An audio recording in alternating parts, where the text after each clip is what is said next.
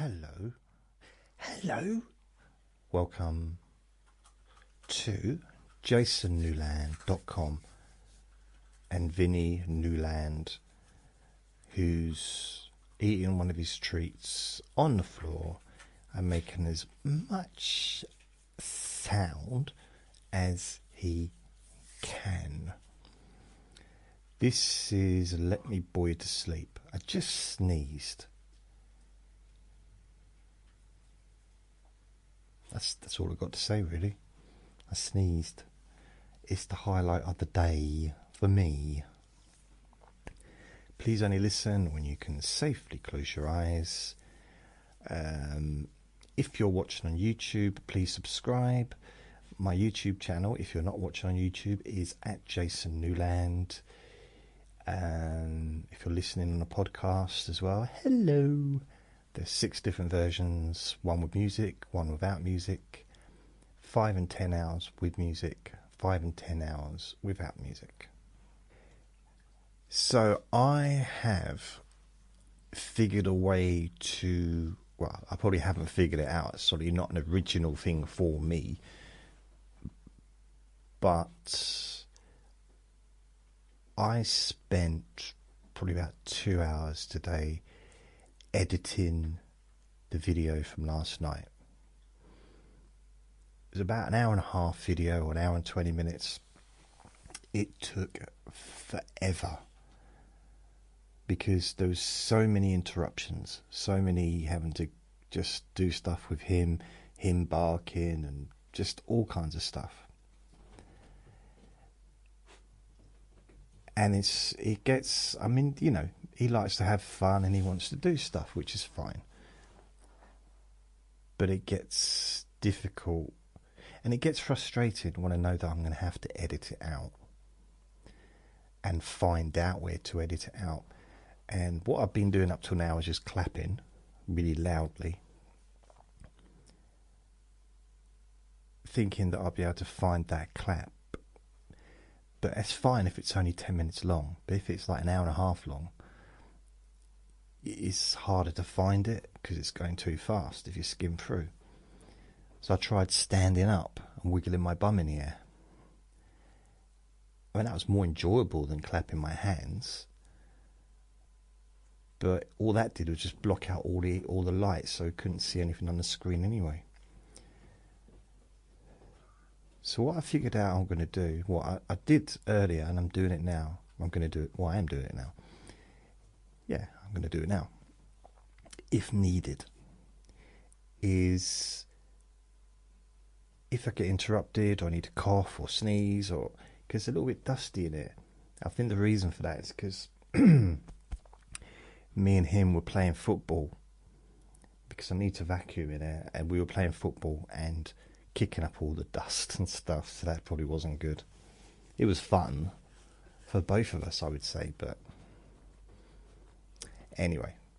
So what I do is I record, and if there's an interruption, I stop the recording, which ends that particular video clip. And then when I'm ready again, I restart and start a new video clip.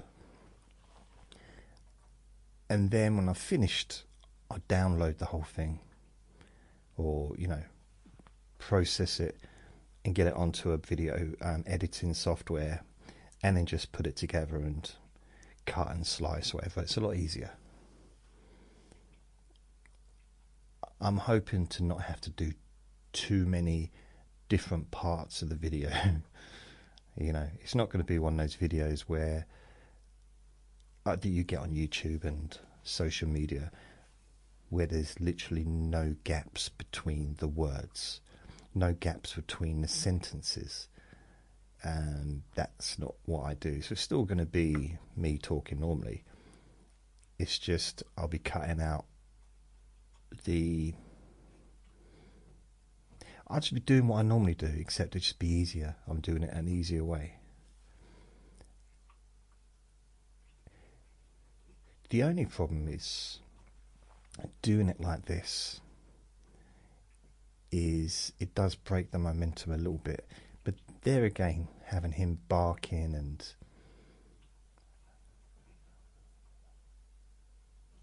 having a coughing fit, or having someone knock on the door, or someone ring me, that's also disruptive. So, it should work out okay. Yeah. I did a recording today called Increased Comfort, and it was a deep sleep whisper one. So, did that earlier. And I'm hoping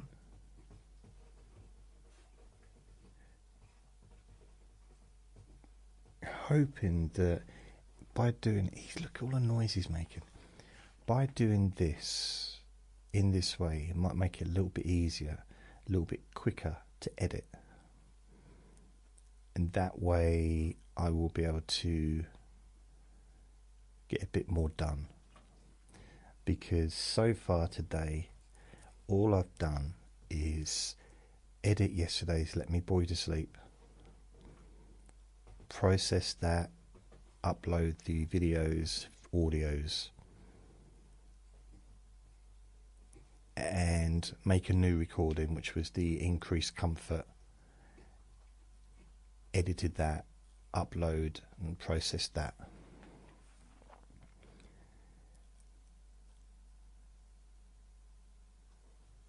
So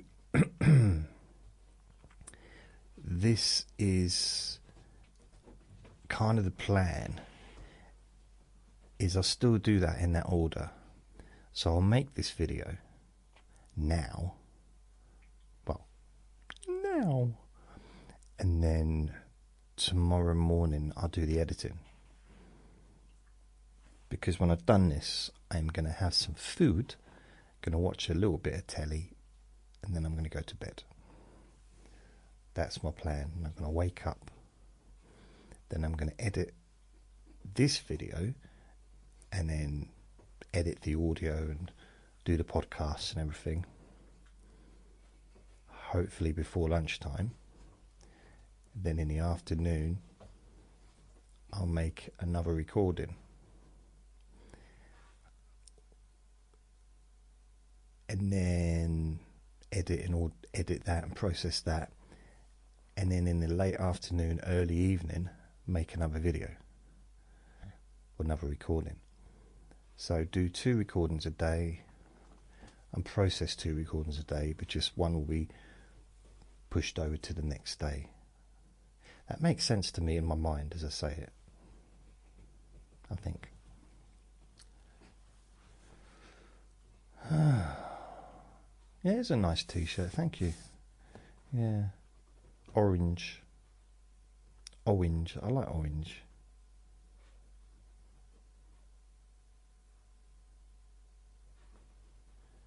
Trying to see if anything's happened today. My neighbour, I got him some coat hangers yesterday. What a pile of rubbish they were. Seriously. They were like the flimsiest plastic things, and they don't turn. Like, I should have got some wooden ones, because he wants to hang them up, and he can't turn the things. So I'm going to have to do something about that. And I'm going to start letting them use my washing machine as well. Bloody hell, we're moving in next. Please, no.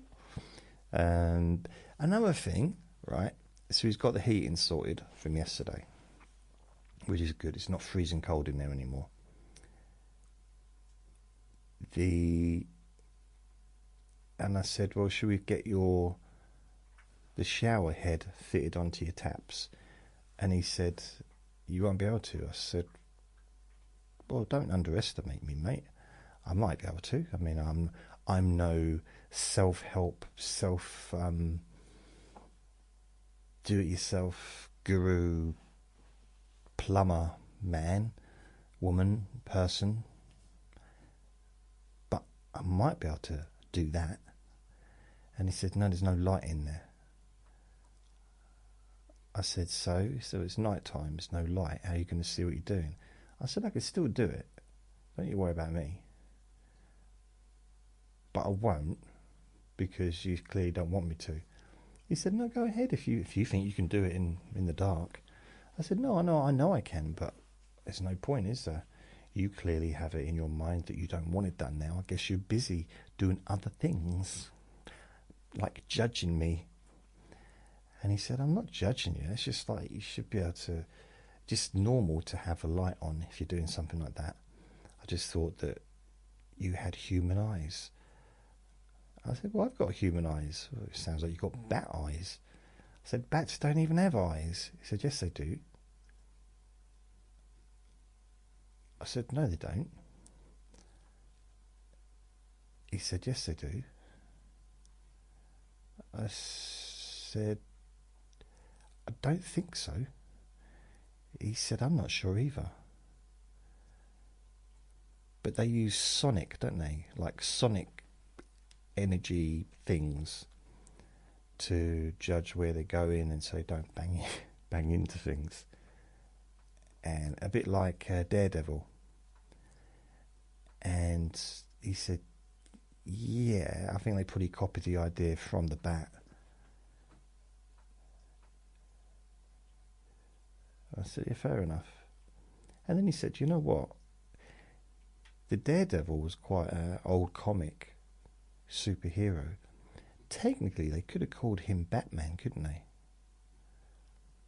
Because he had the same sonic stuff that bats use.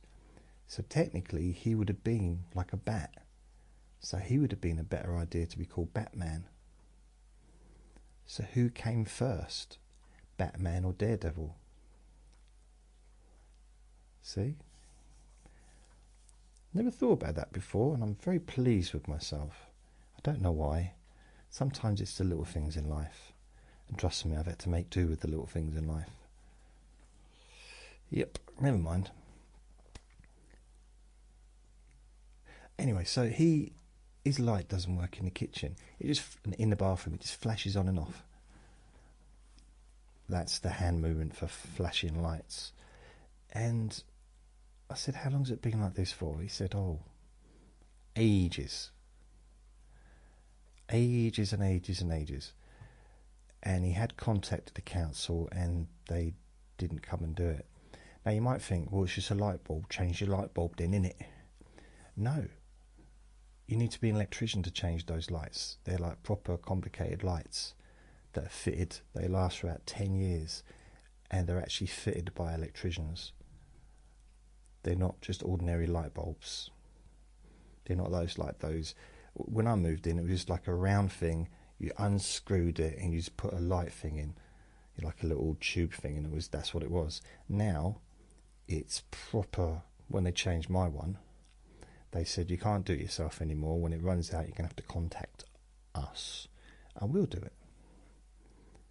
Which I think maybe that's...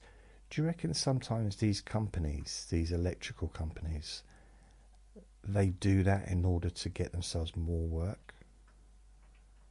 Makes sense. I mean, good luck to them.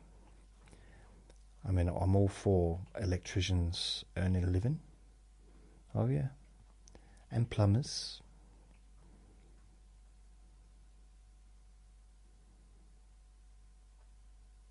Why am I talking about electricians and plumbers?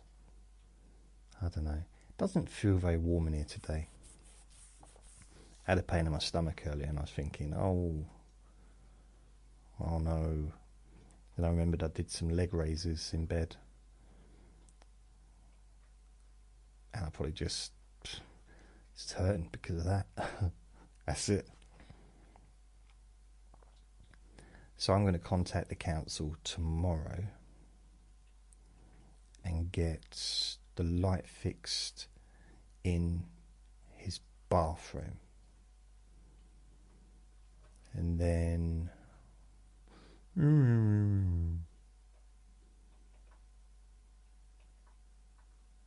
I think that's it. We've now got 3 cameras up out of 4 on the doors, so I'm waiting for the other one to be put up. Not sure why it hasn't been done yet. And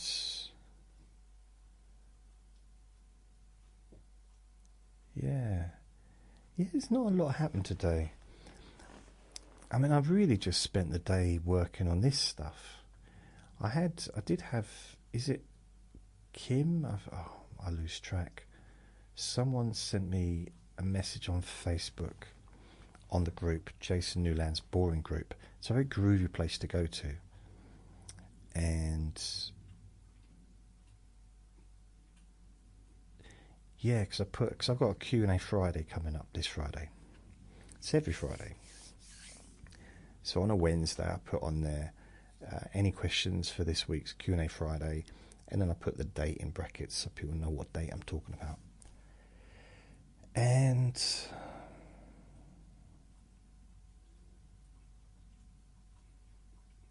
I think is it Kim, or I have to look at my laptop to find out. I can't bother to reach over. I'm very lazy. But she said, "Oh, how come there was no Q&A Friday last week?" And I replied, said there was. Well, I didn't say there was. I said there was. There really was. And she said, "No, there wasn't." I said, "Yeah, there was." "No, there wasn't." I said, "There was." "Well, it's not on Spotify." I said, "You're not on Spotify." I said, "Oh." I think I realised what happened is Spotify uses some of the podcasts on Spotify uses my SoundCloud podcasts. So I was behind uploading to SoundCloud, and I've gone onto my website. This is something you can do if you need to. I've got a wet patch on my groin. That's weird. There's something you can get distracted by dampness. I'm leaking. Yeah, on my website, there's a list of different podcast apps. And if you click on whatever they are, whether it's Spotify, Apple Podcasts, whatever, click on that, and then it gives you all the different podcasts I do. Click on which podcast you want, and it will take you there. Is it me, or is this getting blurry? I'll tell you what, it's really weird. My eyesight's blurry. I can't actually see my own face. It's now weird. I can see my face, but I just can't. Not particularly clear. Is it blurry on your side? Might just be the light. That's weird. So I can't see the screen. I can see everything else fine. It's just the screen is a little bit muffled. But I can see everything like on the desk, and I can see my hand okay. Oh well. I'm probably a little bit further away from the camera than I normally am. Maybe that's what it is. Possible. Yeah, it is possible. Highly probable. And I uploaded and updated all the recordings on both of my SoundCloud podcasts. So that took a while to do, a few hours of uploading there. So they're now all up to date. The Spreaker ones, as I say that, Spreaker ones aren't all up to date because there's another podcast I need to add stuff to. But generally everything's up to date now. The website is up to date. All my latest recordings are always on my website. So if for any reason if you listen on a specific podcast app and the latest recordings aren't on there, or you think where's where's, how come there's not been anything on there for a few days? I mean, it might be because I've just not made anything for a few days, but chances are they will be, if I have made anything new, it'll be on my website, on the first page of my website. Just refresh the page to make sure, you get the latest stuff. And yeah, that's it really. Now, I know this is supposed to be boring, but I'm a bit too exciting sometimes. Who watches From? Anyone? I like that show. It's a very grim show, but I do like it. So I've been watching it from the beginning, from when it first came out, and now it's in its 3rd season, and I think I'm on number 5 of the 3rd season. But I don't know how many episodes there are in a season because I didn't look. But it's good. It's a good concept. It's weird. It's very kind of like a Lost kind of thing, but horror. Like a horror version of weirdness. Yeah.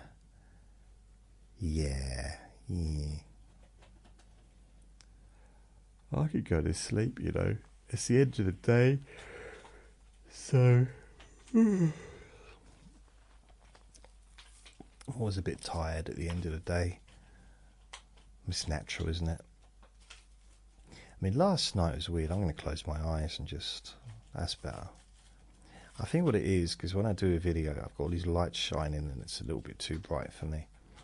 I prefer to just have a bit of darkness.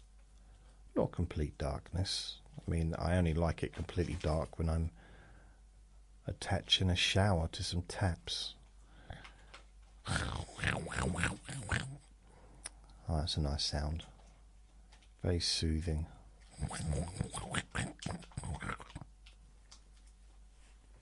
I don't know why I'm doing that. Apologies. I think for some reason it felt to me today like it was Thursday, and I was thinking that tomorrow will be Friday,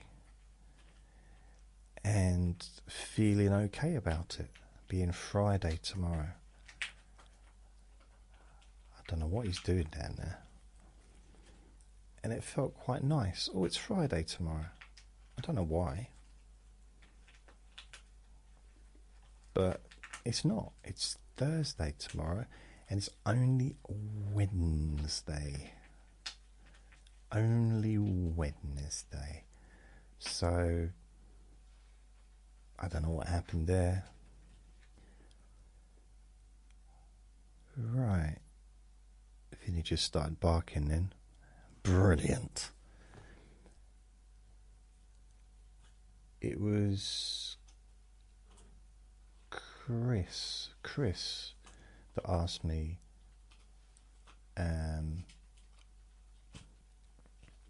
whether or not I had...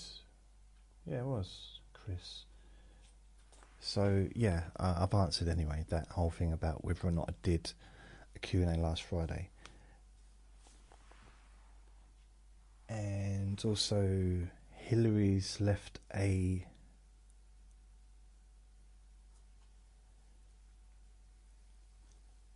it's left a message on my Jason Newland's boring group. You should join. Why don't you join? Not Hillary, because you are already on there. Why don't you all join my Jason Newland's boring group? It'll be so much fun. We can go on day trips together, and if we all get together, no, if enough people join, and then one day I'll go on tour. I do my world tour, and I figured that at the moment there's 206 people, 206 members, it's only for my people that really like what I do.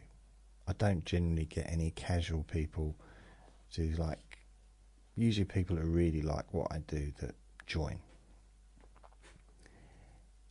Regular listeners or regular watchers.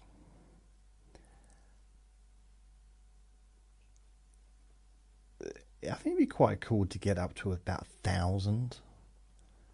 You know, I'm not under any kind of delusions I'm going to have millions. It doesn't really matter. It's those people that are. To be fair, not everyone on the group actually. My voice. Not everybody on the group. Everybody on the group interacts on the page. But there's quite a few people do, and people do come out when it's Q&A Friday time and ask some questions. So it's quite cool. But I'm a bit like that myself. If I follow a group or if I follow someone, I won't interact. I'll just be a listener, if that makes sense. I'll be a viewer. I won't be necessarily posting anything or whatever. But yeah, could do my world tour. I just need to find some venues around the world that hold 10 people. If I can get 10 people in each country, I could actually, I could sell out. I'll have to charge about $5,000 per person to cover the costs. Wow. I'm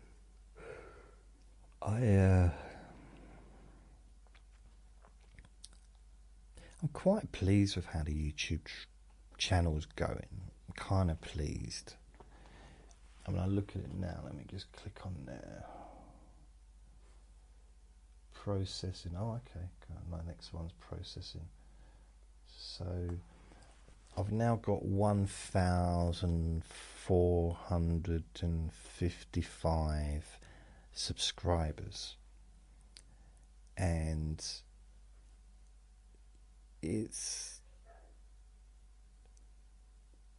someone just did the biggest sneeze in the world. Wow. Now I thought my sneezes were loud. I got the window open, so just to let some air in and that. So I don't know where they are. They're in one of the, I don't know, they might be in the garden. But it was probably achoo. But it was like achoo, achoo, achoo. Achoo, achoo, achoo. Like a stuttering sneeze. Oh, cool. Have I got any messages? No. Analytics. So with the analytics, it's definitely going up gradually, very slowly, but gradually. And still the most watched videos are the deep sleep whisper ones. What's it doing? Notification session. Yeah, so, but I think probably one of my. Why are you hassling me, Vinny? What's up, Vin? What's up? Do you want to get up? Do you want cuddles? Do you want cuddles? I know you don't, so I don't know why you even. He's like this. Like, what? Is that you doing an impression of a kangaroo? Are you? Are you? You know what? I need to get a little camera and just video him like a separate camera. What I could do. Let's have a look. Oh. Let's see if I can see if he'll do it again, and then I can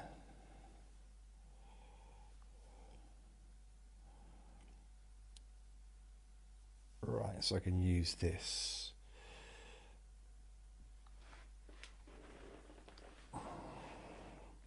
What's going on? I don't want that to happen. Camera. Right, I'm going to take a video of him now. Right, Vinny. Hello, Vinny. See? Hello. Hello. You right? Oh, look. Look. Vinny. Vinny.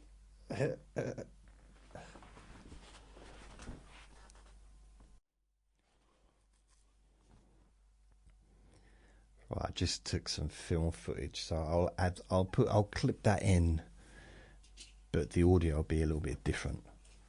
But I'll probably just clip that into the video. He was attacking my hand, and you got to see my pink Crocs, which is, in fact, you can see them now if you want. Let's have a look. If he doesn't try and steal them. There you go. That's my Crocs. That's what I wear indoors.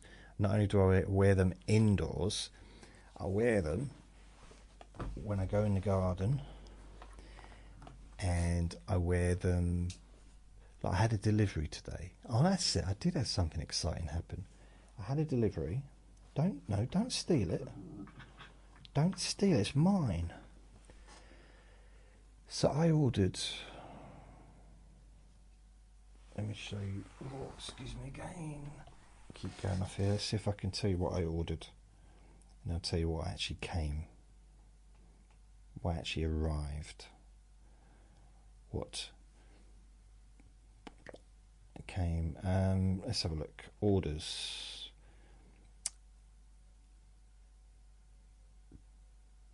See, I'm not going to give it a good rating because I didn't get what I ordered. So if I just click on here, I ordered 2, so there was some chicken slices, 2 bottles of water, 2 packs of bottles of water. This isn't for me, by the way. The Cadbury's flake chocolate dessert. It's not for me because I don't eat. Why am I telling you? I could just not tell you what's on there. It's on there. I don't know how it got on there, but that was got on there. Shredded wheat bite size, Sainsbury's cornflakes. These are breakfast cereals. Sainsbury's mixed fruit, cinnamon apple and cinnamon hot cross buns. See, I love hot cross buns. I just do. Tea cakes, hot cross buns. Sainsbury's ice fairy cakes. I don't even remember ordering them. Sainsbury's Taste of Difference stem ginger biscuits. I love them. Baker's Sizzlers dog treats. Bacon, 90 grams. 2 packs of them. That's for him. Sainsbury's whole grain Maltese, 1 box. Buxton still natural water, mineral water, 1 pack. Cravendale semi-skimmed 1 litre, so 5 of those. Sainsbury toasty thick sliced white bread, 800 ghee, and Ready Break original smooth porridge oats, 1. I also ordered Sainsbury's half ciabatta, Taste of Difference. See, in there it says not found. Okay, fair enough. But here's the things that didn't turn up. Chicken slices didn't turn up. The shredded wheat bite size didn't turn up. Sainsbury's apple and cinnamon hot cross buns didn't turn up. Sainsbury iced fairy cakes didn't turn up. Not that I'm particularly bothered, but the Baker's Sizzlers dog treats bacon for him didn't turn up. He loves those. And the Ready Break original smooth porridge oats didn't turn up. So I was just left with, out of all that stuff, the bottled waters came, the chocolate dessert, didn't even want that, I don't know why, how it got on there. That turned up. The ginger biscuits, whole grain Maltese, milk and the bread. So 1, 2, 3, 4, 5, 6, 7, 8 items didn't turn up. I say didn't turn up, weren't delivered. Now, it's not the delivery person's fault, because he just delivers what he's told to deliver. He doesn't know what's inside. That's worth remembering that. If you get a delivery and it's not the right stuff, don't get angry with the delivery driver. If it's it depends who a delivery driver is. Don't get angry with the driver. They're not the one that's at pack. They just deliver. So even if it's from a supermarket or in crates, if all the stuff isn't in there, then I don't think they're responsible for that. They're not, they don't pack it, they just deliver it. And I get my stuff from Uber Eats, from Sainsbury's, or it could be different places. And again, they get all their stuff is in brown bags, so they don't know what's inside the brown bags. And it's kind of weird because they have this thing. Get rid of that now. Anyway, I put in for a refund on those items. So it's weird though, because they've taken the money, and refunding those items is going to take up to 10 days, 10 working days. That's a little bit annoying. And it's not the first time it's happened. I think I know what it is if I order in a busy moment, they just can't be bothered. I think that's what it is. I think that the packers just rushing around and they just pack stuff quickly. Maybe there's so many people in the supermarket they can't get to the shelves. But if it's done at quiet period, ordered online at a quiet period, it's easier to get the stuff. That's my theory. And I think with things like alcohol or something you need ID for, you might not get that delivered as well, because they have to queue up to get that. The packers, they have to, I guess, queue up, and because that'll be behind the counter, not, well, I don't know, maybe not. No, is it? No, in the supermarket it's just on the shelves, isn't it? I think it's been a long time since I bought alcohol from anywhere, but especially not in a supermarket. Years and years and years and years. And I can't remember the last time I bought.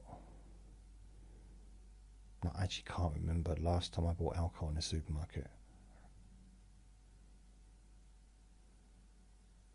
Probably 9-10 years ago. It's a while. It's definitely a while. Yeah, definitely a while. I don't know. I don't drink alcohol, but I used to. Used to do a lot of things that I don't do anymore.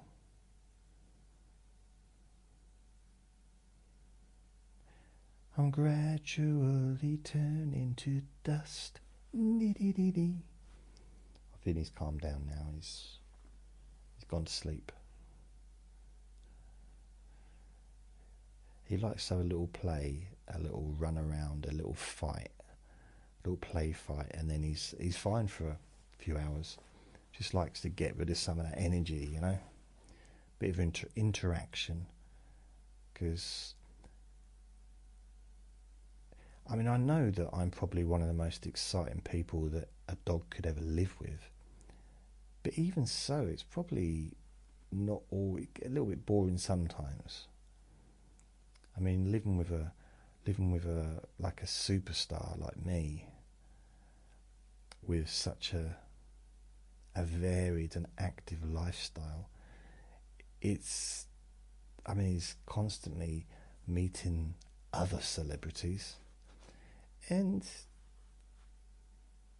it's like no big deal to him anymore. Hey, you know, sometimes I tell him who's coming round. They say, "Oh, not Elton again." He just has the right half. Like, can't you have someone else? Like, there's different people. Elton just likes coming round. Yeah, I know he does. Like, he's got such an attitude on him. But technically, because he'll be 3 in a couple of weeks, which means he's a teenager. Well, 7, 14, 20, 21. So at the moment he's about 20 or 19. No, 19, he's nearly, yeah, he's 20. So turning 21 in dog years. So he's got a proper attitude on him. But I think he's got through that. There was a stage recently where he was barking so much at other dogs. Now he's calmed it down a bit. And if a dog barks at him, he doesn't respond. And that is so cool. I'm glad about that. But there was a like a little moment in time where it was becoming less enjoyable taking him out, because there were so many dogs that he was barking at. Every time he seemed to see a large dog, he'd bark at them. Now, he doesn't do it so much. There's still a couple he barks at, but as long as he keeps his distance, he's fine. So if I see there's a couple of dogs that I keep him away from, and he'll look at them, but as long as he's far enough away, he don't care. Before, he'd bark from the other side of the park. You know, sometimes he'd FaceTime to bark at them. He just, proper attitude. But now, he seems to calm down a little bit. I'm hoping that he'll get to the point where he just doesn't care about other dogs at all, so he won't be barking. Because that's just, I'm not a big fan of it, to be honest. It's a little bit awkward, because it seems to me that he might be coming across to them as potentially aggressive, when I don't think he is being. He makes the same sounds, the same barky sounds, when he's just excited to see someone, or a dog that is. Never barks at humans. If anything, he's more excited to see humans than he is dogs. There is another dog, actually. There's only 2 dogs that come up to me. I mean, out of all the dogs, only 2 come up to me. And one's called Amber, but that's because I've given her treats, and she just runs over to me all excited to see me. So it's cute. And another one, which I haven't seen. This is a weird thing, okay? I haven't seen this dog for months and months and months. Since, blimey, probably haven't seen this lady with her dogs for 6 months. Saw her the other day, and this dog came running over to me and rolled over on her back, right at my feet, for a tummy rub. Remembered me, like really likes me, and didn't even care whether I gave her treats or not. Was just happy just to come and see me. It's really weird. I don't have dogs like me generally. Well, dogs are more likely to like me. More likely to like me than humans. But that's because they probably they can relate to me better. Because I'm a dog. I'm a dog. A dog. A dirty dog.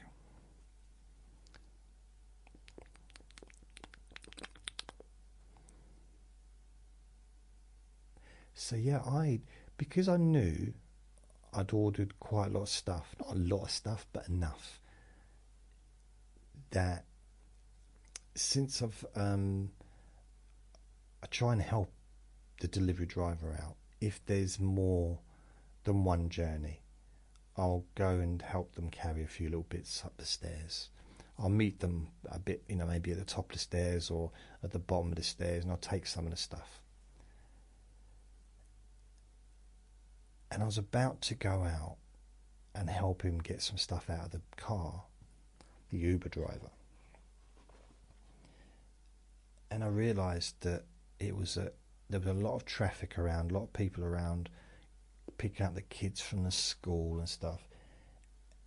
And as I'm walking down the stairs, I remembered that I've got bright pink Crocs on. And I thought, no, I can't really go out in these. I don't know, it's not that I've really got much in the way of self-respect, but they're comfortable. And I've been wearing Crocs for years when I'm indoors. And I had to get Crocs because of Andre. He destroyed at least 2 pairs of my slippers. Because before that, I had slippers indoors. And Andre couldn't destroy my Crocs because they're hard plastic. Couldn't do it. He enjoyed attacking me, but he couldn't actually make any progress. And the weird thing is, Vinny does exactly the same thing as what Andre did. He'd attack me and grab hold of the holes at the top, put his teeth through the holes at the top and try and pull me over and trip me up and stuff. Vinny does exactly the same thing as what Andre did. It's weird. I know some people will be like, yeah, but all dogs do the same thing. Shush yourself. Come on. Don't take away the fantasy and the love from the moment. Come on. Let it be nice. Be nice, man. So what's happening in politics? No, I'm not going to talk about politics. New. I've been listening to an audio book. I will show you what it is. And this is a book. I've actually got the book over there as well, but I've been listening on Audible. If you can see that.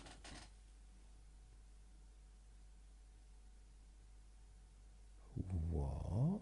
No, that's not it. That's strange. That's one. It's called The Strangest Secret.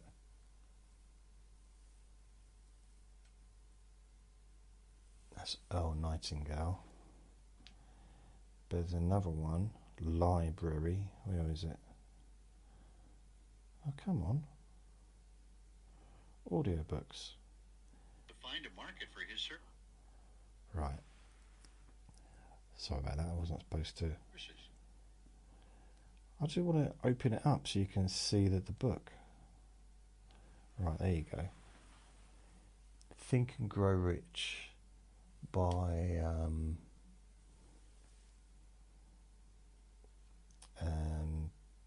Napoleon Hill. That's it. Now, it's not really about growing rich. It's about your brain. It's about how we think about things and stuff. And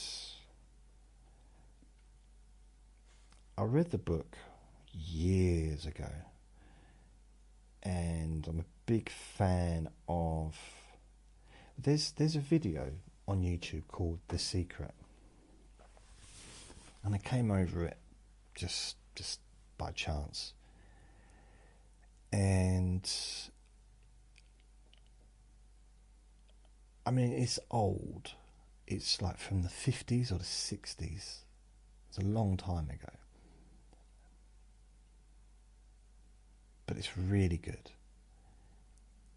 And bearing in mind that I have been listening to audiobooks, you know, self-help, motivation, stuff like that since 1997. So it's quite a long time. I mean, the camera just went in and out again. I don't think it's my eyesight. Oh, I can see it better now. Maybe it's just the glasses. That's better. No, it's not.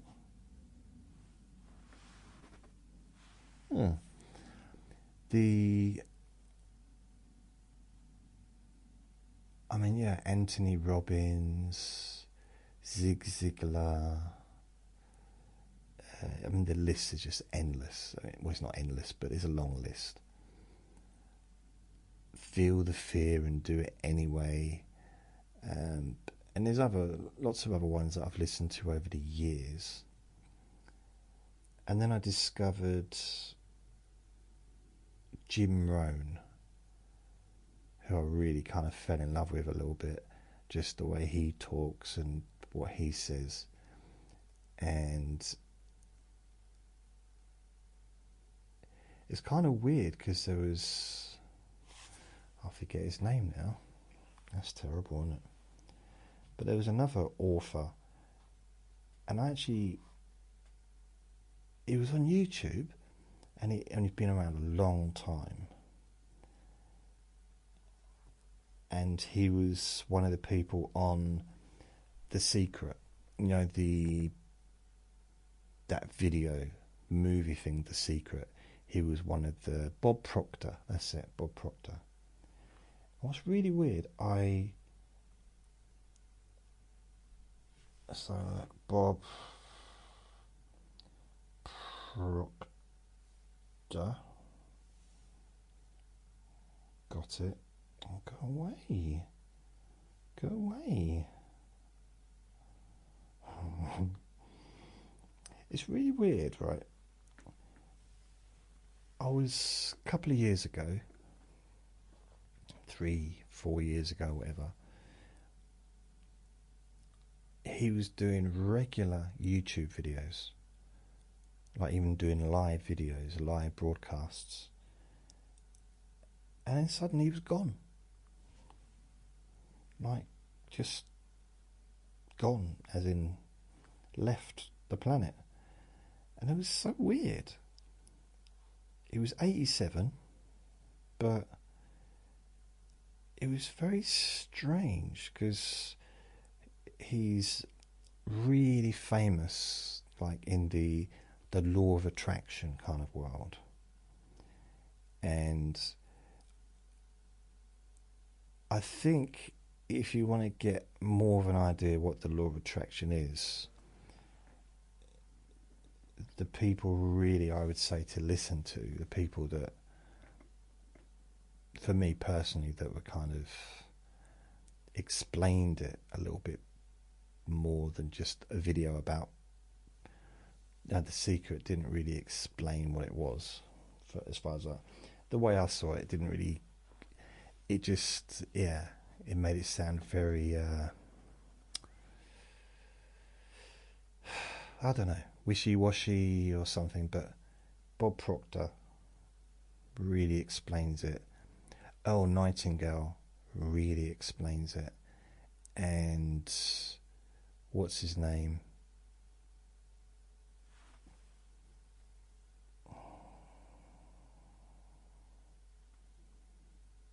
Napoleon Hill really explains it. Those two people explain The Secret, what The Secret is. And The Secret came from that book, Think and Grow Rich. That was where the idea of The Secret came from. And then it turned into people sort of coming, some celebrities saying, well, you just got to think of it, and it's like it got taken a little bit out of context, and then people started using their argumentative brains to pull it apart and to belittle people who believed in this stuff. And it's really simple, is we are affected by what we think about. Of course we are. I mean, it's like, obviously, it's the most obvious. You don't need a PhD to agree with that. It's like, no, I'm not affected by what I think. Yeah, okay. Well, the fact that you just said that proves that you are. So it's interesting.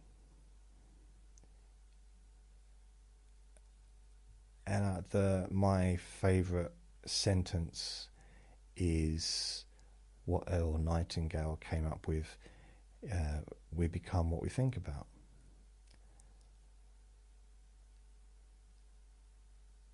And it seems so obvious, but I know not everyone's gonna kind of get it. Not get it as in, oh, aren't I clever? No, I don't mean like that, but it's not necessarily going to make sense. Maybe because I've read deeply into the subject and listened to thousands of hours of recordings and listened to books over and over again in lots of different books. So maybe that's why I can kind of feel I get an idea what it's about. And it does fit into hypnosis as well, because we're affected by how we think. And you could say that's all hypnosis is, just thinking differently, in a way. Because what is a phobia other than us believing what we think? Just a belief, isn't it? If you believe that flying is easy, being on a plane is easy, and it's relaxing to travel on a plane, then you're going to find it relaxing to travel on a plane. If you believe that, then it's as simple as that. It's simple to say it, but I'm just saying those are the facts. Some people believe different things. Yeah. I'm so excited, and I just can't hide it.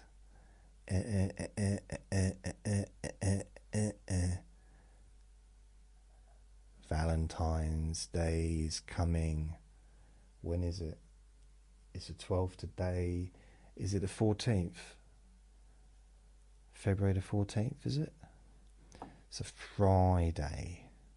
Valentine's Day's Friday. And you know what? My whole life, man and boy and child and old age pensioner, my whole lifespan, even as a baby, never once have I received a Valentine's card. No.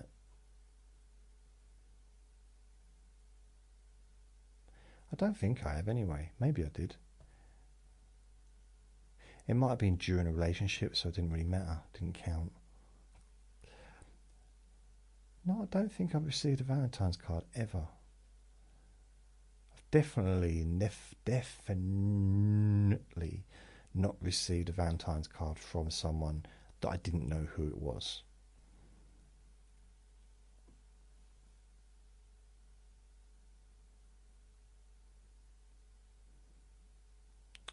It's a shame, really, because that'd be quite cool. It would be cool or cruel, because, you know, it's sort of like, well, I'd like to know who it is. Is it someone just, you know, playing a practical joke, or is it a real person that actually really does like me, but I don't know who they are, so we can't do anything about it? And I still think back to 2001 when this person I was working with told me that they liked me, but I was moving away, and I thought, well, just I didn't do anything. I just kind of, I can't remember what I did. I didn't, nothing, literally didn't. I didn't really see them again, but I didn't spend time with them even on that evening when they told me, because it was a party, and I just like, oh, okay, thanks, just cheers. And it's, yeah, and I think back and like, oh, and I think it's like 24 years ago, 24 years. Okay, in September it'll be 24 years. It's ridiculous. It's, the time has passed for that particular adventure, I do believe. And yeah, that's what I've noticed is with life, I look back at opportunities I didn't take. And maybe that's why I'm trying to make use of the time I have by doing something. And okay, I'm not doing anything enjoyable, I'm not going out, I'm not enjoying myself, not having fun. All those boring things. But hopefully I'm helping a few people, and there's some purpose in that. That's what I'm kind of trying to do.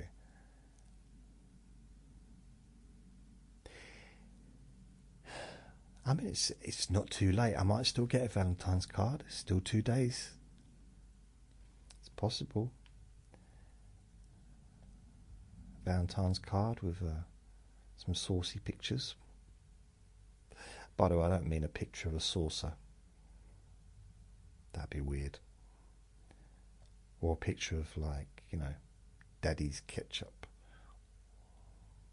HP. Is it HP? Daddy's HP. Or Heinz tomato sauce. Tomato sauce? Tomato ketchup. Yeah. Oh, I'm tired. I don't think I should have eaten that chocolate mousse earlier, because I don't eat chocolate normally.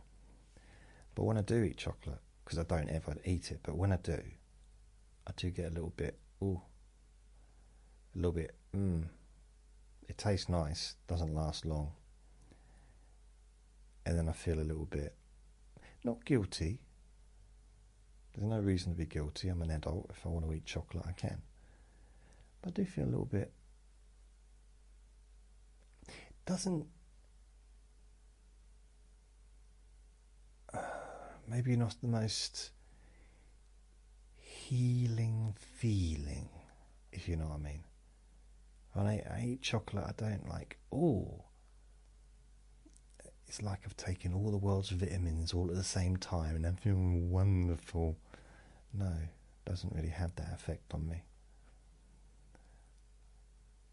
I know chocolate's supposed to have a positive, uplifting, buzzing kind of feeling for some people, but I don't think I really get that from chocolate.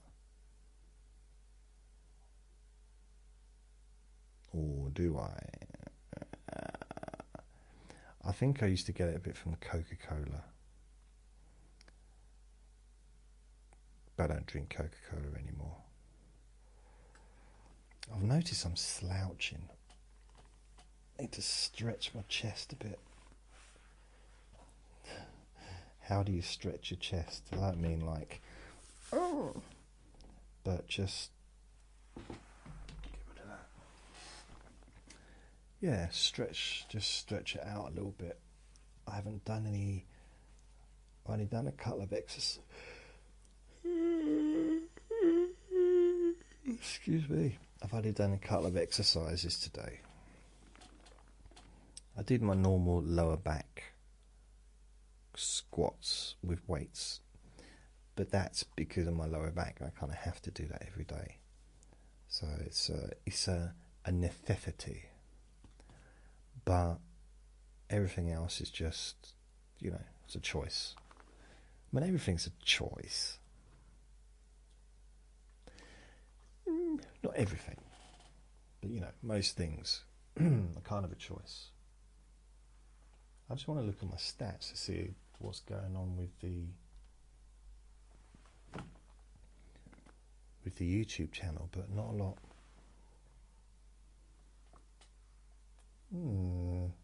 It's annoying. It's alright, it's okay.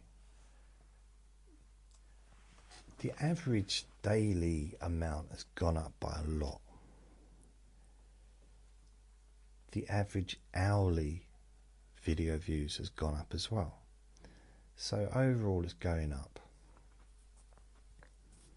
It's gone up a lot over the last couple of weeks, the last few weeks. In fact, the last month there's been quite a big rise.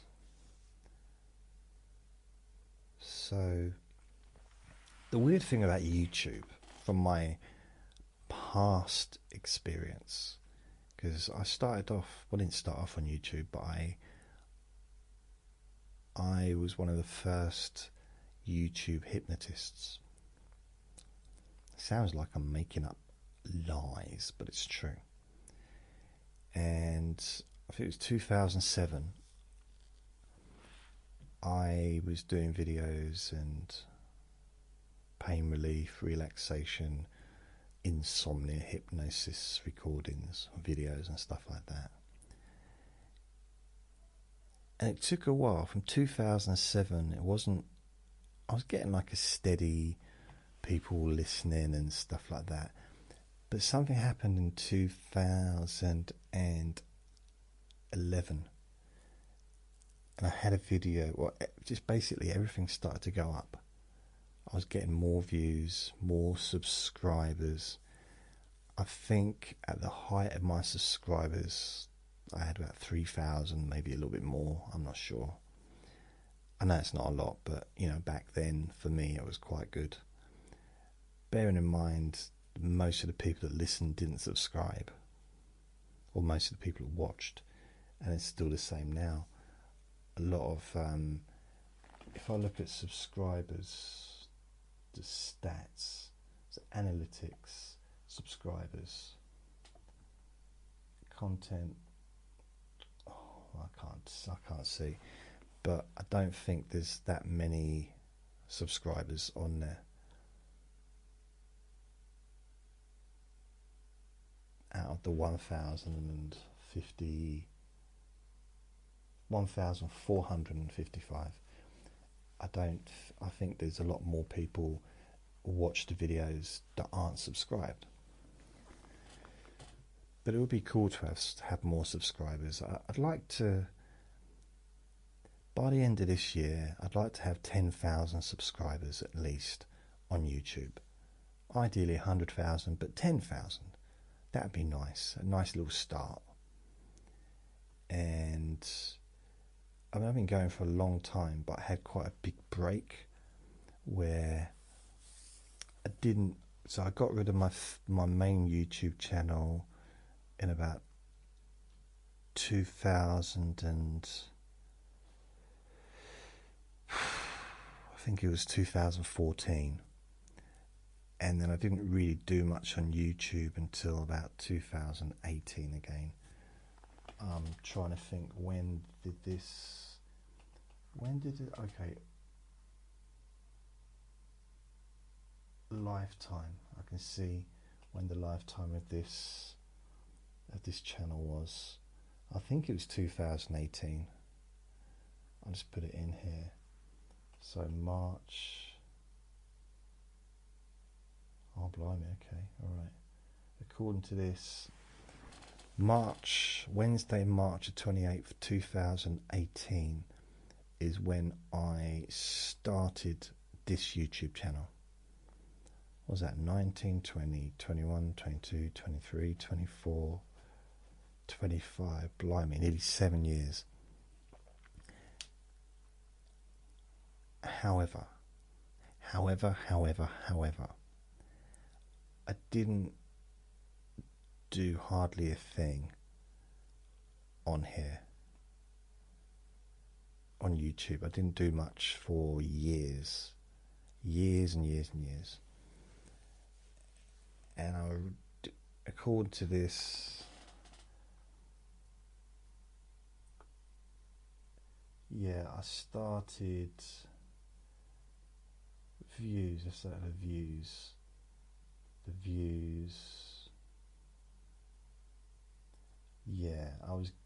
It started to pick up in 2022,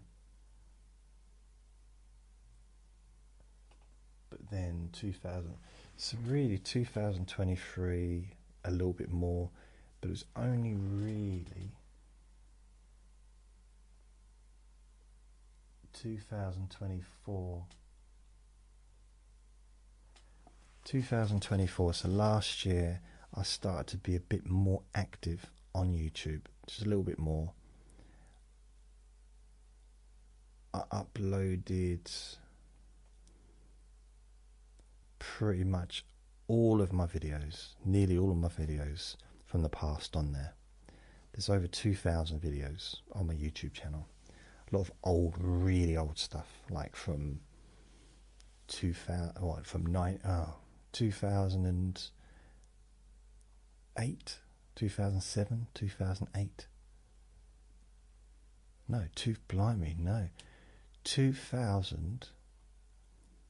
Yeah, because I've got a video from 2007 on my YouTube channel, but it was originally on YouTube. It was on MySpace first, and then I put it onto YouTube when YouTube became a thing. And luckily I had a lot of my videos saved. I've hundreds, if not well over 1,000 videos I've lost over the years, but managed to save quite a few. And it was weird when it started to grow. 2011, probably the tail end of the year, I would say. Yeah, late summer, autumn, and then because I was using the room behind the Buddhist centre at night, and I had a camera, and I was filming myself in there because I was trying to find somewhere that was quiet, that also had good light, because it was quite light in there, and it was quiet. It was just needed somewhere where there wasn't going to be anyone else around. So I'd go in there and I'd take a few different changes of clothing for my, to wear as well. And I was making some videos, and I did a few different courses, the relaxation course, pain relief course, like 7-day courses, and just things like that. I did, I'm sure I did did I? I think I did a one for driving test nerves, I think. I'm pretty sure I did one for anger, overcoming anger. Yeah, I think I lost those ones. I got angry and destroyed them.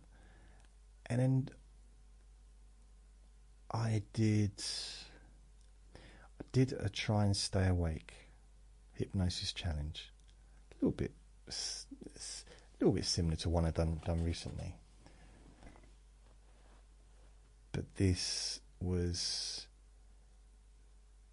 the first, I mean, I say it wasn't the first one that got good views, because when I was on MySpace, the first videos I posted got good views.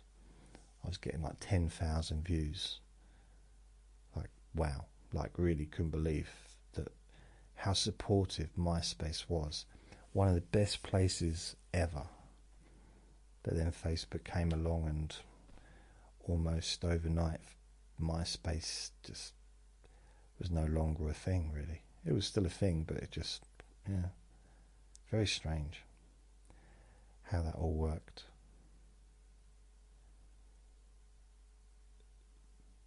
But I had this one video, and it's actually on my YouTube channel, and I was talking and playing music in the background, like live while I was talking, while I was doing the recording, and it just became quite popular. It had over 100,000 plays of that video. So that was my version of going viral, my little piece of virality, I guess. That was my little YouTube rash. And it definitely growed the channel to the point where I was getting, in 2013, I think I was getting 45,000 video views a month. Now, I know that's not a huge amount, but for me it was. I was quite pleased.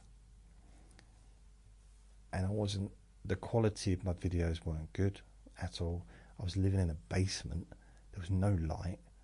I bought lights, but it was just really bad quality image, very bad quality sound.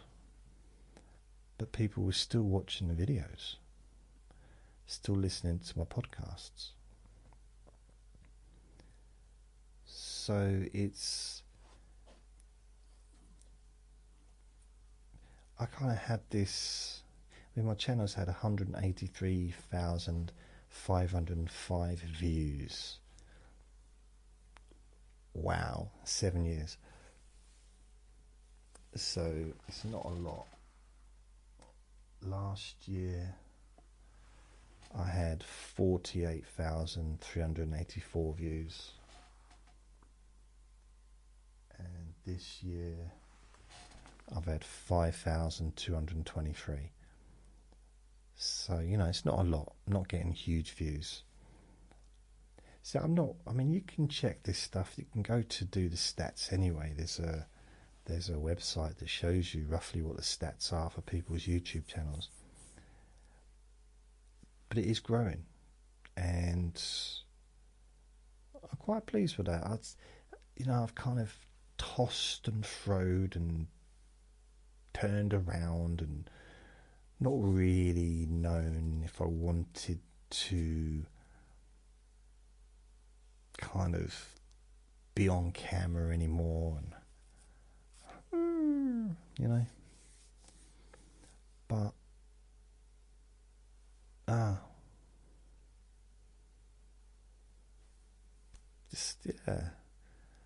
I seem to be getting back used to it again. It's just, the good thing about it is, before I used to look at my face, now I just don't want to look at it. So I'm looking in the camera because it's, plus I can't see my face because my eyesight's so bad. It's really bad. Yeah, it's strange. So I don't know, I'm not really sure where I'm going with all this stuff, but I'll continue with the podcasts anyway. That's a matter of fact on that one. as long as I'm able to. With the YouTube videos, I guess just see how it goes. My intention is to continue doing it this way because it seems to be all right. I mean, the picture quality, the sound quality is so much better than it ever used to be in the past. I know I've got a lot of lights on in here, but the camera's pretty good and 4K, and it takes a while to process and to upload. I mean, this will probably take about an hour and a half to 2 hours to upload to YouTube when it's processed, edited and processed. The processing will take probably an hour and a half, and then the editing maybe half an hour in the format it is now. So that's 3.5 to 4 hours from finishing the video. Well, including recording the video, so add another hour and a half or so to that. What's that one? So 4.5 to 5 hours. So yeah, 4.5, 5 hours per video, per recording, and that's about all the podcast and stuff. So yeah, it's quite a bit of work involved. None of it's hard. It just takes a little bit of concentration, and there's a lot of noise outside. Can't believe it's so annoying when the neighbours are having fun. Not really. So that's it really. He's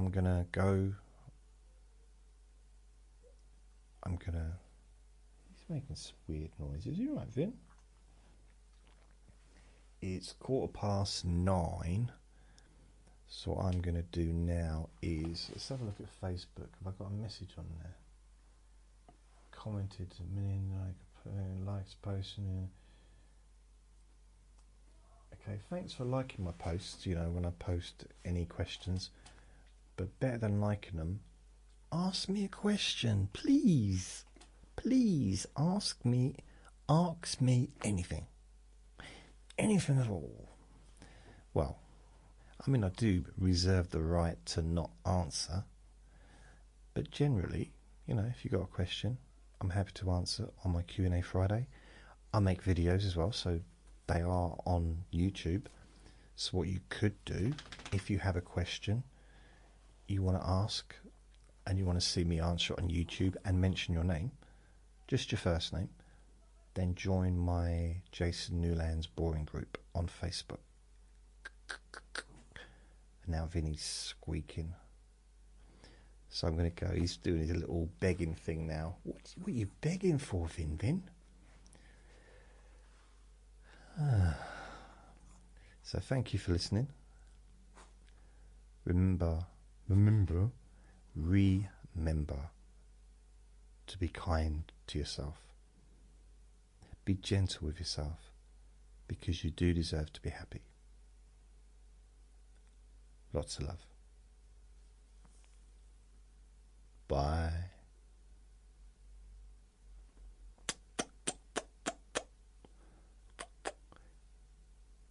That looks like I'm kind of suckling on a cow or... Anyway, see ya. That was weird. Weird ending. I'll cut that out. Maybe.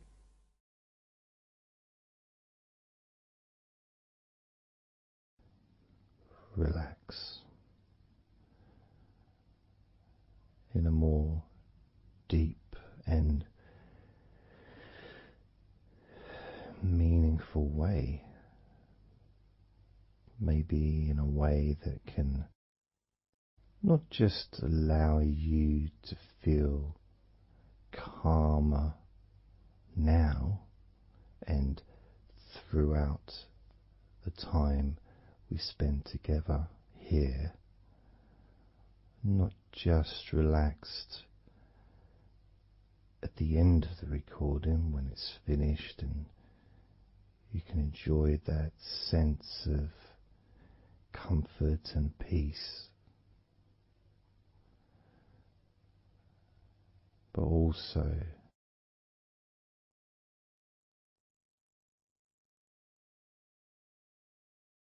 I think it would be nice to have those feelings of relaxation continue for longer after the recording is ended, so that you can still benefit from listening to my voice, maybe in a few hours' time, perhaps tomorrow.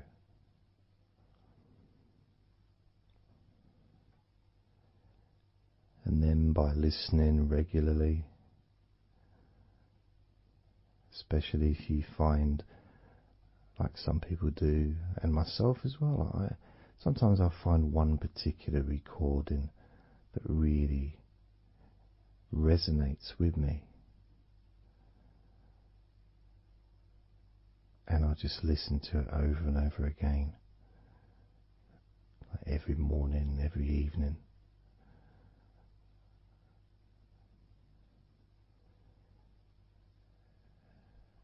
There was this recording from, we're going back to about 1999. It wasn't hypnosis, but it was a guided visualization, so it kind of was hypnosis really. And I managed to find it again, and it still has the same effect on me. And part of it was the person's voice relaxed me. Just felt so peaceful, and I'd look forward to listening to her in the morning and in the evening.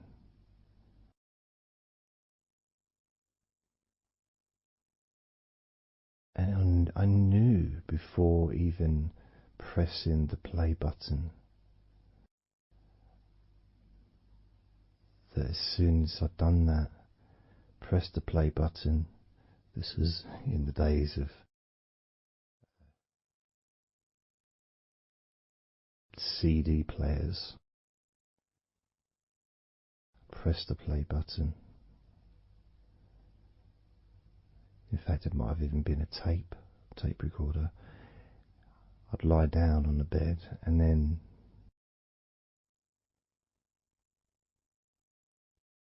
even without necessarily listening to her words, because I had them memorized really, it was as if my body knew exactly what to do. And the muscles just almost went into automatic relaxation.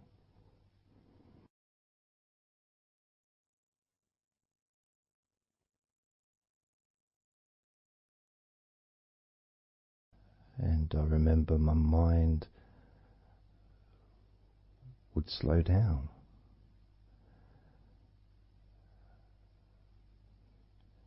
Now, I was listening to this recording in the early days of learning hypnosis, and long before I ever made any videos or audio recordings myself, because I didn't start doing that till 2006.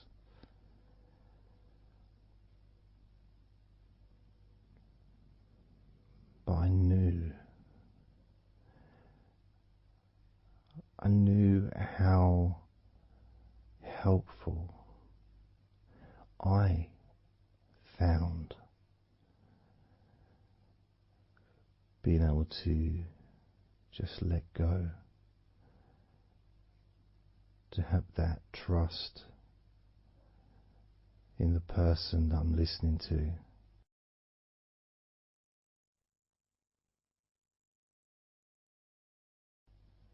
Knowing that it's going to be just as relaxing, if not more so, each time you hear my voice. You may feel the same.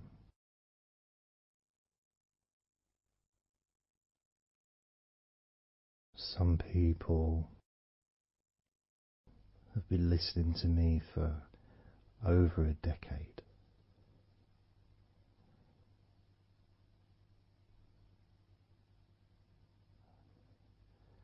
Maybe not solidly, obviously not 24 hours a day, but maybe people come back.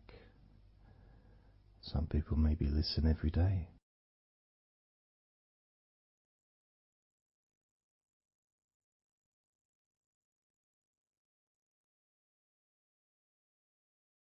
And something that I do, which you may not realize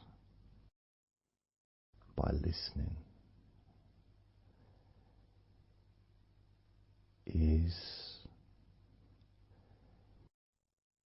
when I record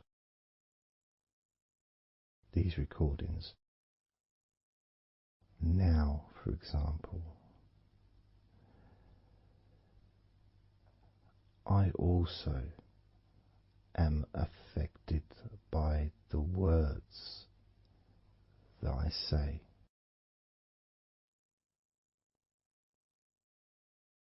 So if I said to you, focus on your feet, notice your feet relaxing, I will be focusing on my feet. I will be noticing my feet relaxing.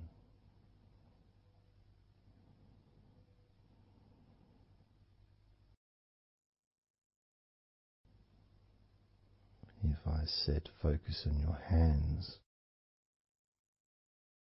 and maybe notice the difference between each hand. Perhaps notice the air in the room, the temperature of the room on the backs of your hands.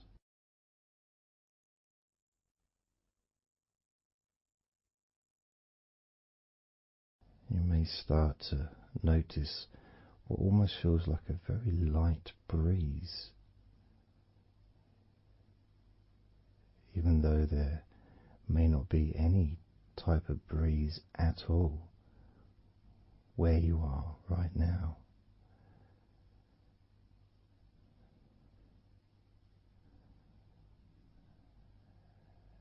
And as you become aware of your hands, I'm also aware of how relaxed my hands are feeling now.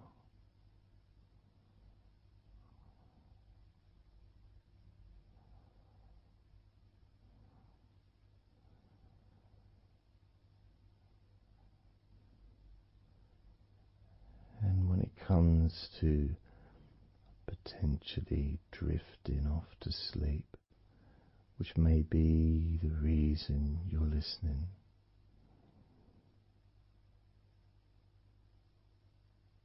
I also feel drowsy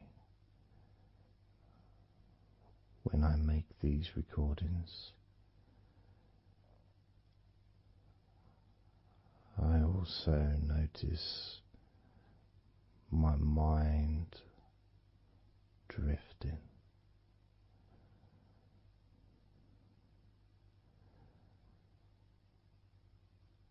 In fact, at times I've actually fallen asleep.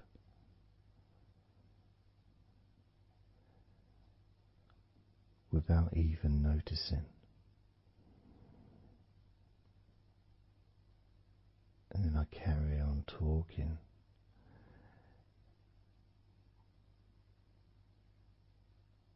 And it's only when I listen back to do the editing I hear snoring. And I think, I don't remember snoring. I remember talking. Is it snoring or is a pig turned up? That's what I sound like when I snore.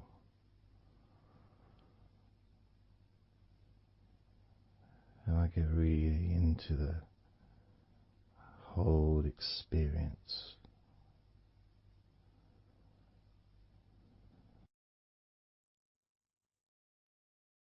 I don't know how you feel.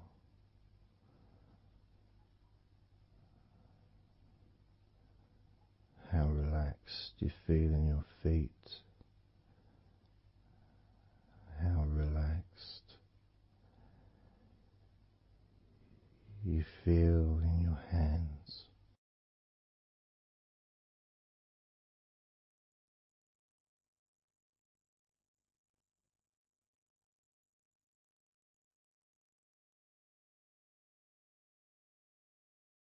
I have noticed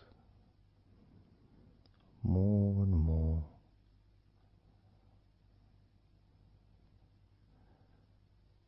that the more relaxed, deeper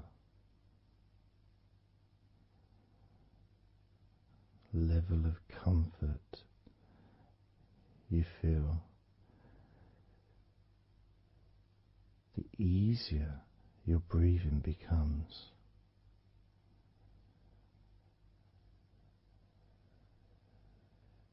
It's almost like that additional muscle relaxation.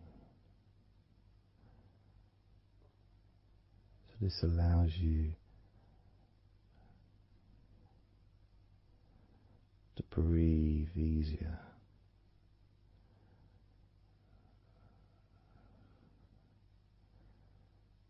Without necessarily focusing on your breath.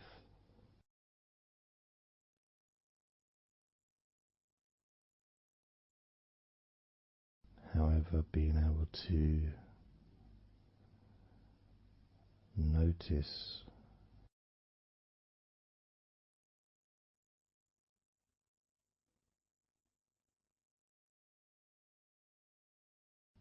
the ease in which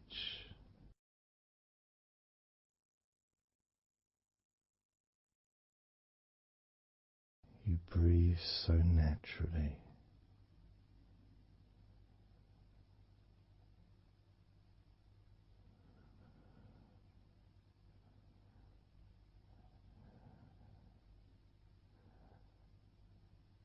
You breathe so very easily and smoothly.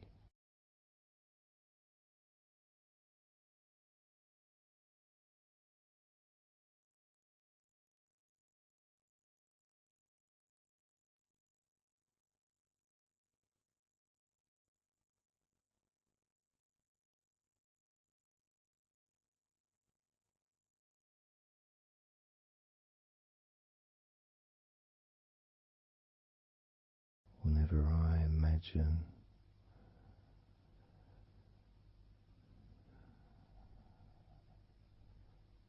my breathing improving,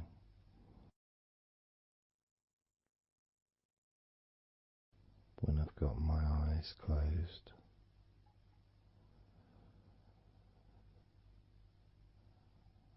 I tend to visualize a beautiful field with trees and flowers,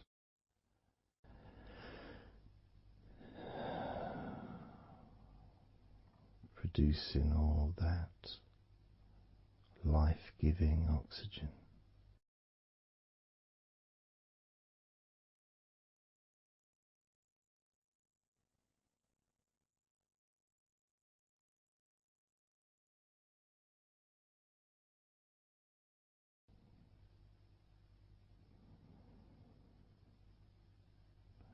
It feels nice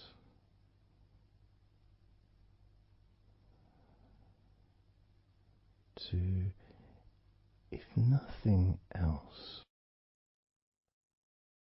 just taking some time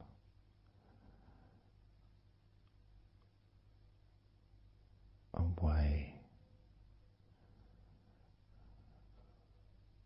from everything.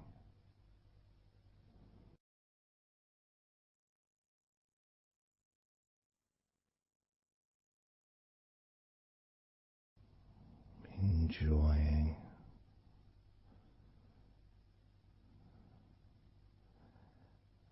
that feeling of peace, serenity,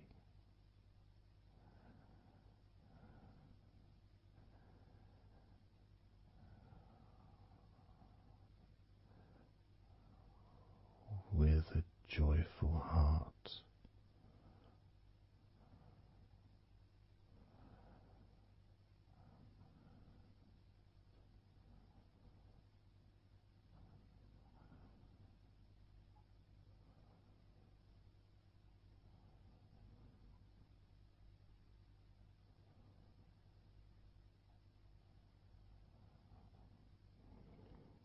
Time seems to just drip by so very slowly.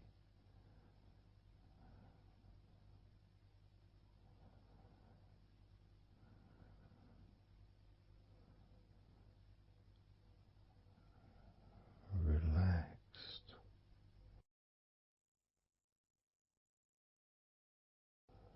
so deeply peaceful,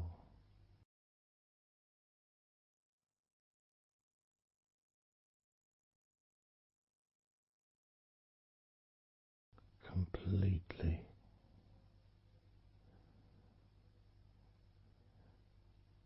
unattached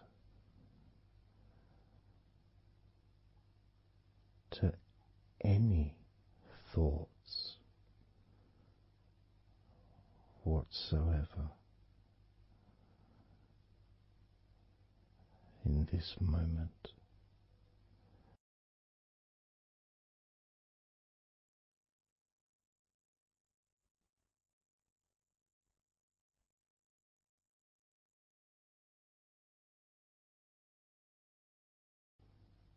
Completely free.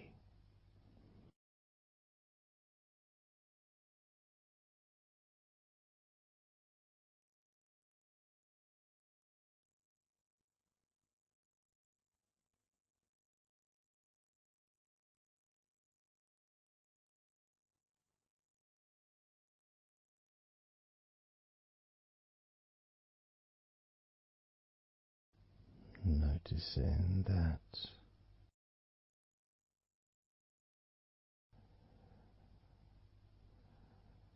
your mind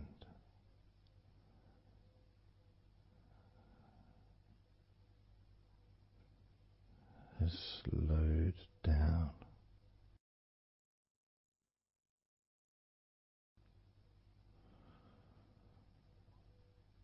Slowed down.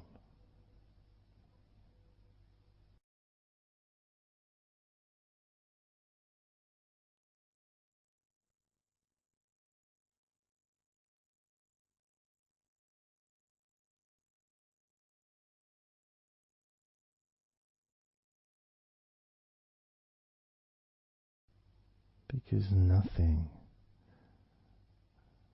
really requires your attention.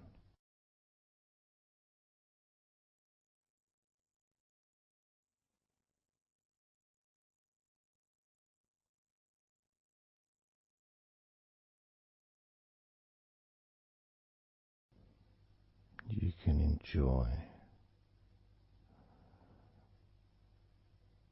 the physical sensations of allowing the stress to drip out of your body.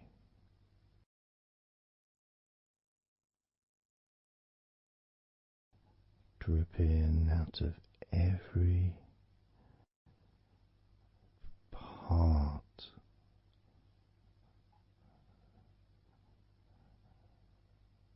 of your body.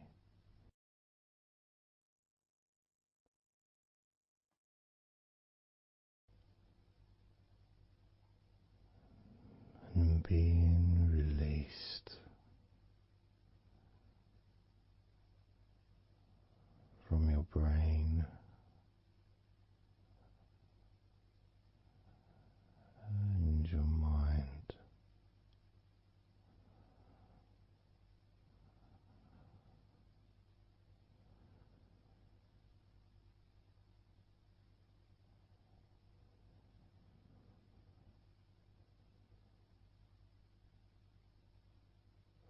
Slowly but surely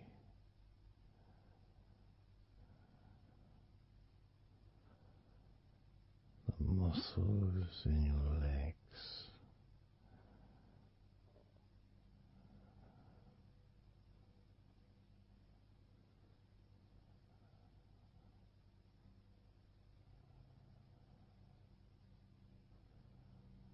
relax, relax,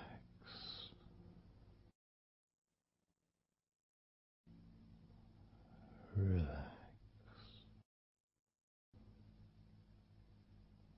so very deeply.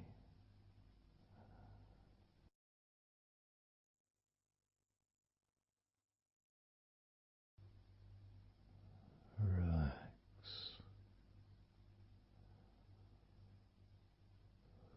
so deeply.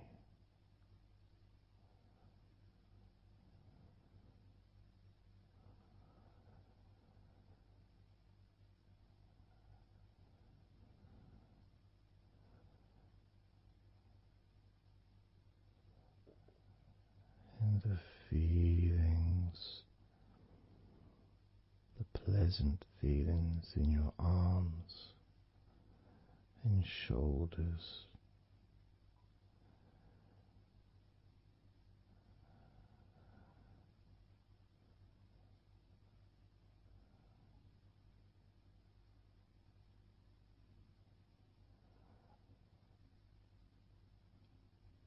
deepening each part of your body further and deeper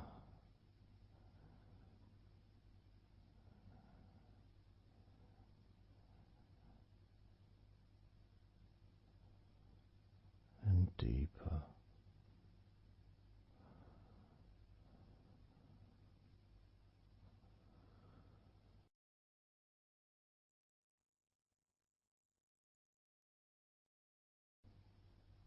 Noticing the feelings in the back of your neck,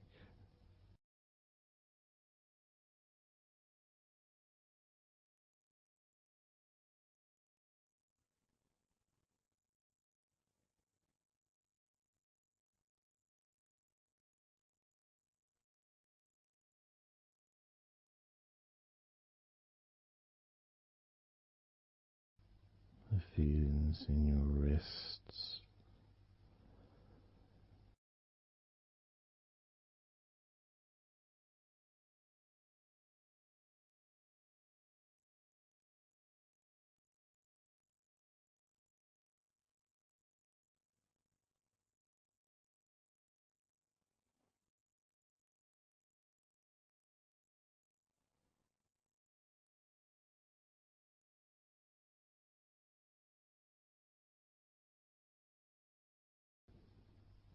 The muscles in the front of your body.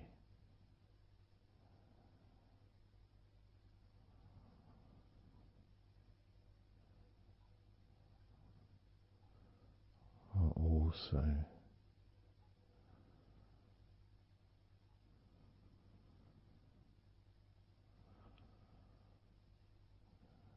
feeling peaceful.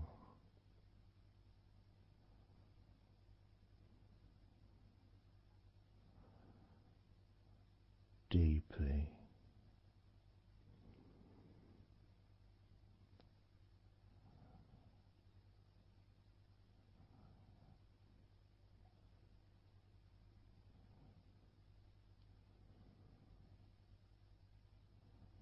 as a sense of peace spreads through your very core.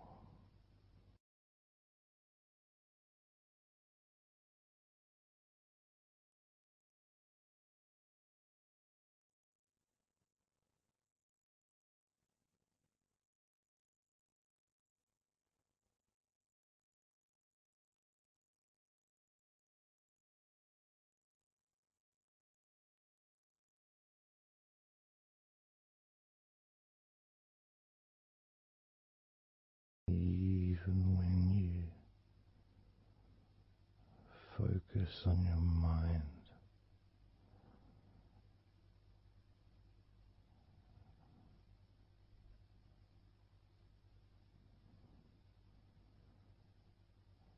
your mind becomes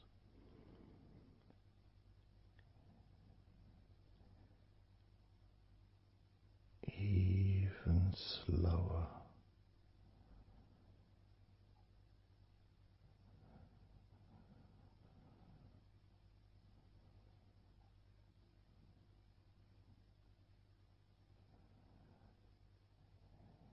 Even deeper.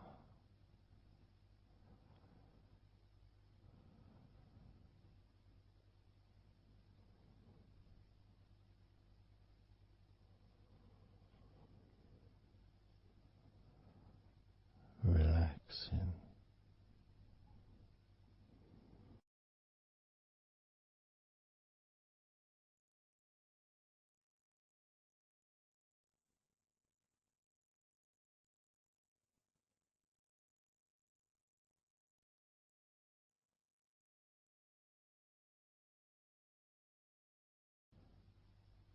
So very slow.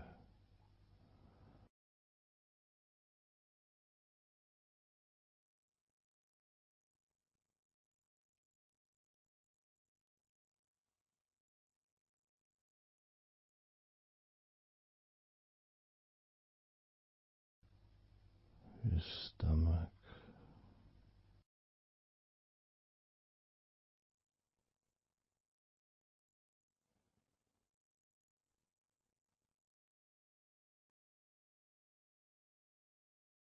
Peaceful in your stomach.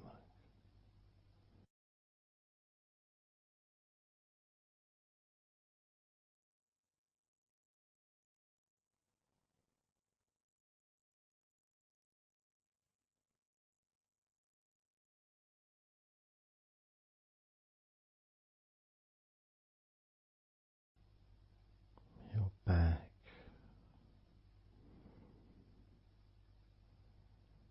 Notice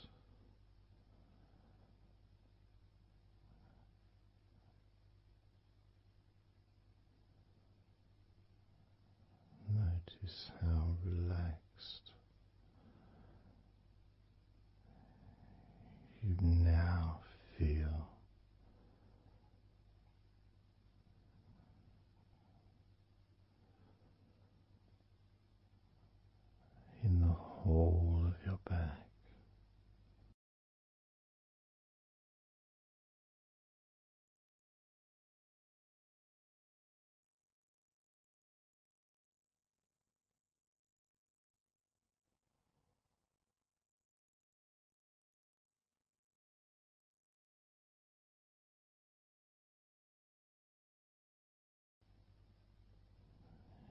spine, from your brain all the way down the middle of your back, sending and receiving millions of messages every day.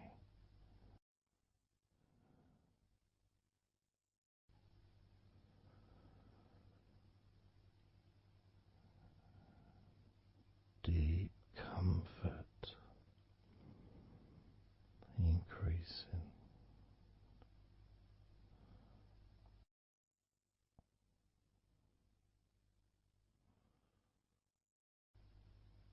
Deeply relaxed.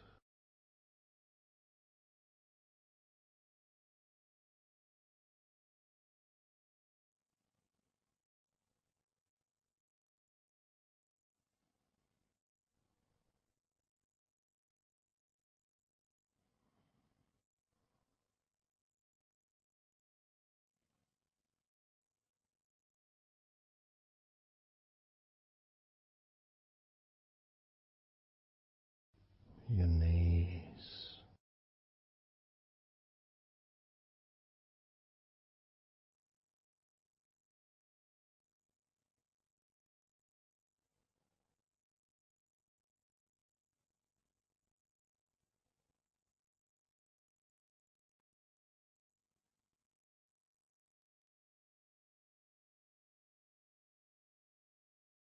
relax,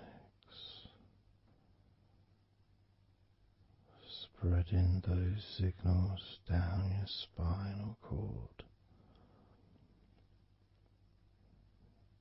into every part of your body.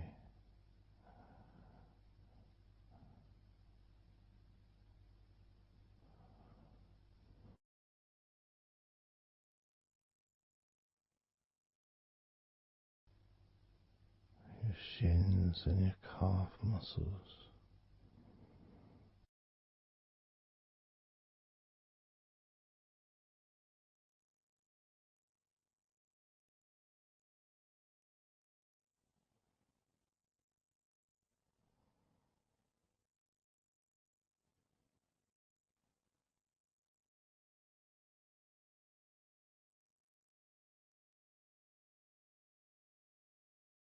your elbows,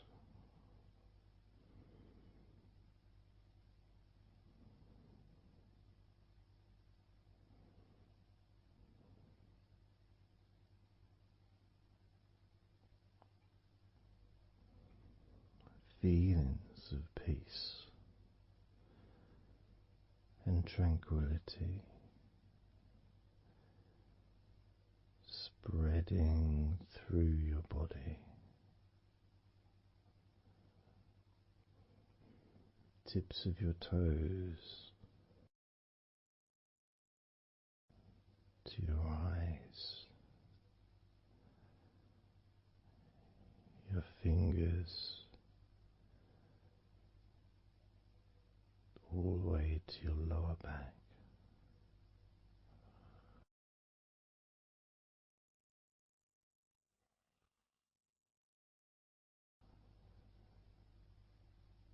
And letting go, really letting go.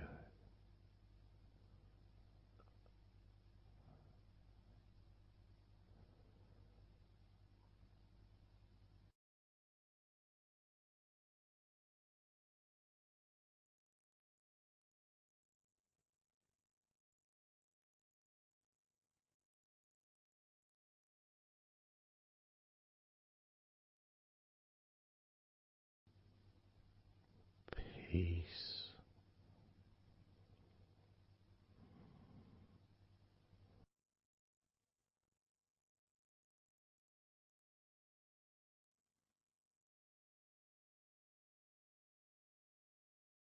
Drifting,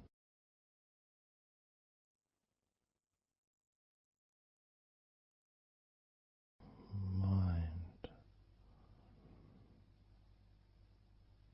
just wandering away,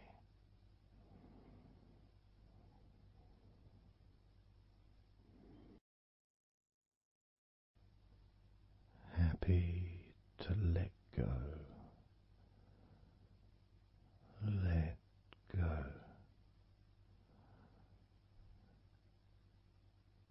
Completely let go.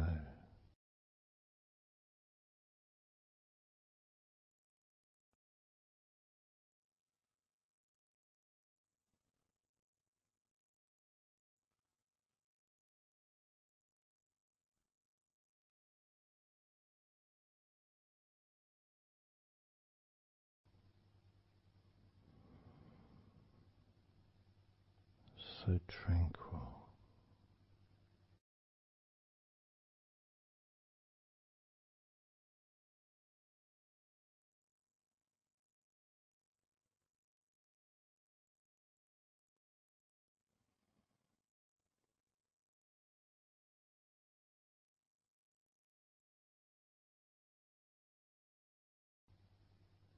Your whole body enjoying a sense of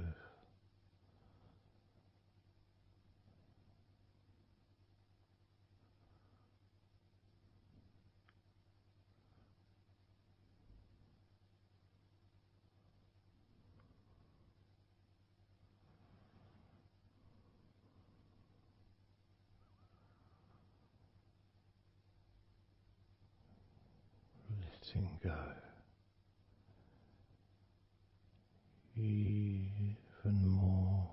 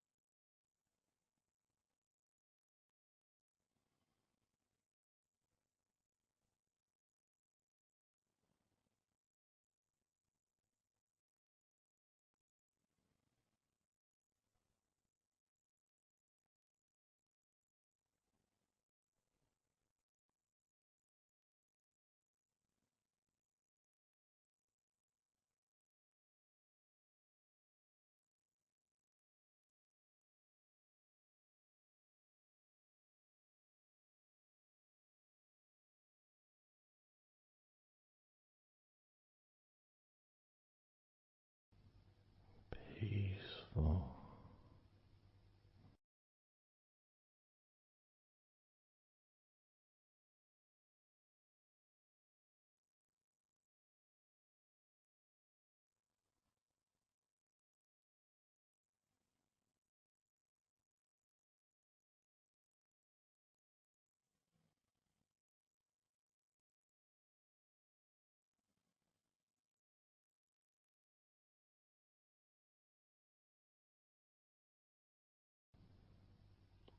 Enjoying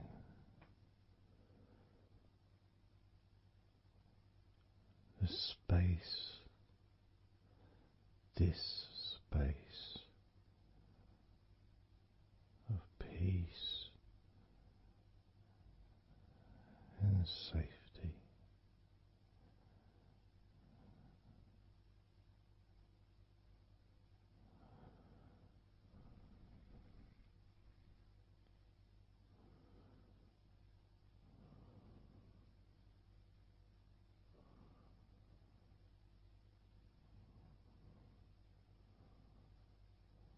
So very, very relaxed.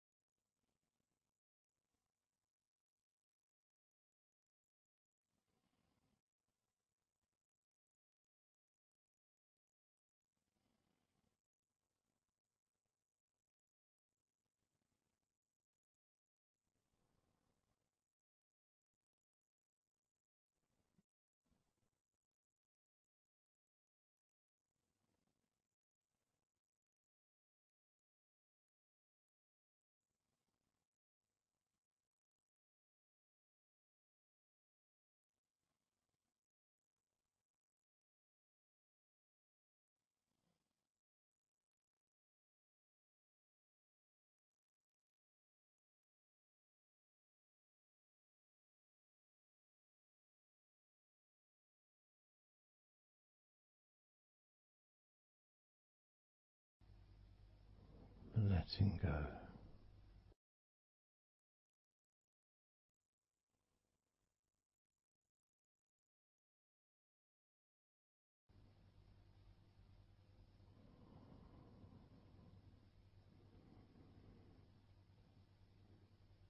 Maybe we can just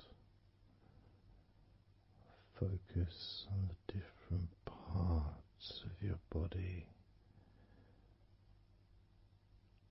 just to notice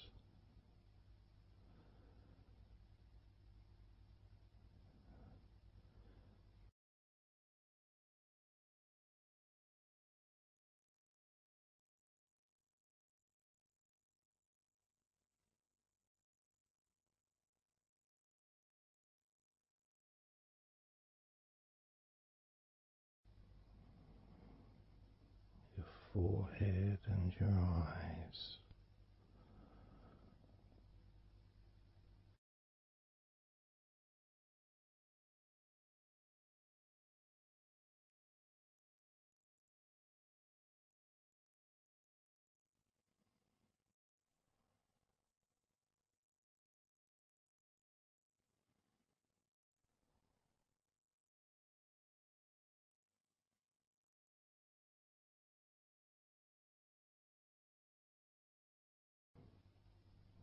Your jaw,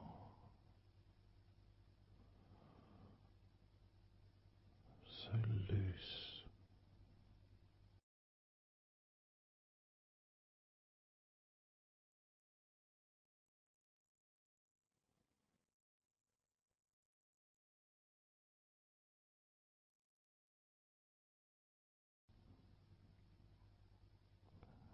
Noticing a sense of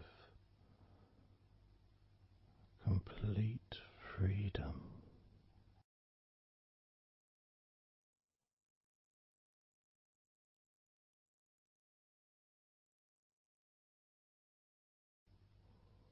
Absolute freedom.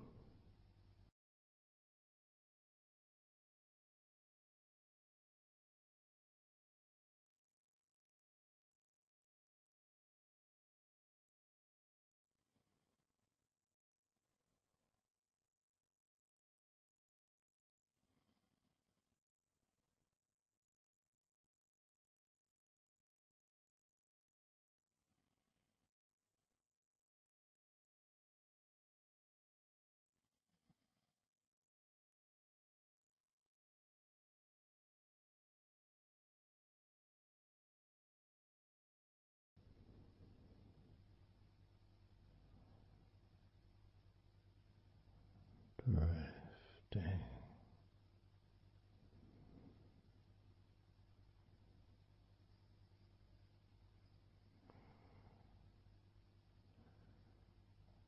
Drifting.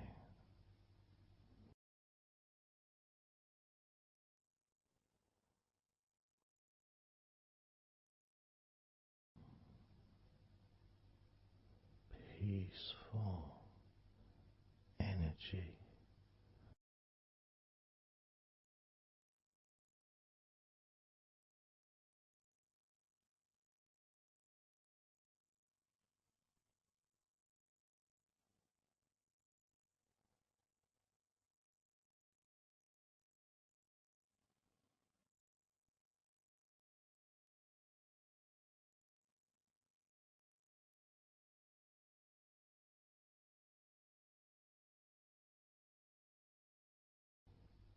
Peace to breathe. So much easier.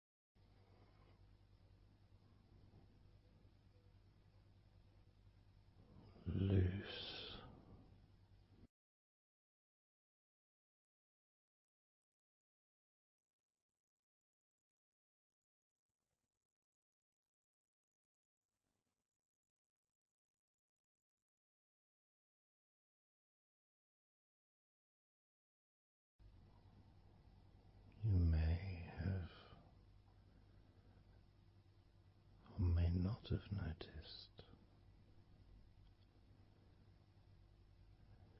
your mind drifting.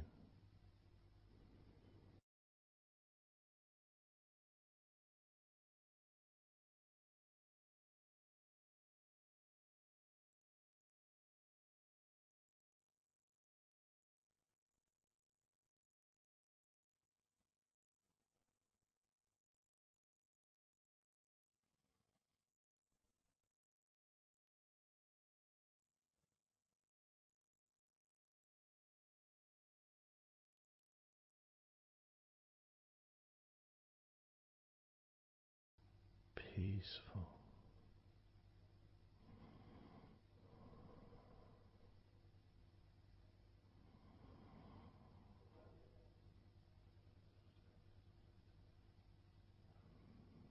Moving even more deeply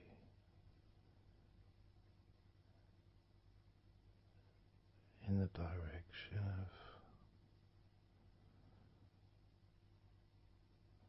total blissful peace. Blissful peace.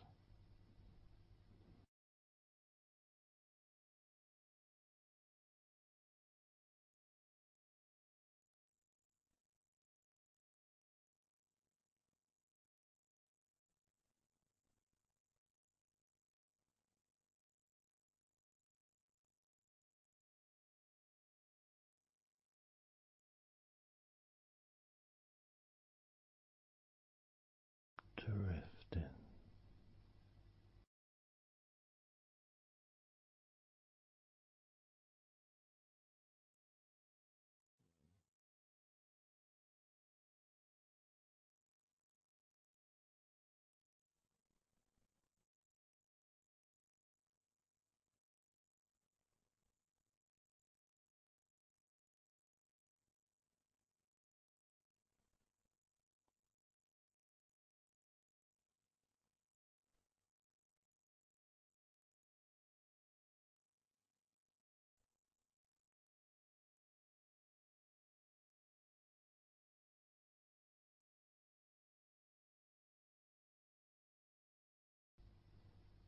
Total peace.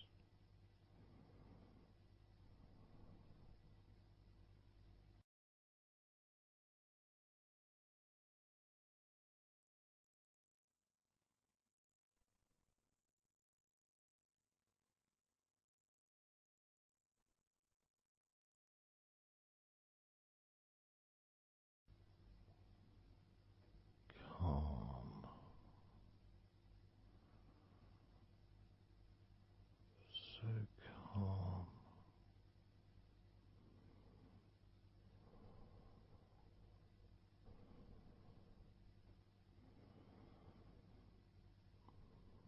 Letting go.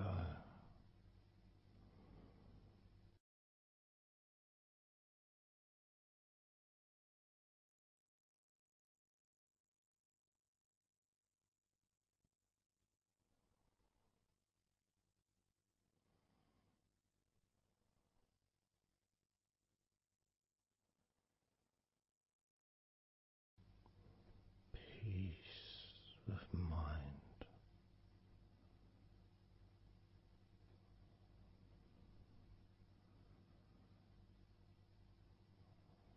Relaxed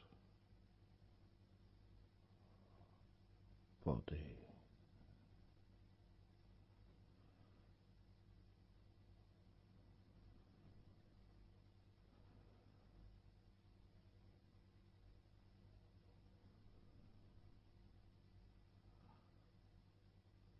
So relaxed.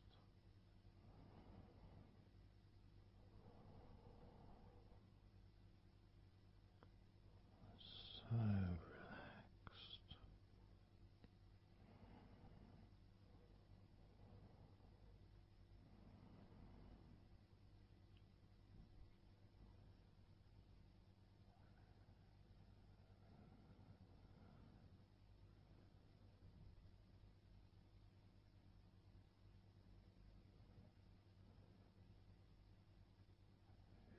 body feels almost invisible.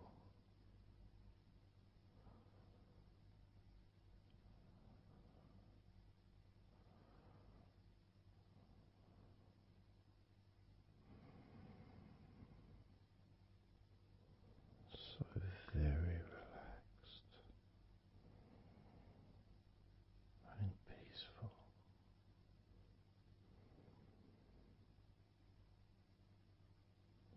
So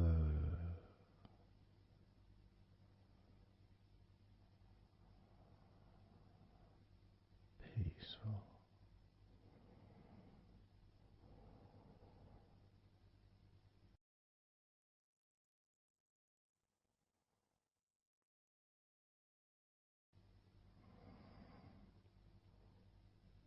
Relax.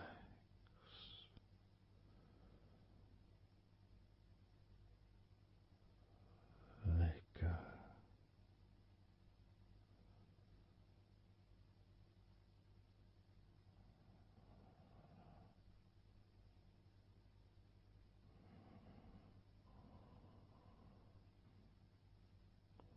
So peaceful.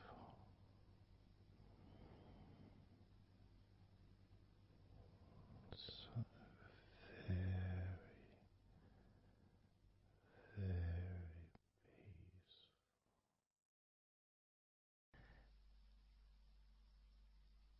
And you could start to notice that you are feeling more relaxed.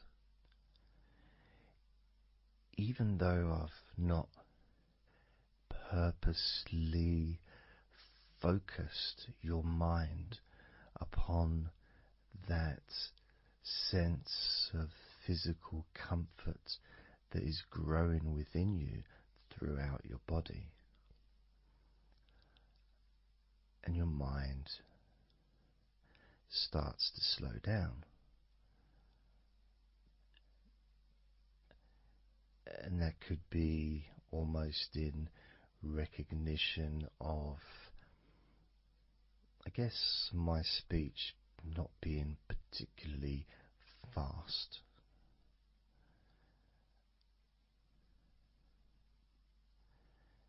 And things just generally feel calmer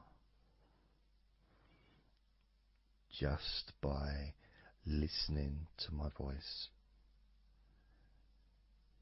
You give yourself an opportunity to take a break from the day, take a break from your life as it is, and to give yourself a rest, giving yourself permission to take some time off and to allow your body to relax and allow your mind to slow down, which in turn releases the tension, any stresses that you had in your body.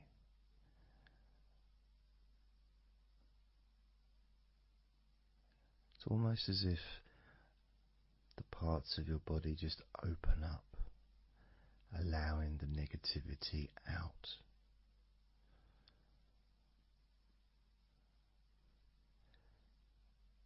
And at the same time, replacing that negativity with positive, healing energy, which then fills your body up and your mind too also starts to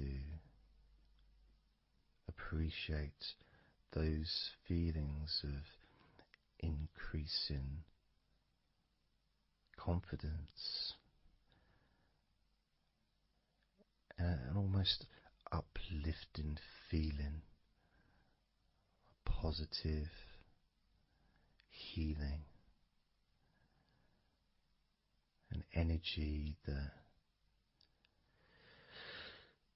spreads through your body like a wave of comfort. And all this comes from just allowing yourself a few minutes, maybe half an hour, however long you want it to be, to just rest.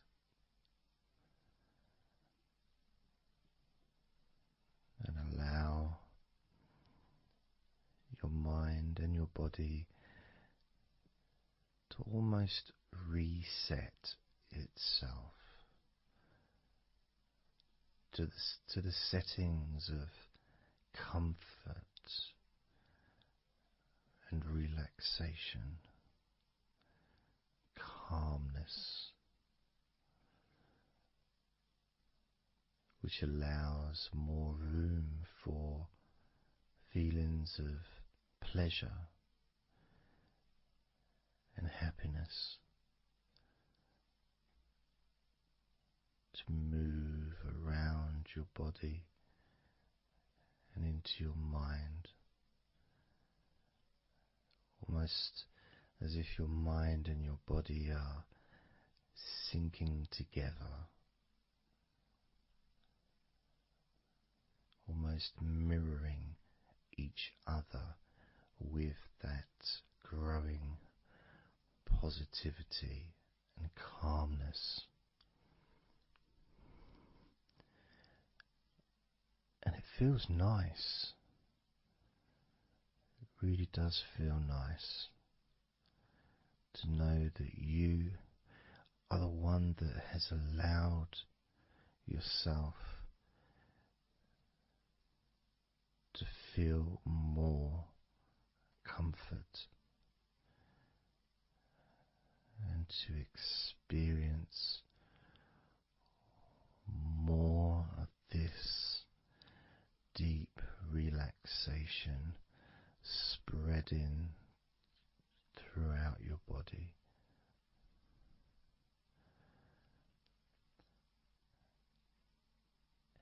And as I focus on each part of your body, you can notice that that part becomes even more relaxed just by focusing on it. It becomes even more calm and comfortable just by focusing. And as I move down your body, starting at your head, the parts that you've already focused on will continue to relax deeply. And those parts that we've not yet focused on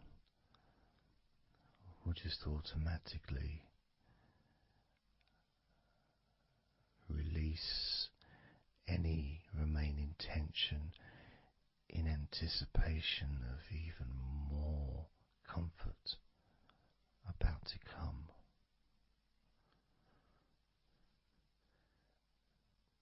Now,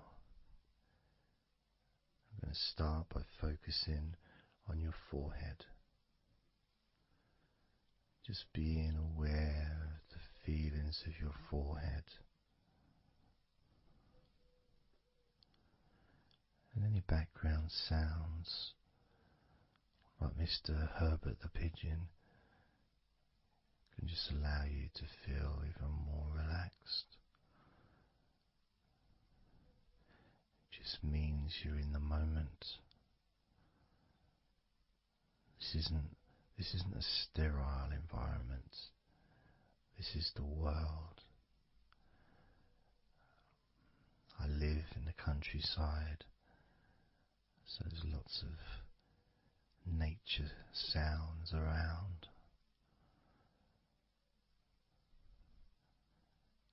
So as you focus on your forehead, just notice how it becomes even more relaxed as you focus only on my voice and that part of your body.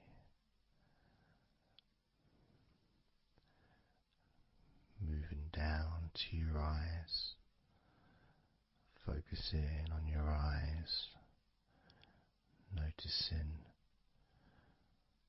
how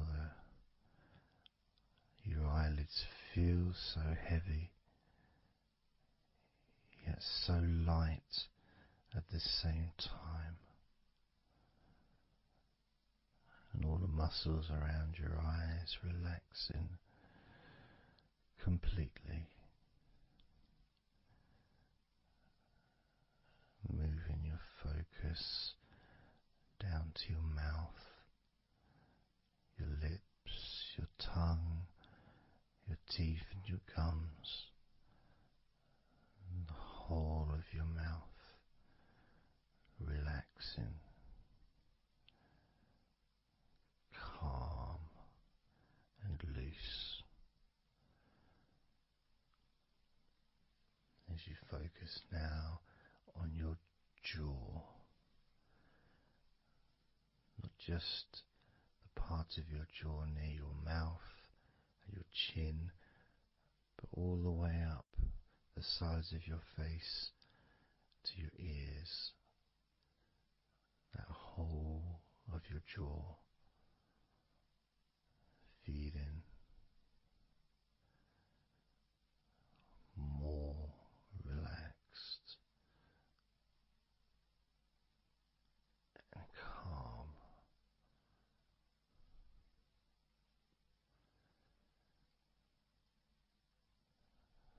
Focusing on your neck, the front of your neck and your throat, relaxing and loose and calm. The sides of your neck, the right and left side of your neck, relaxed and loose and calm.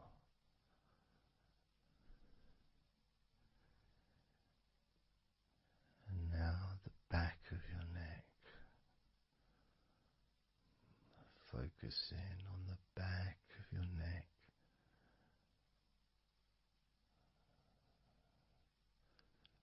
letting go of any tension that may have been there before, and enjoying that sense of increasing comfort and release that you can experience in the back of your neck.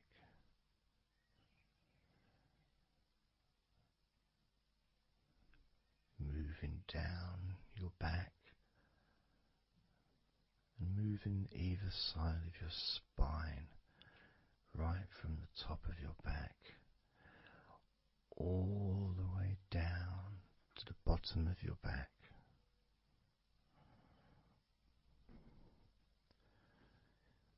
Down to your lower back.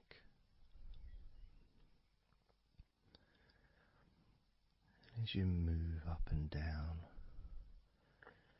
your spine, you can feel the muscles either side of your spine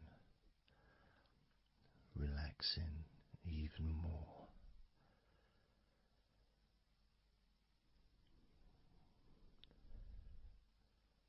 And as those muscles relax, that sense of comfort starts to spread outwards from your spine into both sides of your back,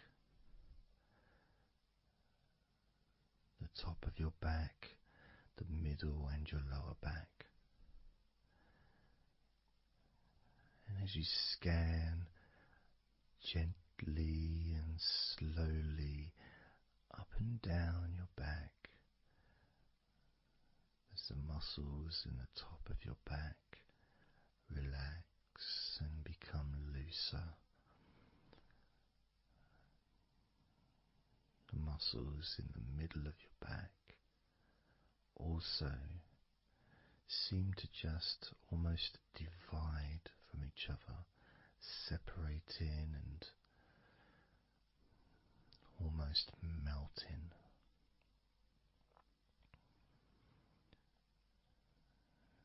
And in your lower back, there seems to be an extra special feeling of comfort that spreads into your hips, so down your lower back and into your hips, into the area where your coccyx are, and into your buttocks, and all those muscles that spread from your lower back into your hip area start to melt, start to really let go.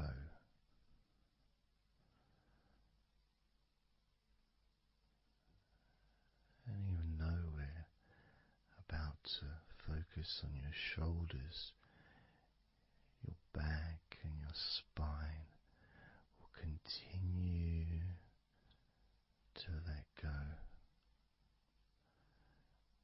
Continue to relax so calmly. As you focus on your shoulders, you may notice that they're already feeling really loose. They're already feeling calm.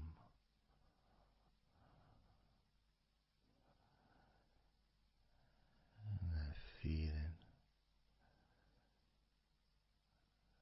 of those muscles that move from your neck into your shoulders.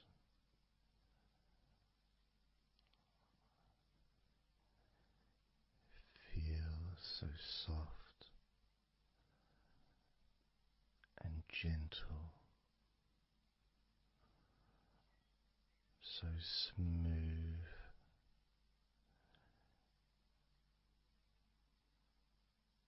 and calm.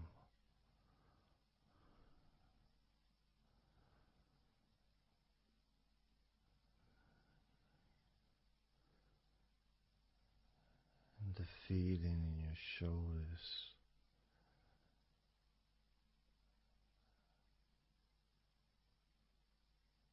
seems to spread deep into your shoulders.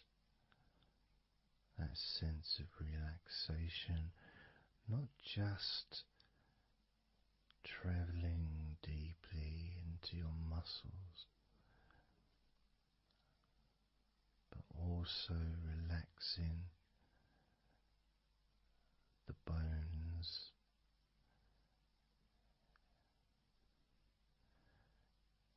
and moving all the way to underneath your arms,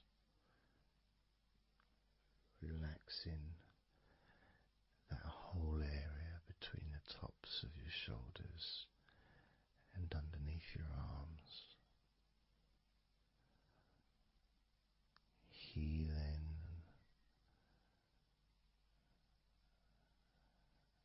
You feel so relaxed and comfortable in your shoulders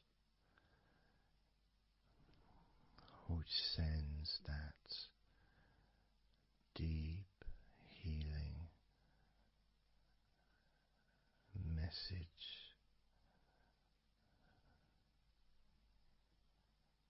into your arms.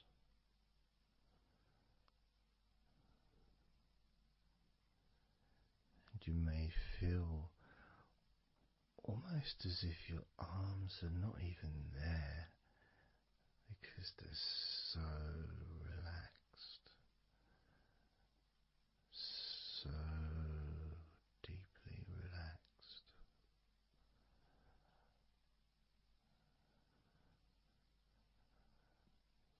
So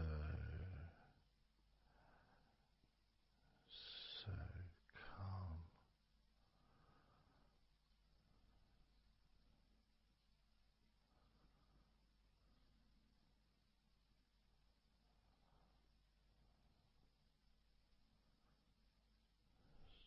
So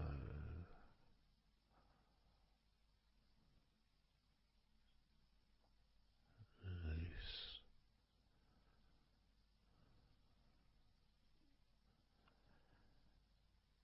That feeling spreading all the way down your arms to your elbows, including your elbows.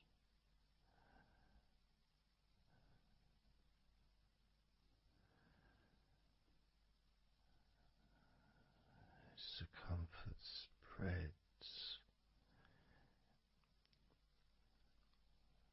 all the way into your wrists, your forearms and your wrists,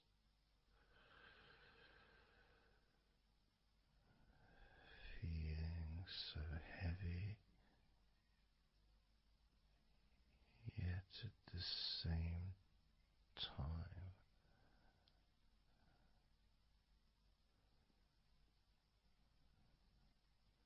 so light and gentle.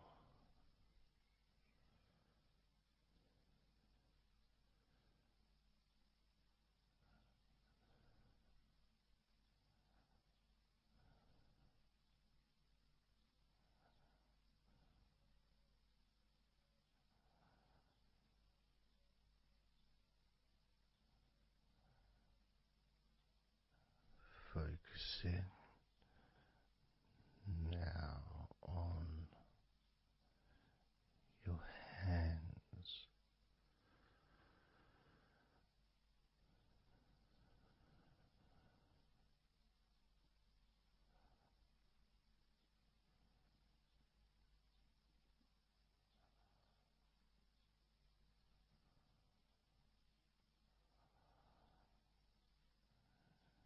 your hands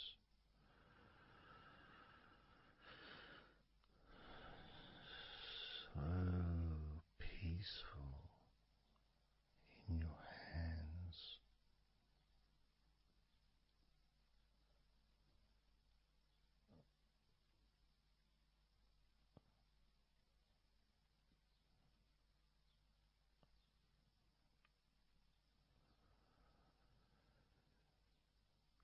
There's a sense of real peace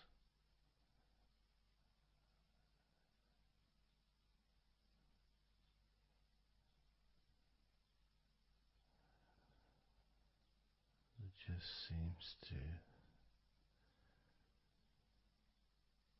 feel so familiar when your hands relax deeply.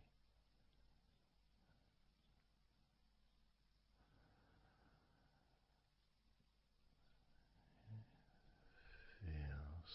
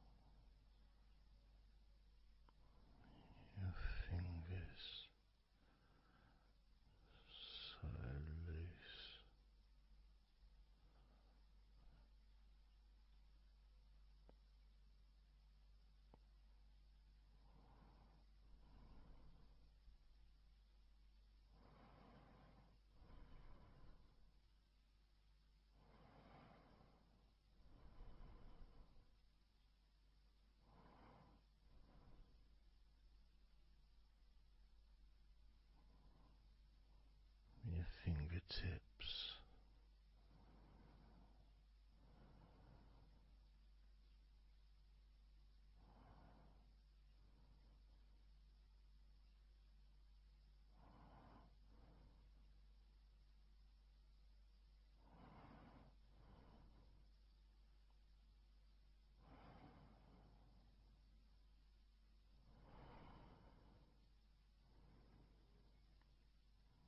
Moving your attention to the front of your body,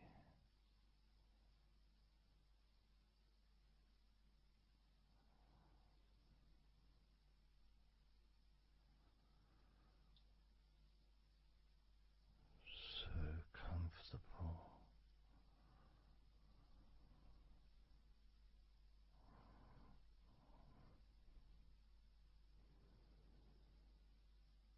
Moving your focus to your legs,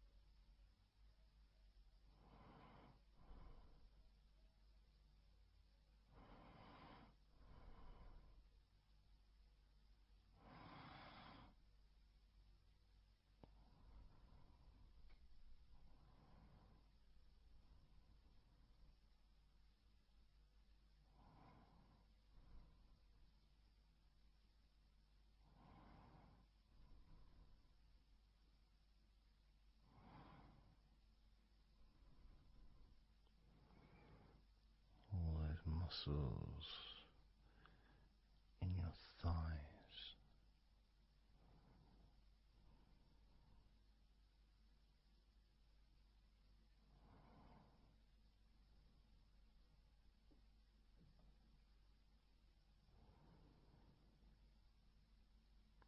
your knees, so relaxed.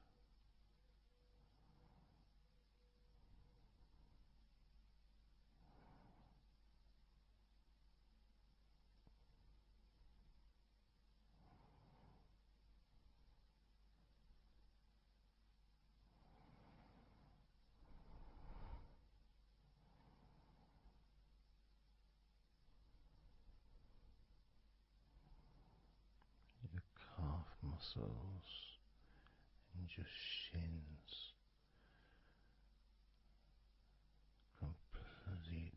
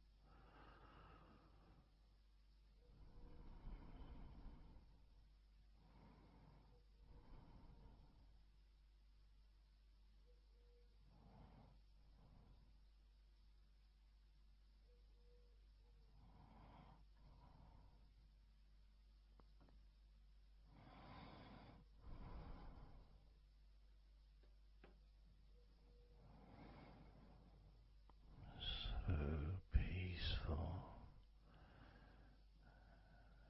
so calm, so peaceful,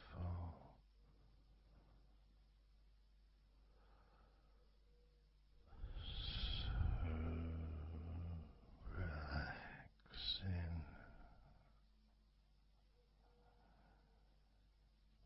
peaceful, so calm.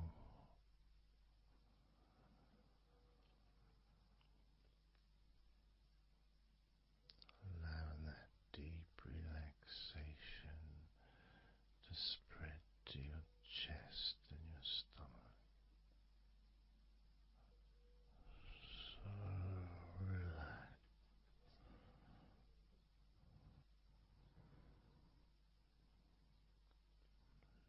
Letting go of everything.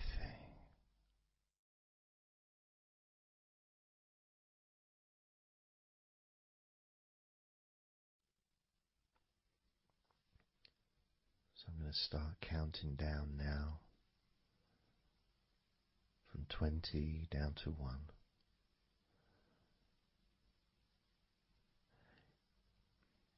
You can imagine, in a way, it's like just walking down some steps. And each step, all 20 steps, and each step represents a level of comfort. Each step represents a deepening of that comfort.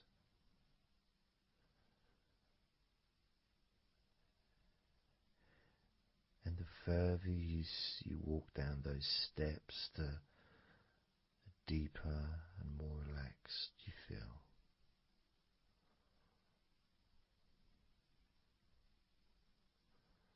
So, starting with number 20.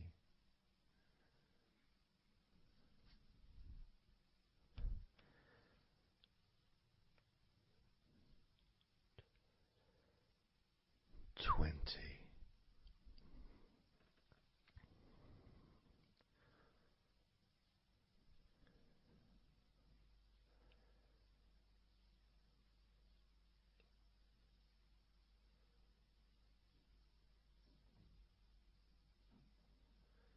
19.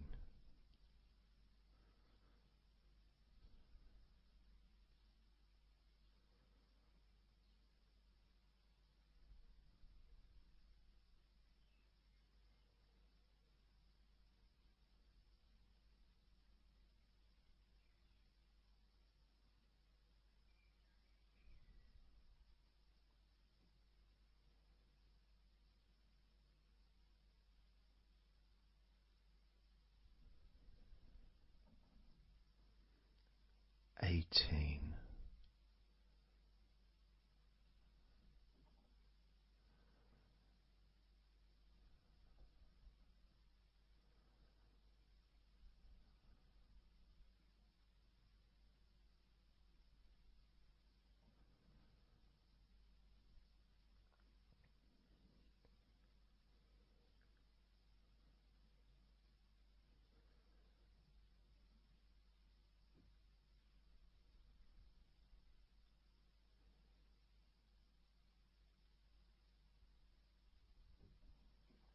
17.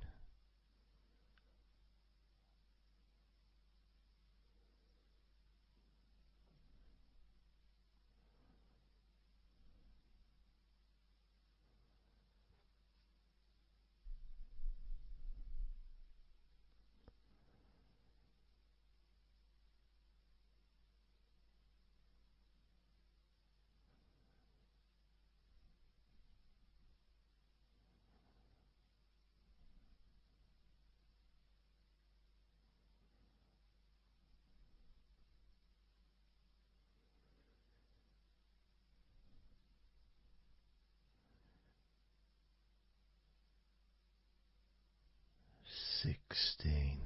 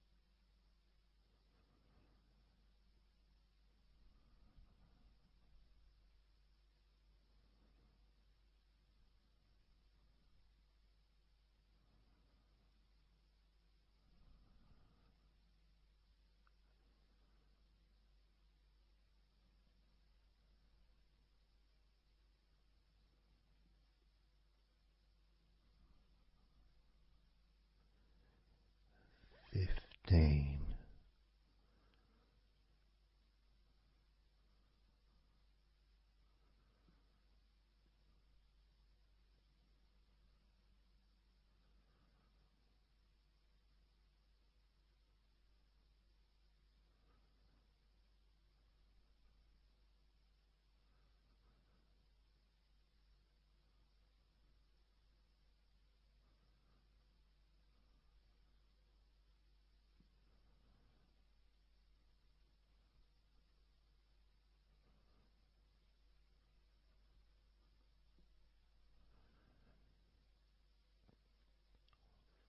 14.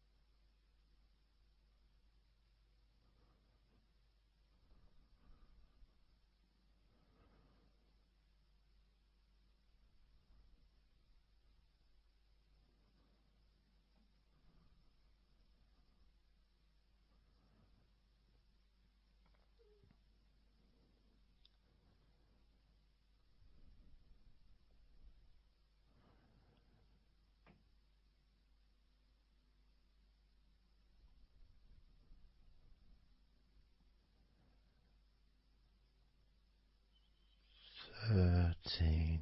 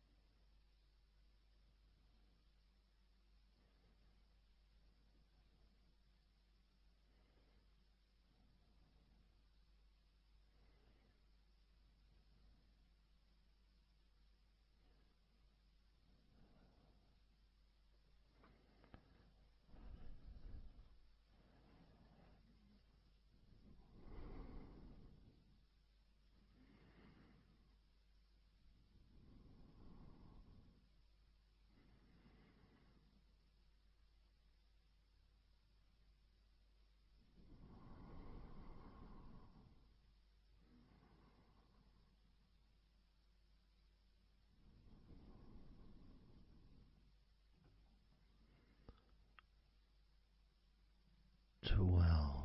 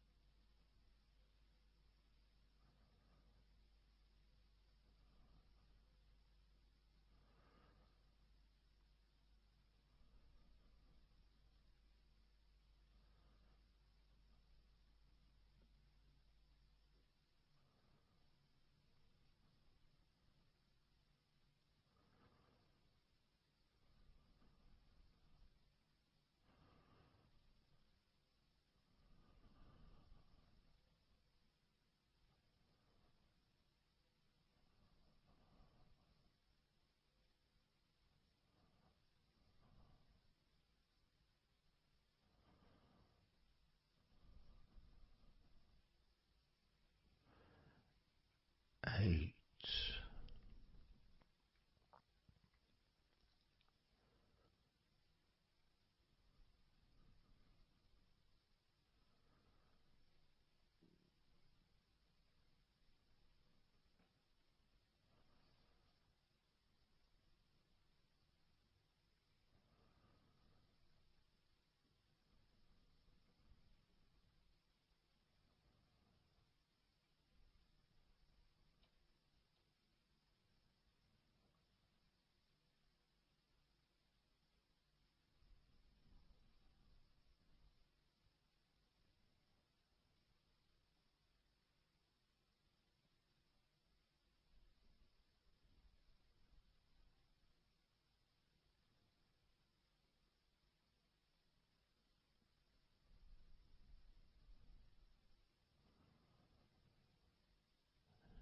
7.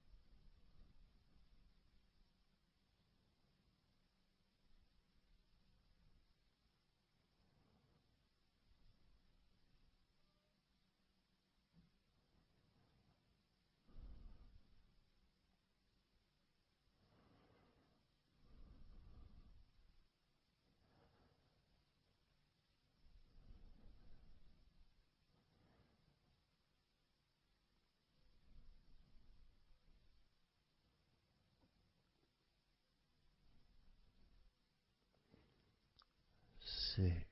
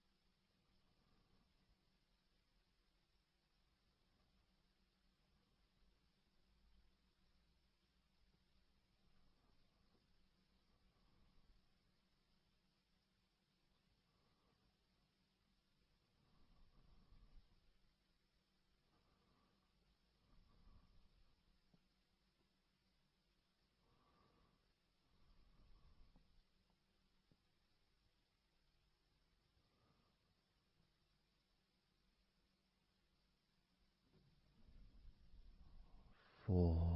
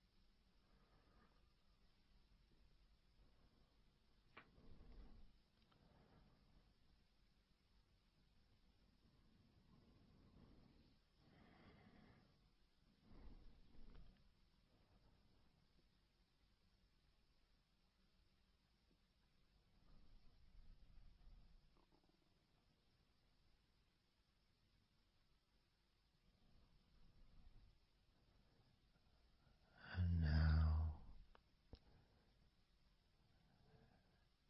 as you focus on your eyes,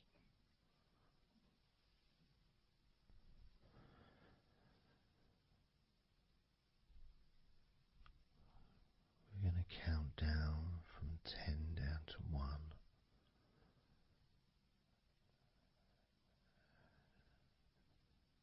Focus in just on your eyes.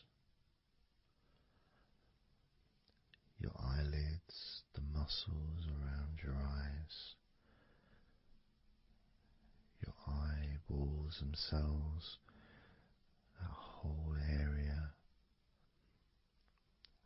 that makes up your eye.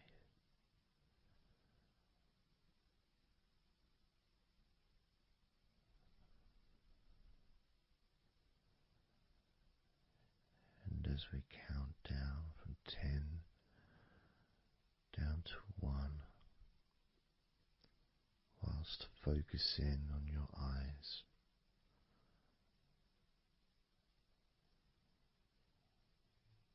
you will become twice as relaxed with each number counting down, and you may find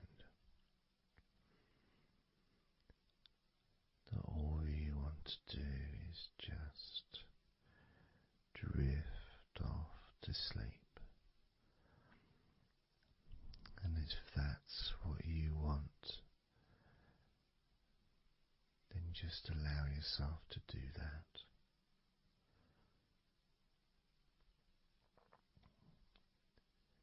Now, focusing on your eyes, I'm going to begin counting down from 10 down to 1 right now.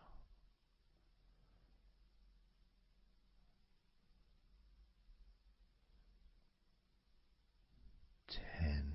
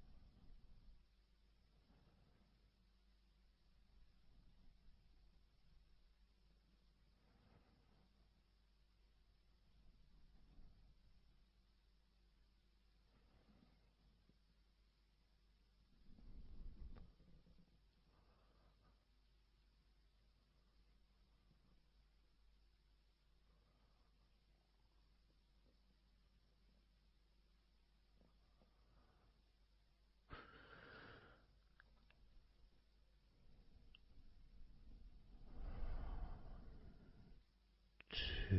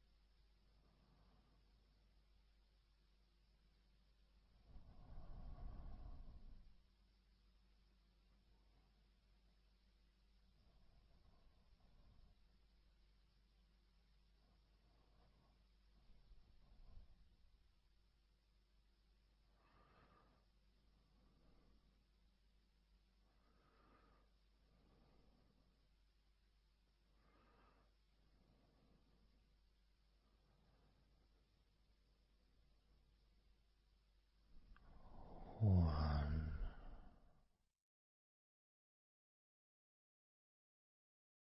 So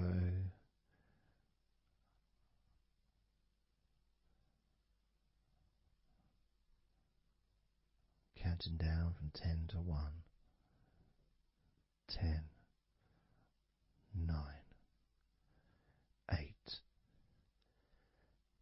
7, 6, 5, 4, 3, 2, 1.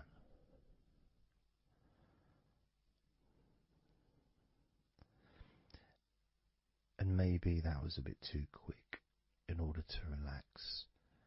Maybe it's a bit too fast for you to notice the calming of your body.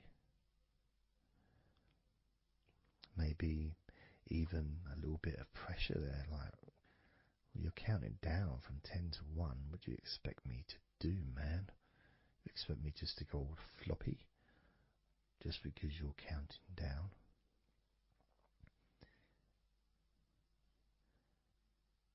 We could try again, but this time I'll go a bit slower. This time, as you focus on the whole of your body before we focus on your legs, just notice how your body does start to feel more relaxed with every number that I count down. 10,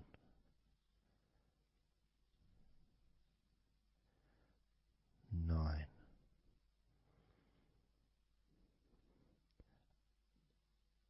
8,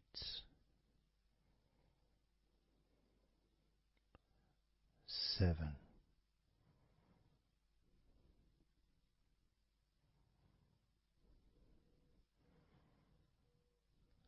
6,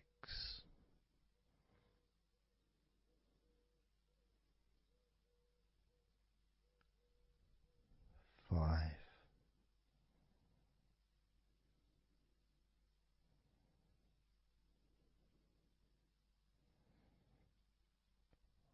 4,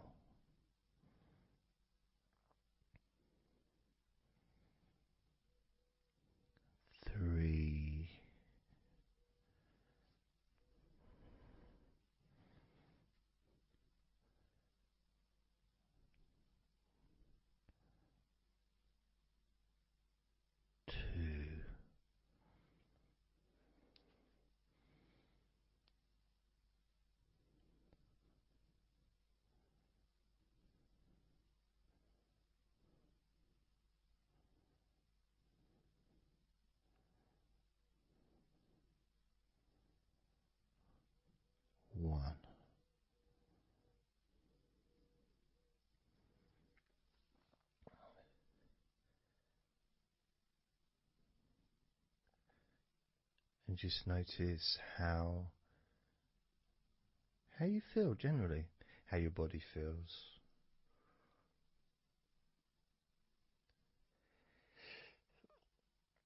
It's not necessarily even about counting down from 10 to 1. It's that space that you have, that space between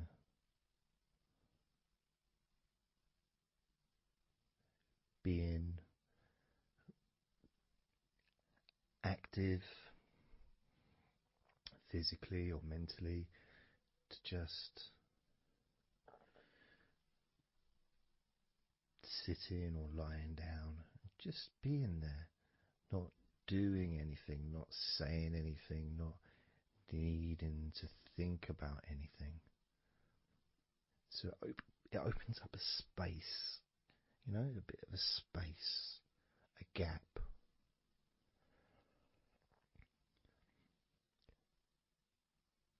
And the more I count down from 10 to 1, the bigger that gap becomes. So there's that gap of calmness, of comfort, relaxation.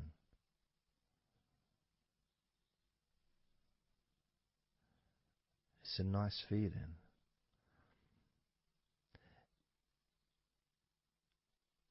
And it moves those stresses or discomforts physically or emotionally, moves them away.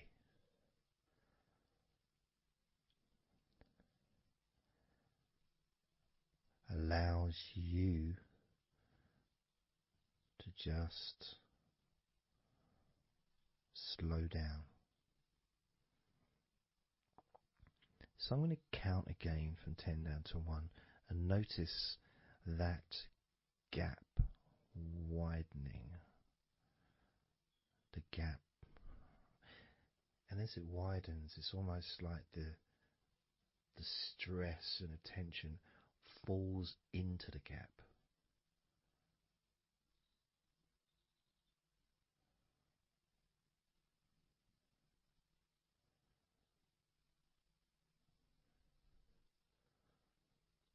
And gives you that distance, that space. Now, 10, 9,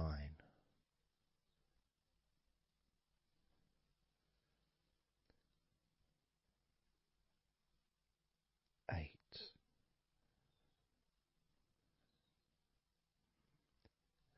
7,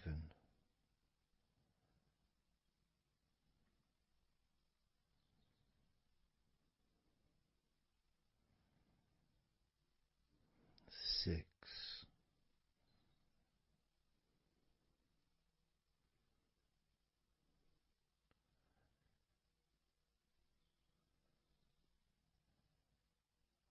5,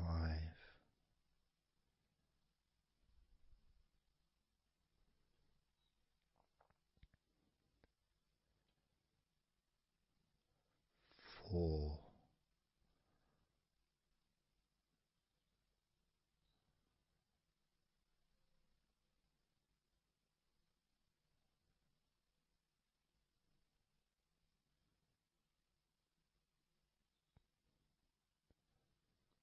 3,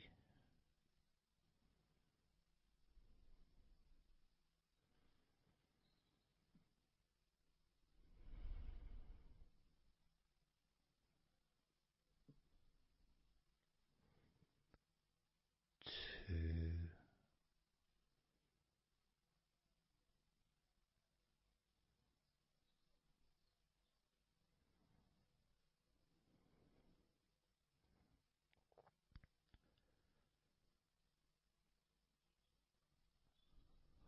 1.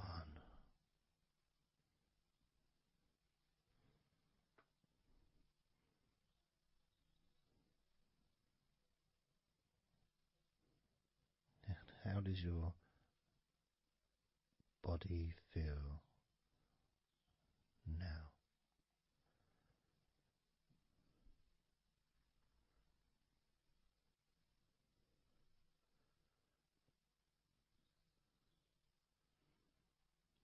Can you notice that you're feeling calmer?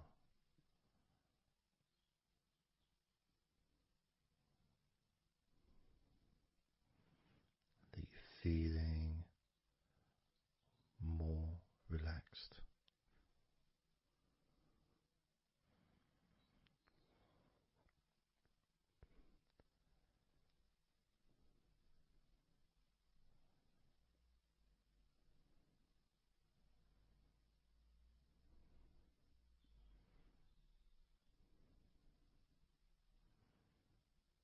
As we now focus on your legs, just your legs.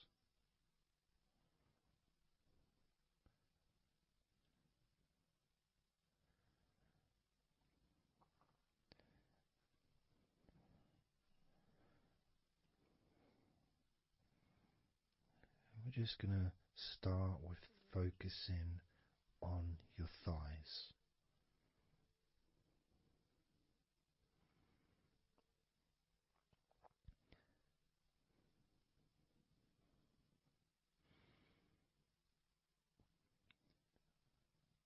Of course, it's not the most exciting thing to be doing because I'm sure, like most of your body, there's not a lot going on right now.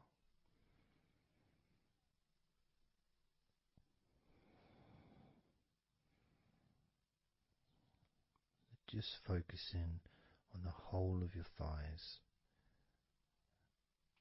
the tops of your thighs, the sides of your thighs, the bottoms of your thighs, your outer thighs and your inner thighs. Basically the whole of your thigh that leads into your hip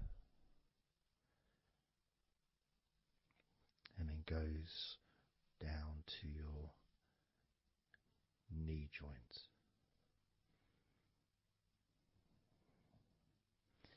Now this is a big area. It's a very heavy area. It's very strong. Probably the strongest muscles in your body are in your thighs.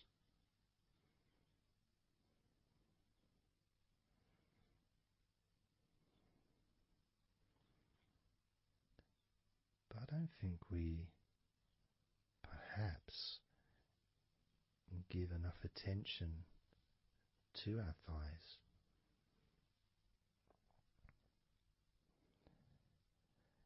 Perhaps we don't acknowledge how important our thighs are to our lives.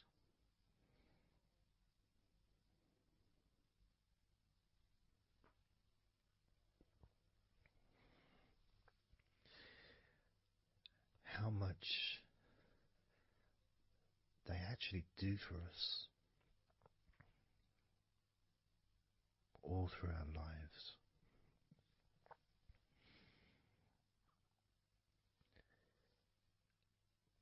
And it may sound really weird, but I think that all of our body parts, especially our thighs, need some TLC. A bit of love shown, a bit of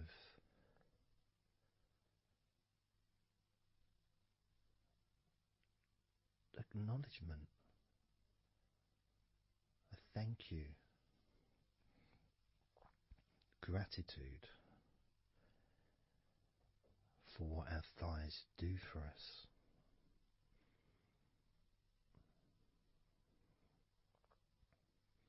And I know this may sound a bit strange. Maybe you think, why am I? Surely I should be out in the garden hugging a tree or something. Well, hard to set a microphone up on a tree. That's why I'm doing this indoors, otherwise I would be outside hugging a tree. No, I can't see the television from the tree.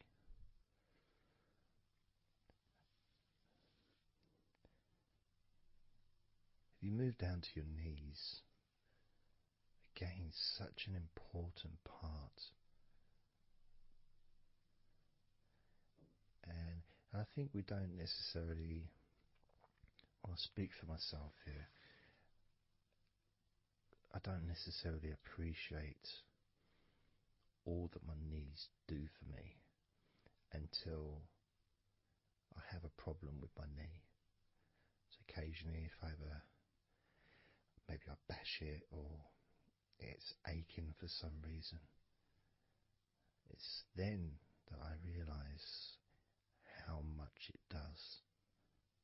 You know, the benefit of being able to use my legs without any kind of physical discomfort is a beautiful thing that's possibly not appreciated until it's temporarily removed, you know, that comfort.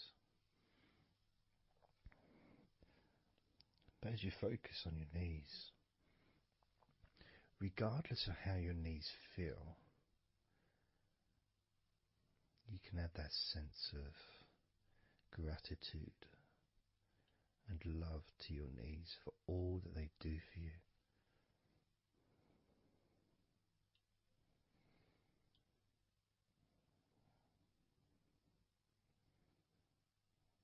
And you can still have that attention on your thighs and maybe notice how your thighs feel. Maybe you've noticed that they are relaxing more deeply.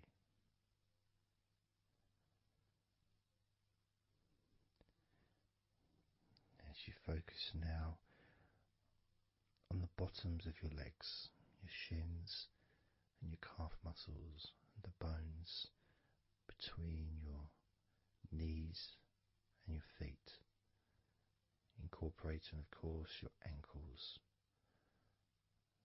So important.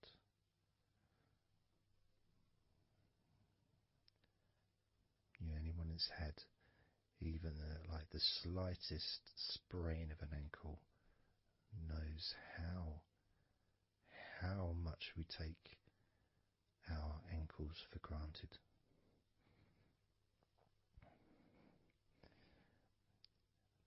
And it's kind of strange in a way when you think that,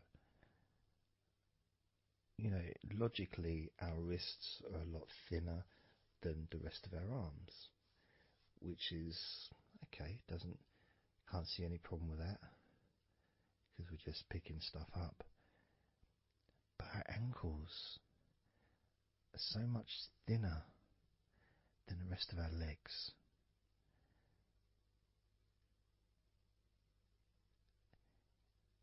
And from a physics perspective, or logical even, it doesn't really make sense that all this weight would ultimately be resting on your ankles, then leading to your feet. That thin area, thin bone, yet it does so much great work. Supports us, supports our body for a lifetime. Helps us to balance, helps you to get around and be mobile.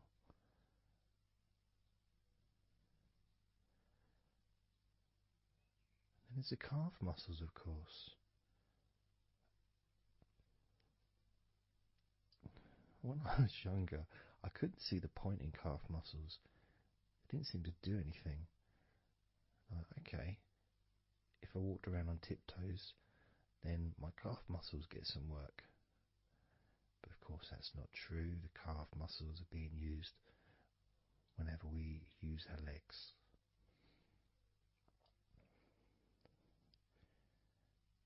And your shins, there to protect your lower legs,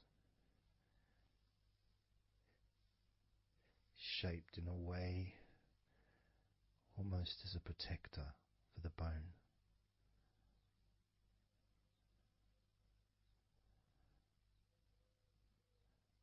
Leading, of course, to your ankles and your feet.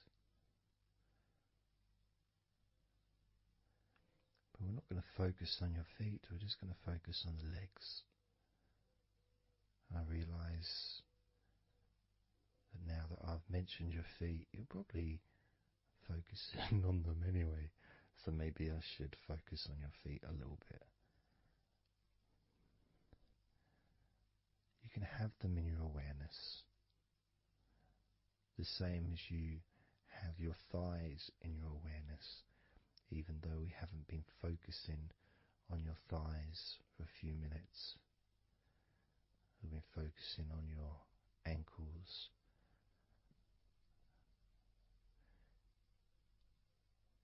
there's still that sensation of comfort in your thighs. And there's that movement of energy, because the thighs hold lots of different sensations. Of course, there's the muscles, the big, strong muscles that we have in our thighs.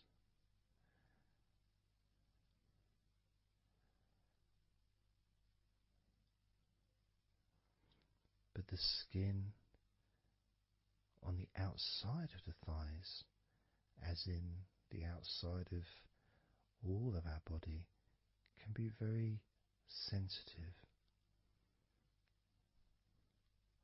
Sensitive to the touch, sensitive to temperature.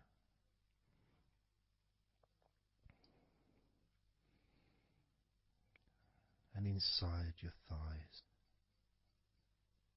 the bones, there's the muscle, there's the blood vessels, the arteries.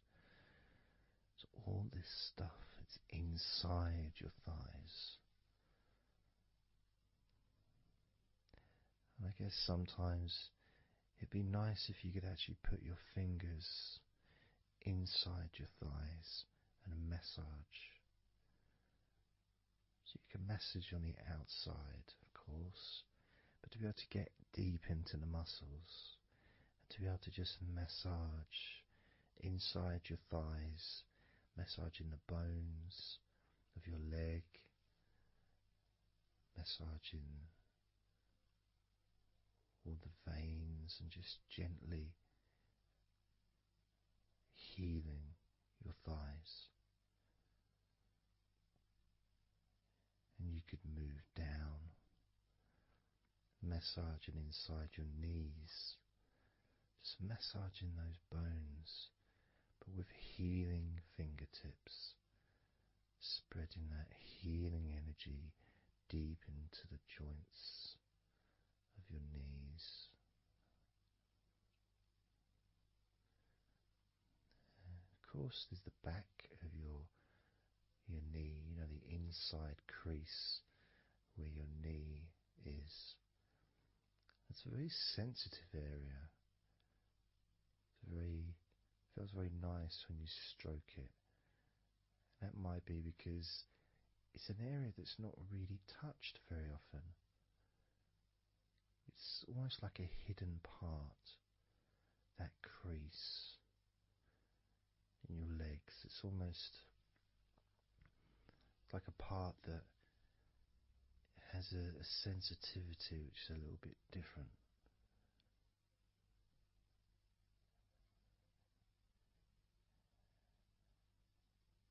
Of course, it's protected by your legs.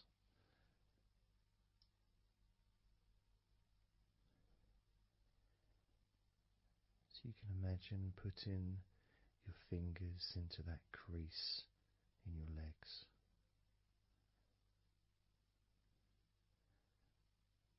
That fold in between your legs, you can just massage with your fingertips. Imagine your fingertips going inside, massaging the muscle tissue. You can of course feel the bones of your knees healing through your fingertips.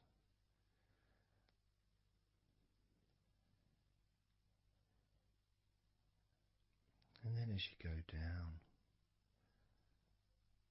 to your calf muscles, now that's a part I'd like to be able to really put my fingertips deep inside my calf muscles, massaging every single tissue of that muscle, healing every part.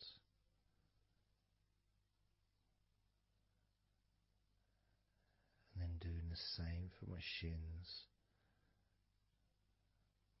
massaging and gently stroking the bones, gently stroking them, healing in a loving way, because they deserve to be treated as the precious bones that they are, because our legs are so precious, as in all the other parts of our body. They're more precious than any jewel on the planet.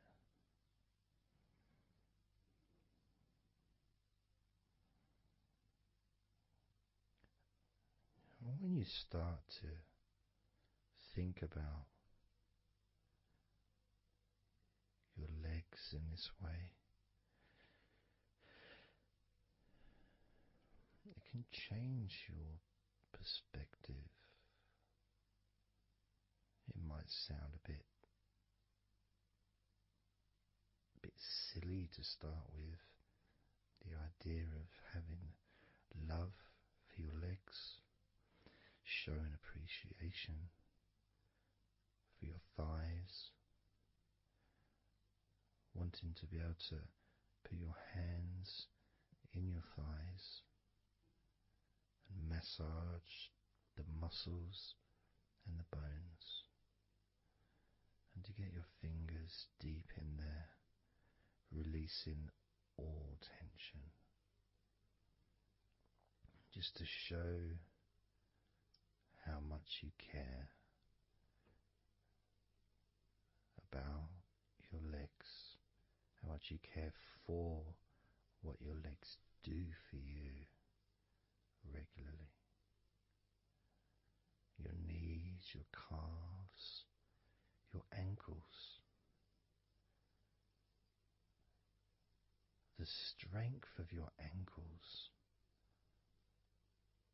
considering how thin they are compared to the rest of your legs, especially your thighs. Yet they're so strong, so flexible. Absolutely amazing things your ankles are. Truly a gift because of what they do for you.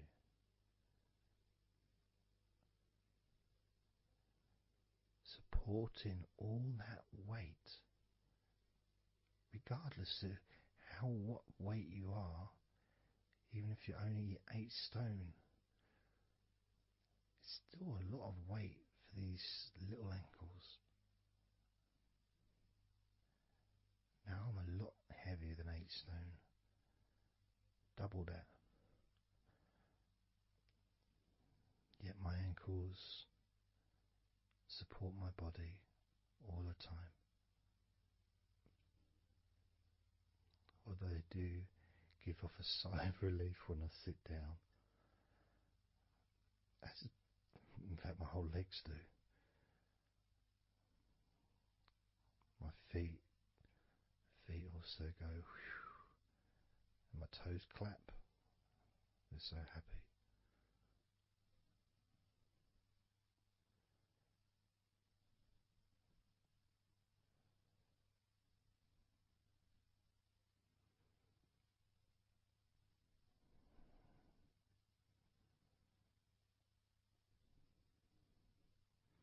Your legs really are amazing.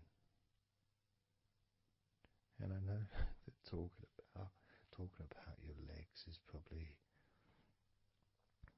possibly among the most boring things you've ever heard anyone say. Possibly. But boring or not, everything I said is true. Your legs are amazing.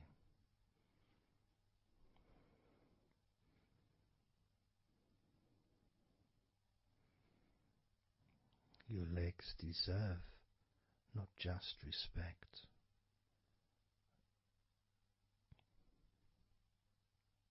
but they deserve to relax deeply.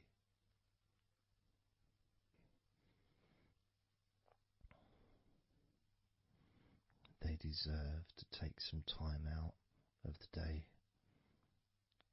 to just let go completely.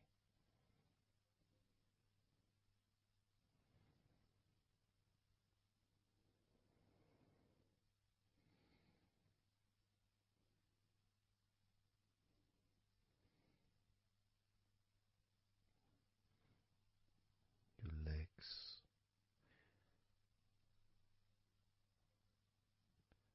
really can relax.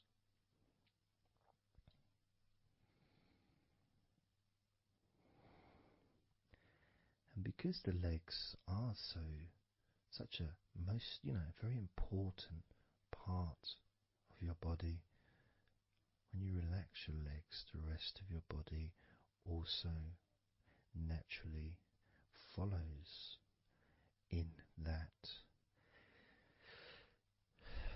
journey of comfort.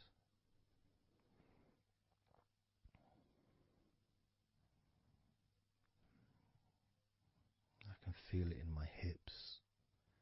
My hips feel really loose. And also my lower back as well.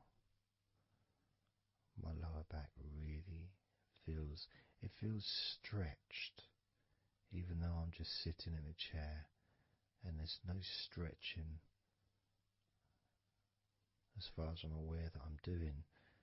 But it's almost as if the muscles are just relaxed so much that there is a natural stretch as the tension has reduced a lot.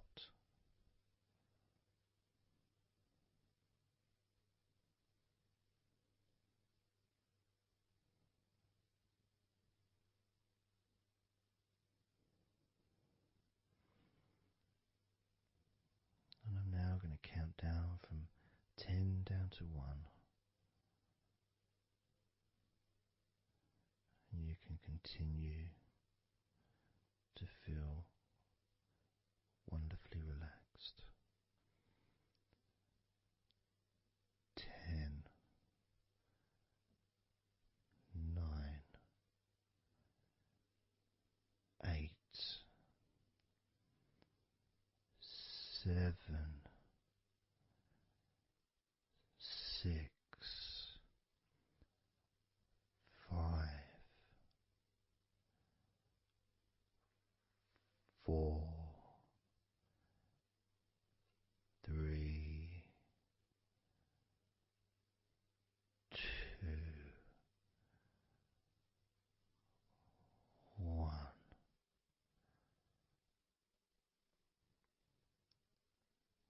Relax.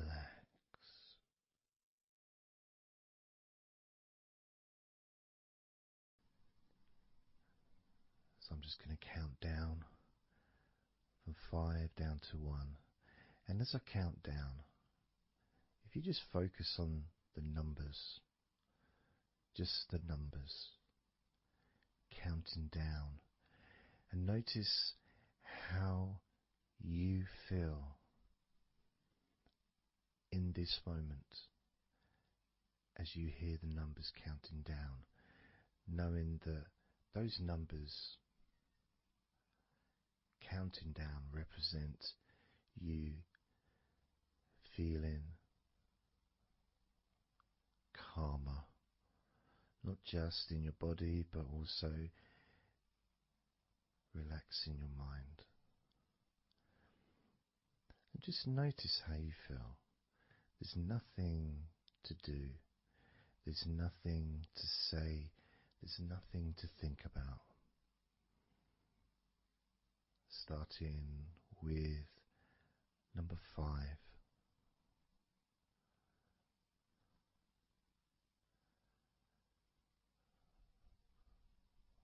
4.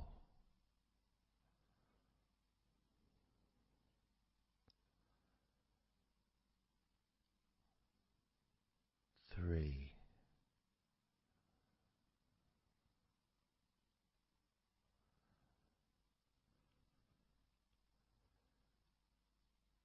2.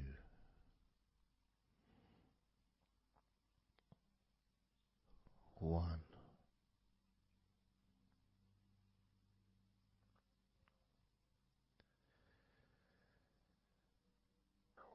As you notice the gradual letting go of the tension in your body, you may also begin to notice and be aware of how your mind is starting to slow down. This is just a natural thing that happens. It's not really a special procedure. It's just natural because as your body relaxes, your mind also starts to relax. And the more your mind relaxes, the more your body relaxes. It's just a continuous circle of relaxation.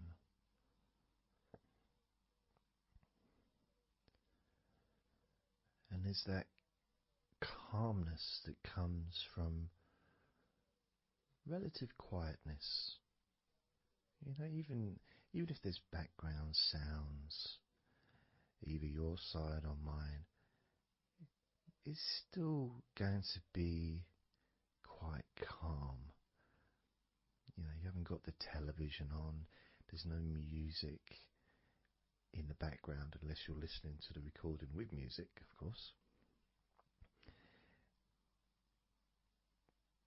You're very likely not going to be sitting in a room with other people. Of course you might be, but generally it's more ideal if you can do this on your own. So no distractions.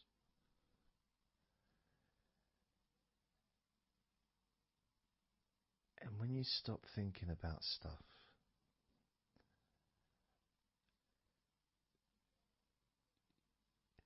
relaxation automatically rises. A sense of comfort starts to grow. And without trying to build it up into something fantastical or something magical, this is just a natural process. Something that's easy to accomplish. In fact, it's almost, the sense of relaxing completely happens really when you put no effort into it.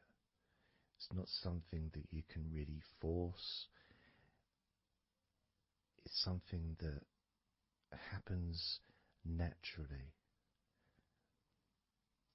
And part of the process of this recording and others is simply to allow you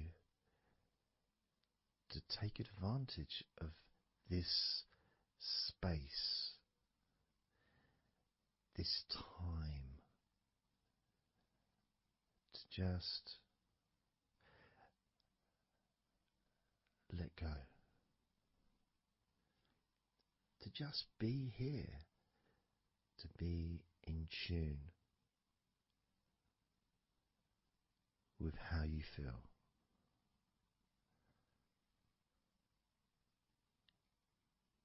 Yet with the intention of wanting to relax deeply, and maybe even to fall asleep, depending on what it is that you wish for yourself in this moment.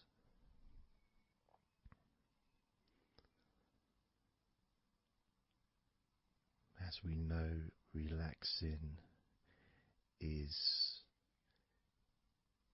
the majority of the process of falling asleep. The actual falling asleep part is the tiny bit at the end. The deeper relaxed you become, the easier you find yourself drifting.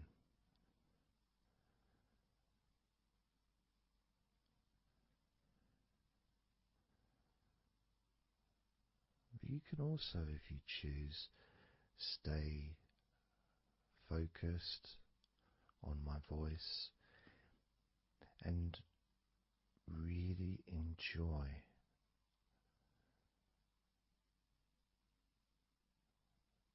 the process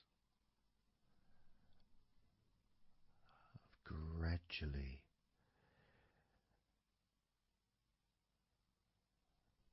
relaxing each muscle in your body, effortlessly,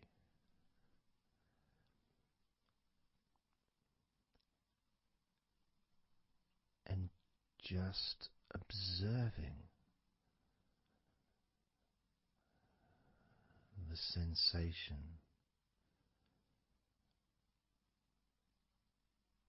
of letting go.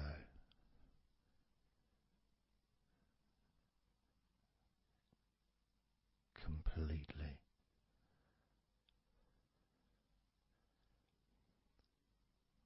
This time I'm going to count from 6 down to 1. And you can notice your mind calming down more with each number that you hear me say. Naturally feeling calm and slow and peaceful.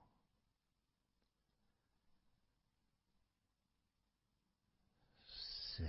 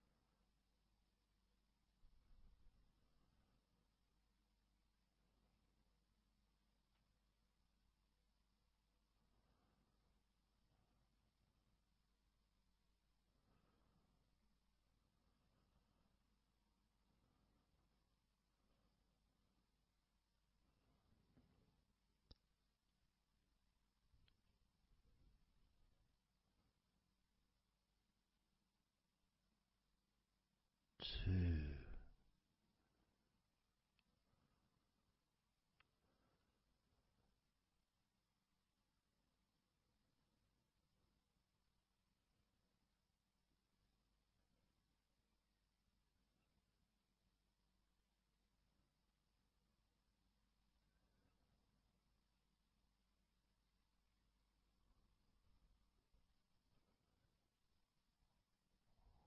One.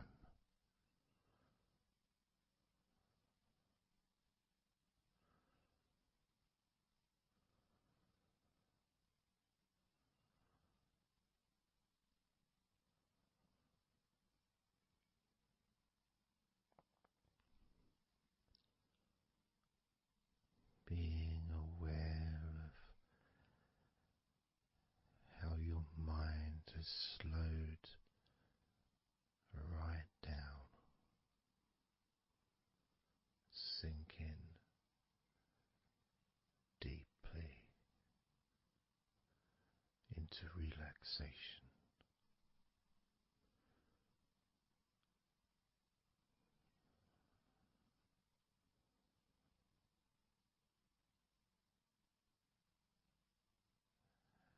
And as you focus on your mind, you may notice that there are some thoughts still there, maybe some stubborn thoughts that for some reason perhaps need your attention.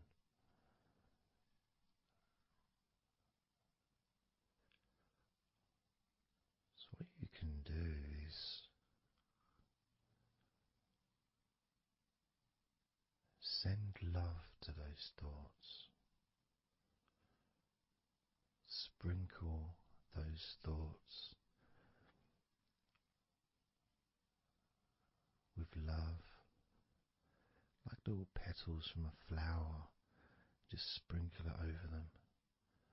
Petals filled with love towards those thoughts, to let those thoughts know that you're not abandoning them. You just need them. You require them to just calm down, slow down, quiet down for now.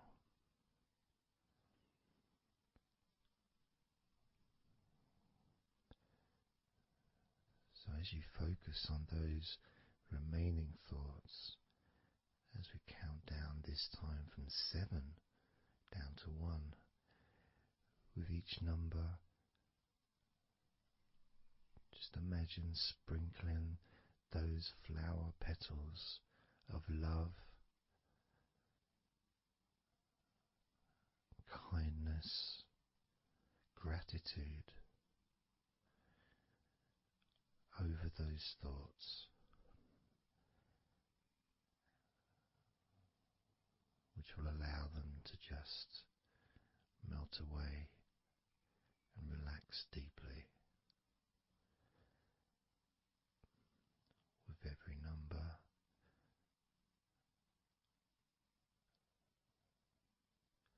those thoughts will become more and more relaxed.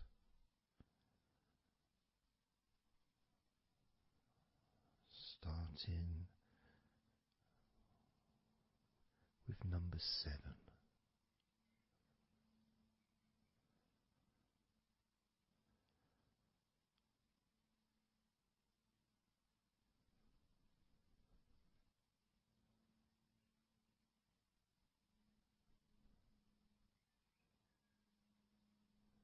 6. 5.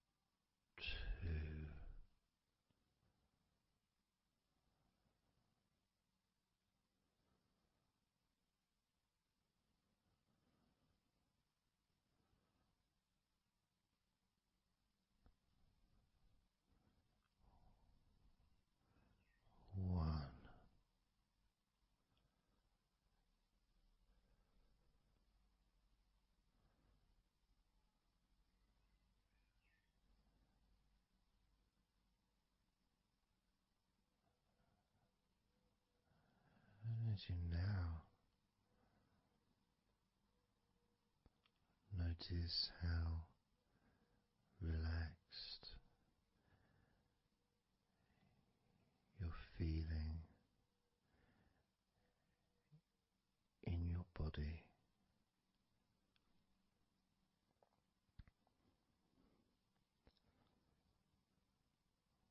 We're going to focus on your hands.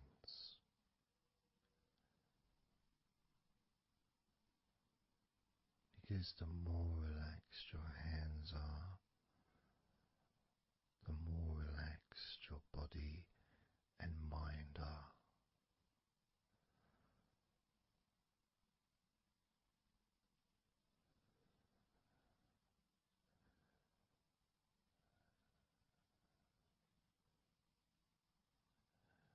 And as you focus on your hands and your fingers,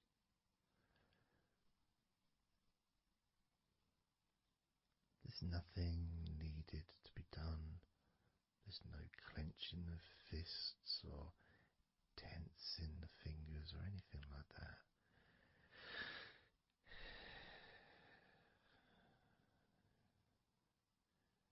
It's just noticing and focusing on your hands.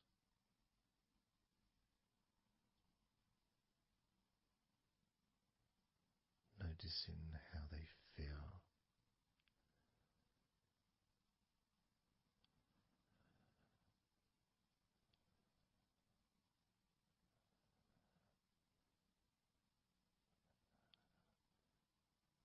Because the more relaxed your hands feel,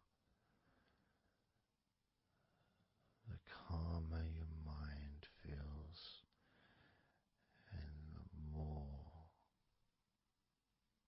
comfort you feel throughout your body.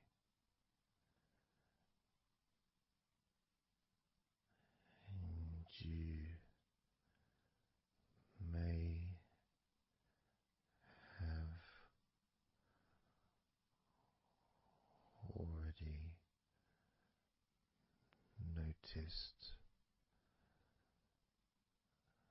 that your mind is starting to drift.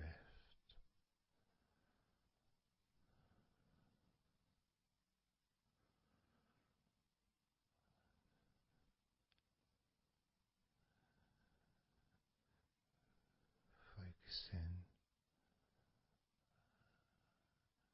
just on your hands and fingers, allowing them to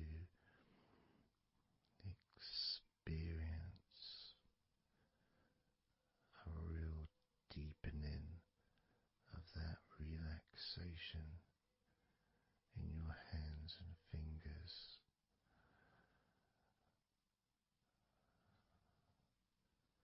More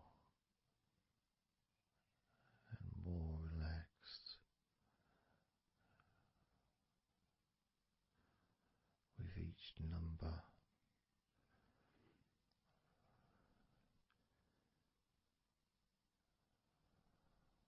From 8 down to 1.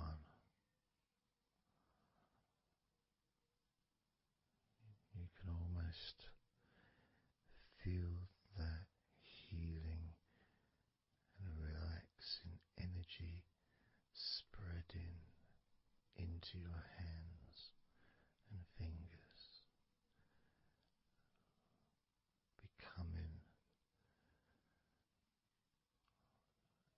even more relaxing with each number you hear going down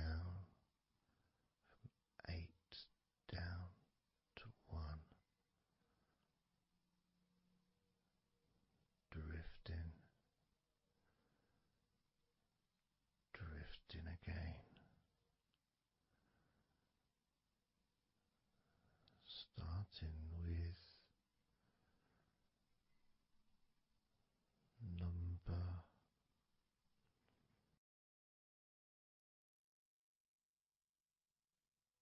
8.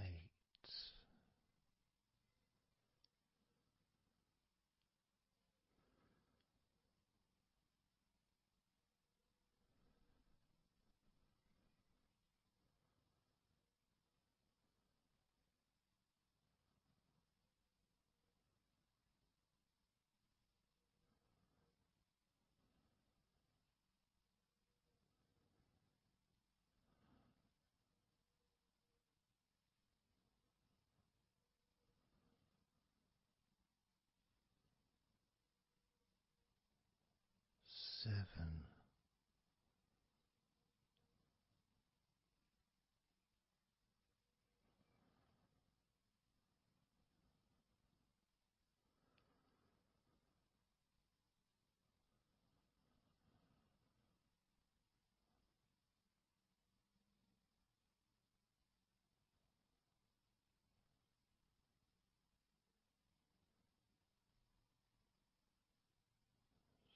6.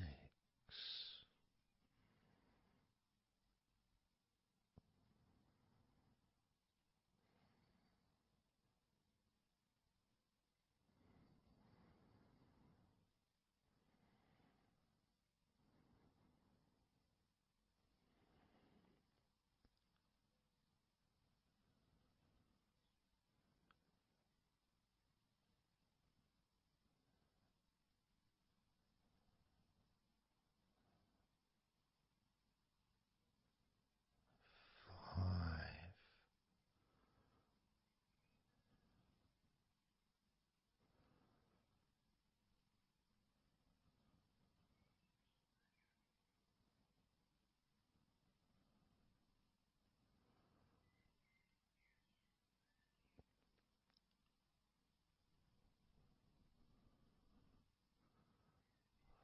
4.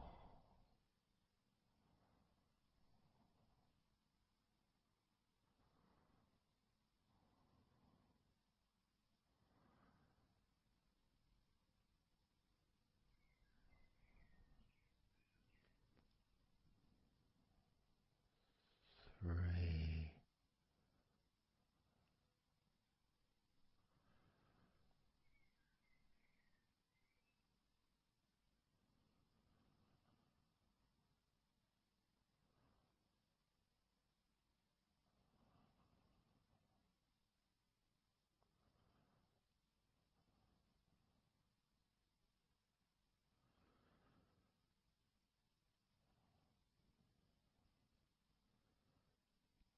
2. 1.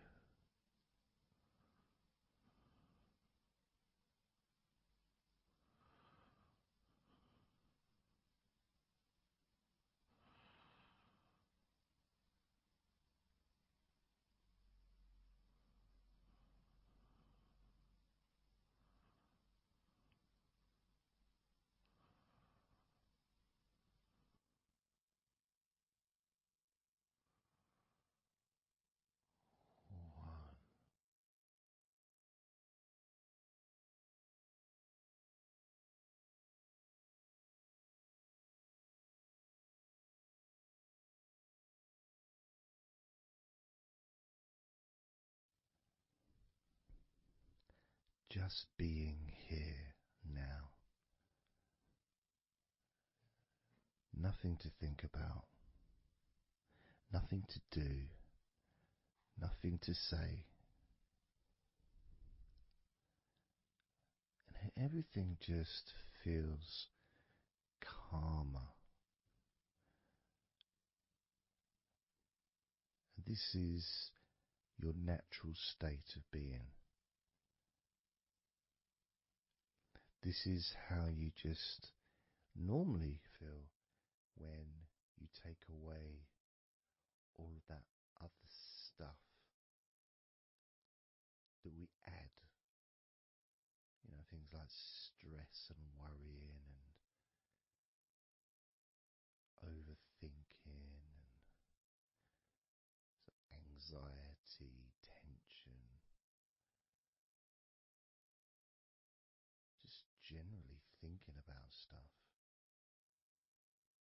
take that away, which is what we're doing now,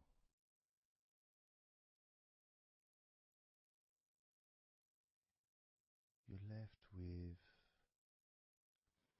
a real sense of peacefulness, which comes to you very quickly. Because ultimately, it's just a feeling. A feeling of comfort. It's almost as if you've gone inside yourself and you've found a special place where everything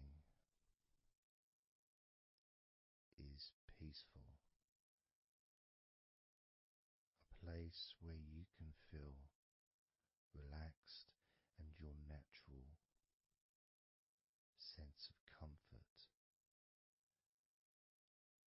A place where you can be you. Where you can accept yourself for who you are. A place where you're not trying to please anybody else, ever. A place where you can actually not just love yourself, but in some ways, more importantly, you can like yourself. Appreciate who you are.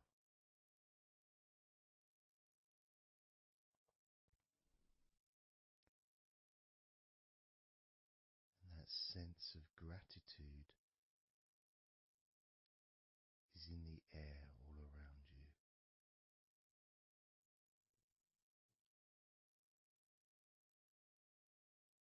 And that's also a place where you can actually feel the healing energy soaking into your body.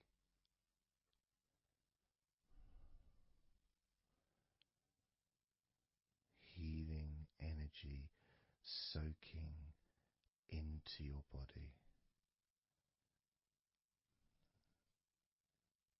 And that healing energy spreads through your veins, traveling to each and every single part of your body.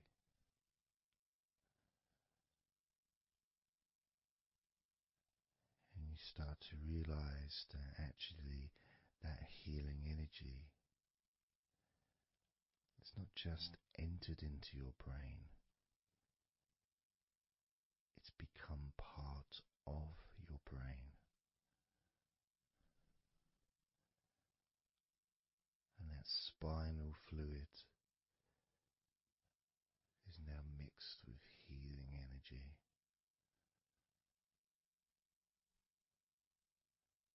Not just allowing you to feel so much more relaxed and healthy in this moment, but also you start to realize that actually what's happening now with that healing, relaxing energy spreading through your body is actually changing your life. It's actually changing the way you're going to feel, not just now, but tomorrow and the next day, as your health improves. Not just your physical health, but your mental health. Things that used to bother you in the past, for some reason, no longer have the effect that they used to, because something has changed deep within you. Maybe things that used to cause you to feel anger no longer have that power to control you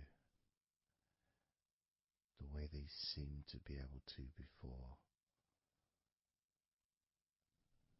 As you realize that you're the one who decides what affects you. You're the one who decides to feel relaxed and calm when you choose to enjoy noticing these natural developments of healing continuing to grow and improve your life day by day.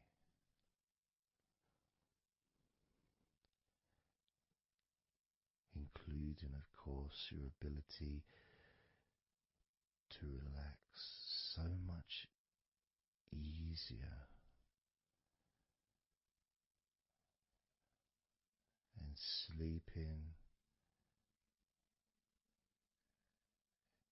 is the most natural thing in the world to you,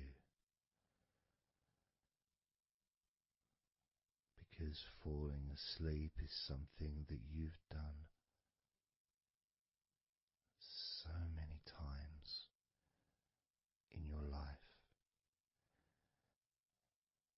and you know that you were born, as we all were, with the ability to fall asleep naturally. We were born with that ability to just drift off into a deep, healing sleep.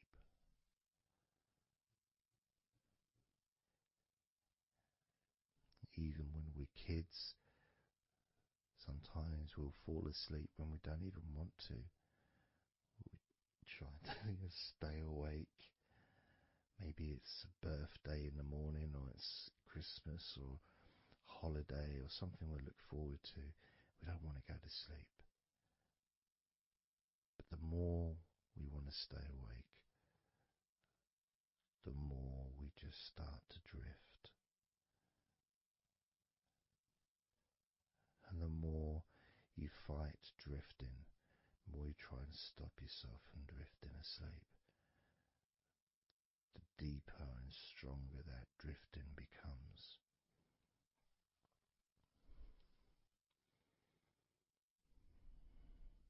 Because we're born not just with the need to relax deeply and to naturally fall asleep, but it's our birthright. It's part of our DNA.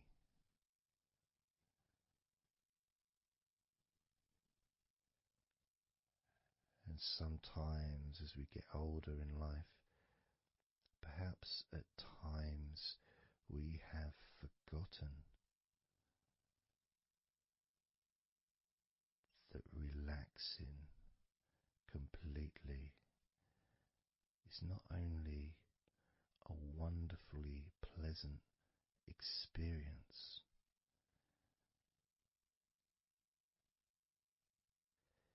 it's also really easy.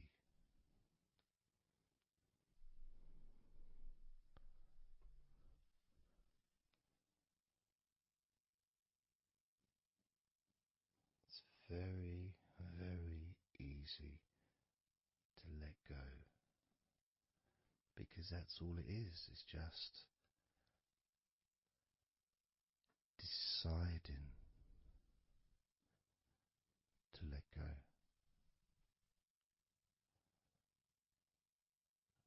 And when you press the play button on my recordings, you have given permission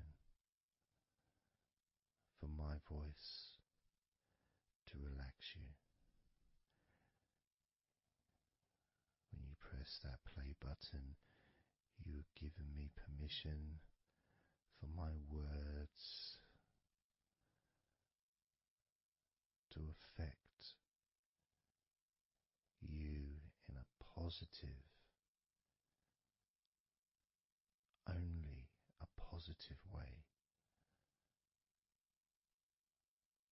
opening up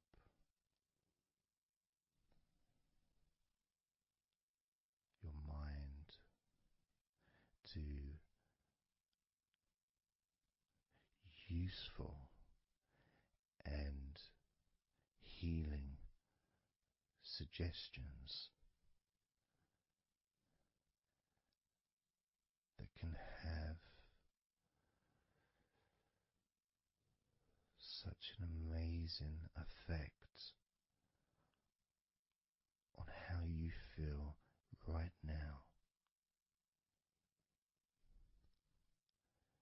as well as those changes that continue long after the recording ends, those changes within you that continue to flourish and grow, transforming your life in a positive, beautiful way, allowing you to move forward in your life in the direction that you choose for yourself.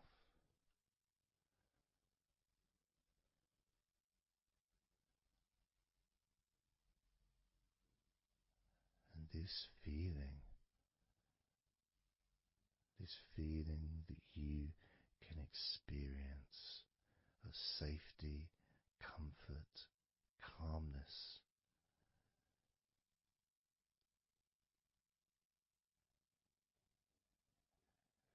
just feels so nice.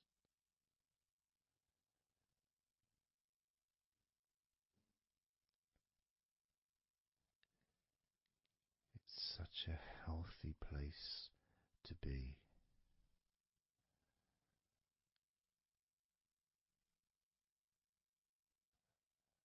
And that positivity grows within you.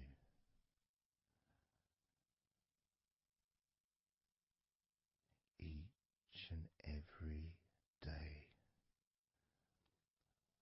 moving forward, you're going to find that you're more relaxed physically and in your mind is more relaxed. And it's not that you're thinking slower, it's just that your mind will be less clogged up with unnecessary negativity. Because from now on, your mind rejects negativity. From now on, you're going to start noticing when negativity arises, and you can just say stop. Stop.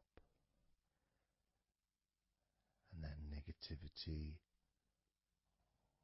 will turn around and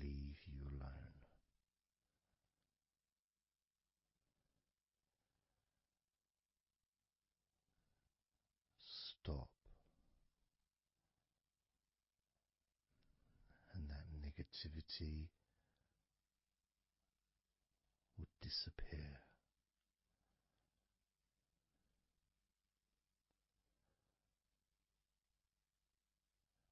And as you notice that you feel way more relaxed than you probably expected,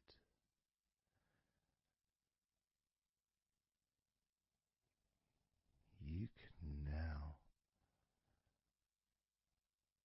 congratulate yourself because you're the person that has done this.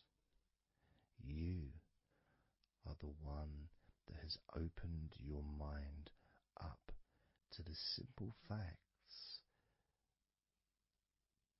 that you can feel more relaxed in your body and in your mind.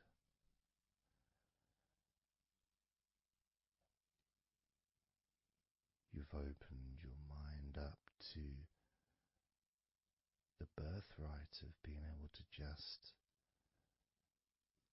fall asleep easily when you choose.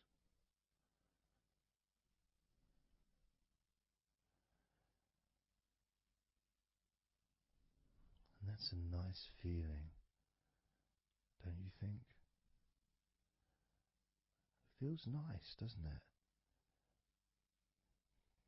To feel calm with all that healing energy spreading through your body and your mind.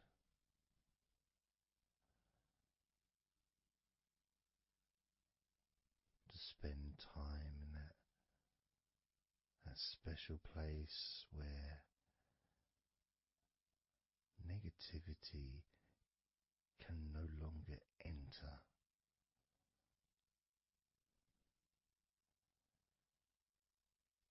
Negativity is banned, it's barred, it's not allowed entry. It doesn't deserve to be here, doesn't belong here. Negativity has no place in your life.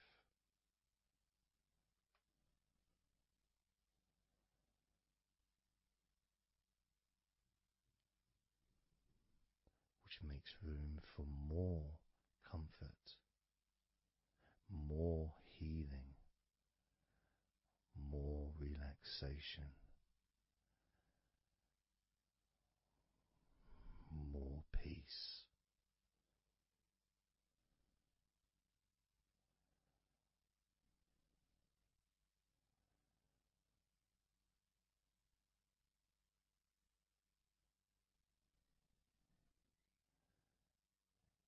It feels nice, doesn't it? To just let go of everything.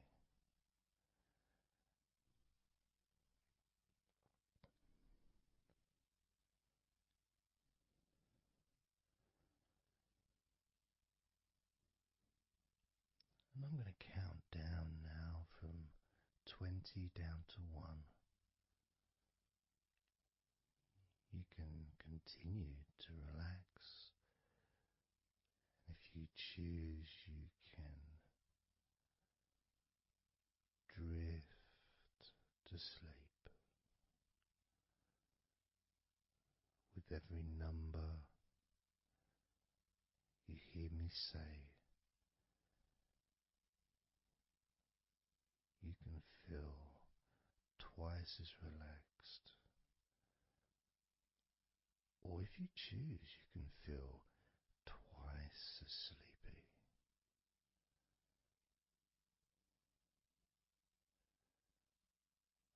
Now,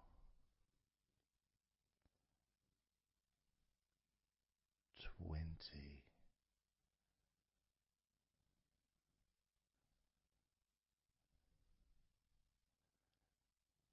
19.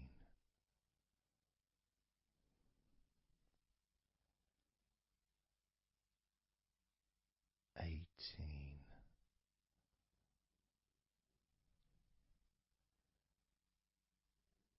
16,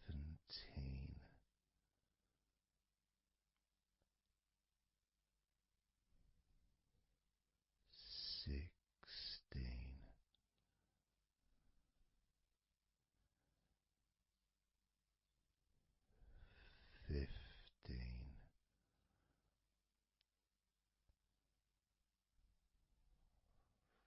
14,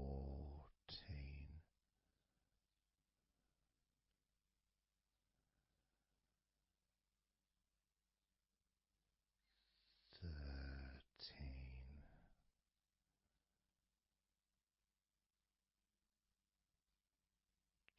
12,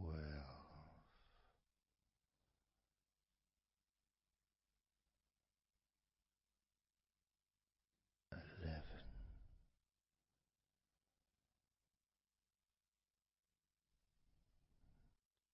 10,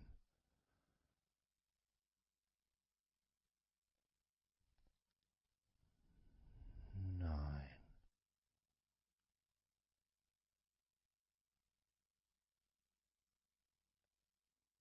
8,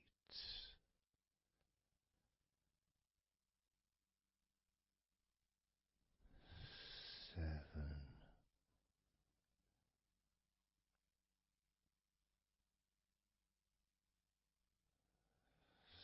6,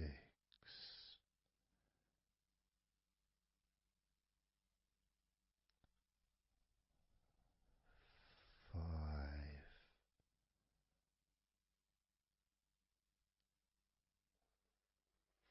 4,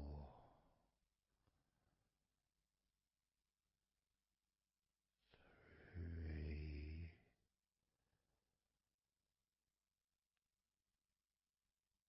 2,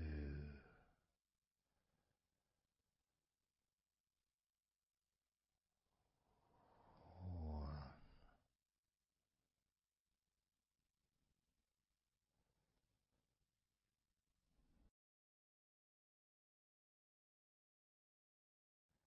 This is your time to just take a break. Your time to relax, to allow your mind to slow down.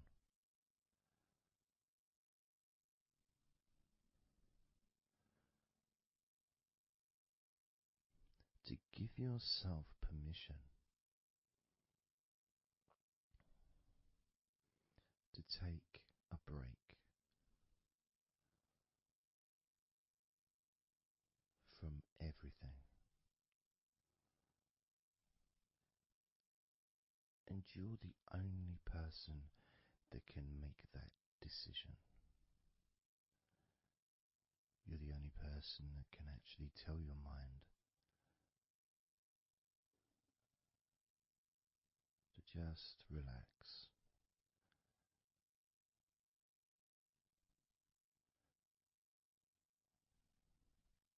To just take some time off.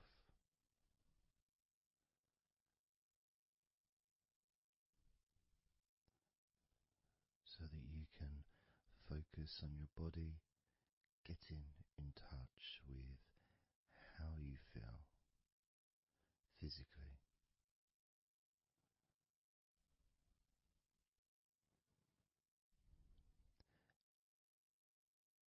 And in the process of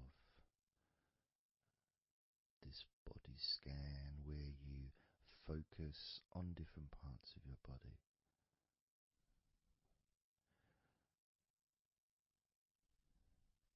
those parts that you focus on and observe,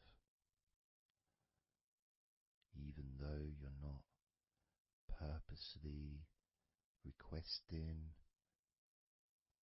for those parts of your body to relax, it's kind of expected. You expect when you listen to my voice to feel more relaxed naturally.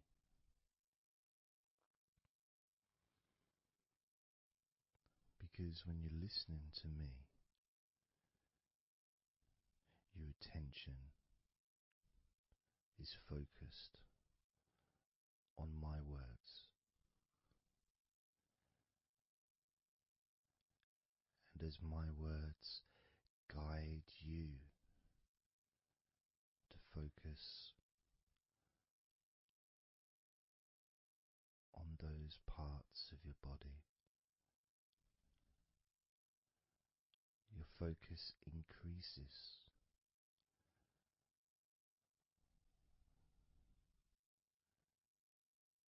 which actually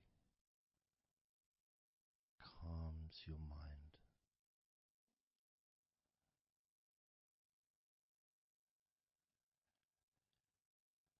And when your mind calms down, your body relaxes.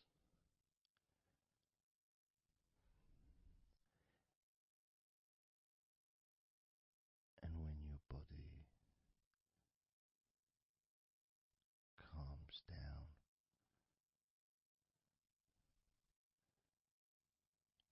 your mind relaxes.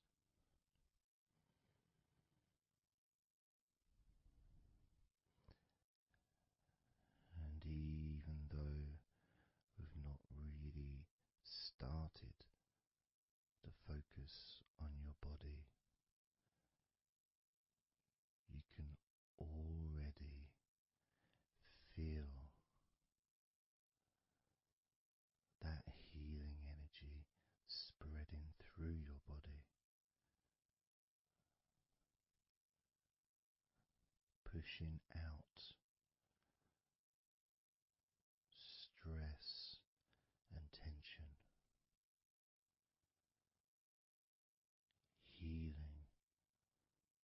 all the parts of your body, including your skin, your bones, your blood, all of your organs inside your body, all of the muscles, all of the fat, all of everything. Every hair on your body is filled with that healing energy.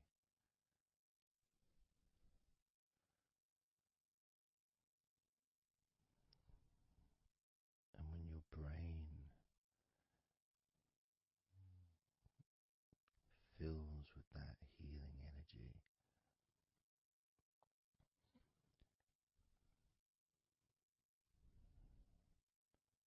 the feeling of comfort and relaxation increases.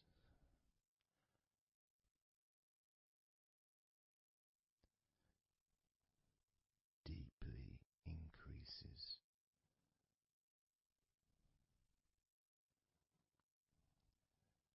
In a way that your mind starts to feel perhaps a bit drowsy,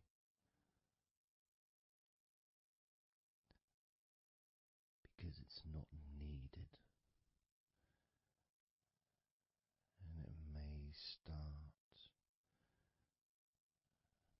to drift.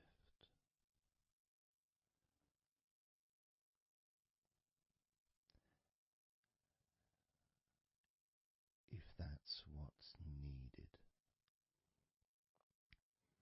So if you're listening to this and what you need is deep relaxation, that's what you'll get. If what you need is to fall asleep naturally and easily as your mind drifts, that's also what will happen.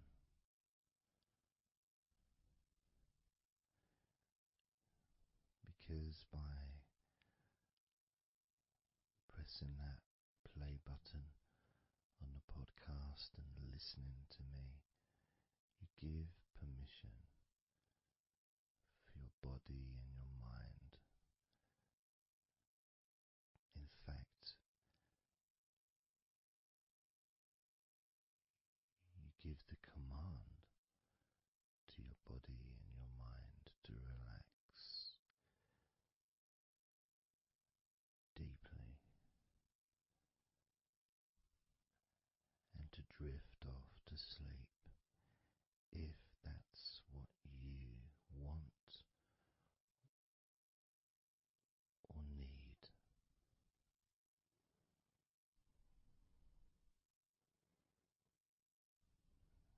And as I focus on the different parts of your body,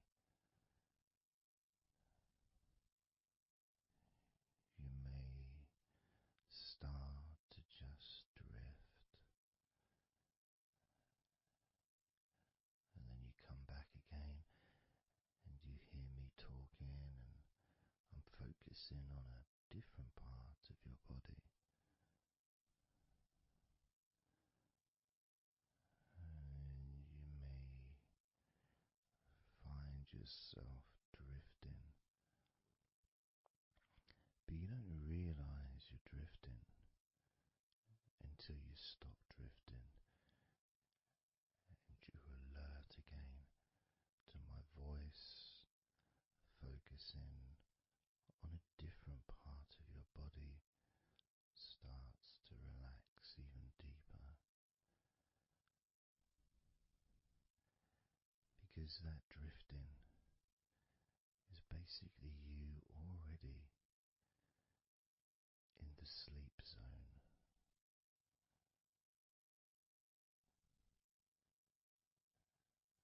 And the more you drift, the longer you drift, and the longer you drift, eventually that drifting continues into sleep.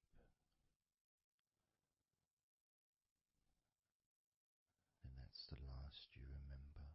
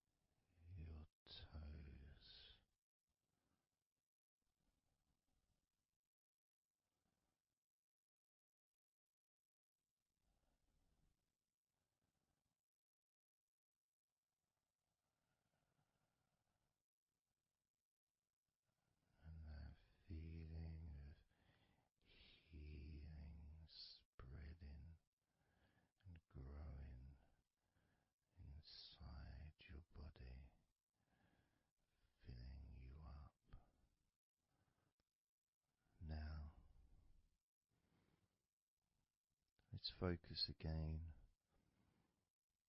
on parts of your body. Focusing this time on your forehead.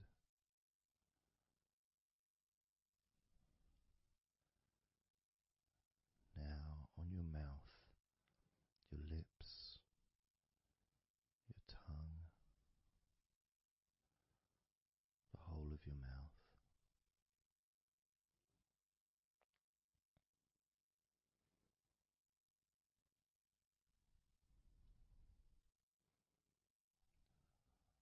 Focus in on your fingers.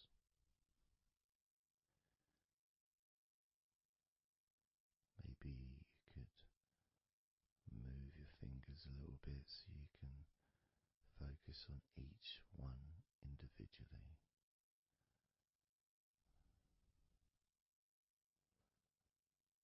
Both hands. And even though as you focus on both of your hands now, they almost seem to just melt into one.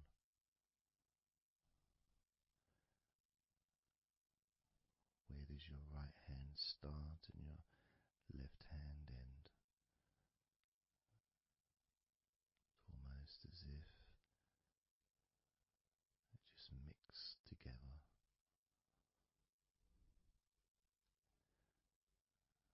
Now focusing on your knees.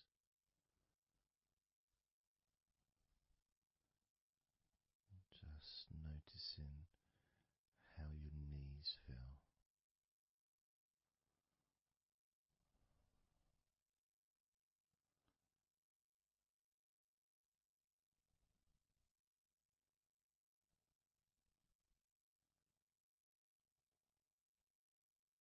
Now focusing on your elbows.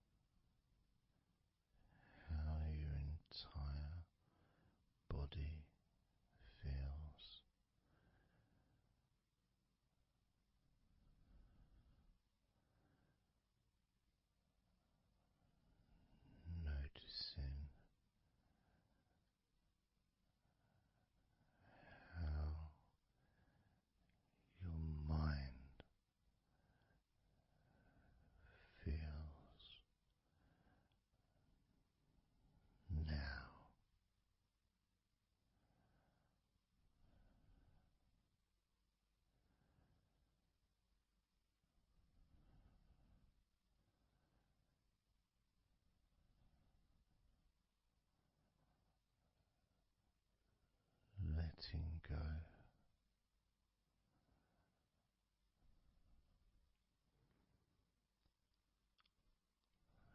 Letting go.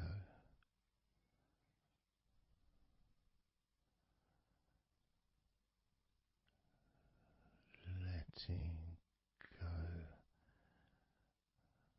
of everything.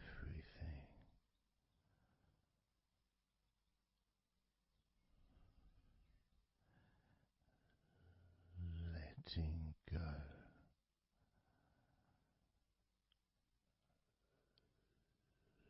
Letting go.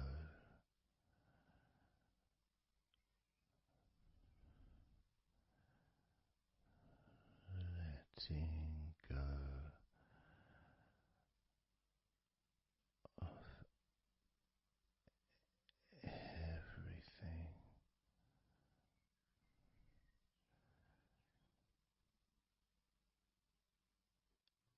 Everything.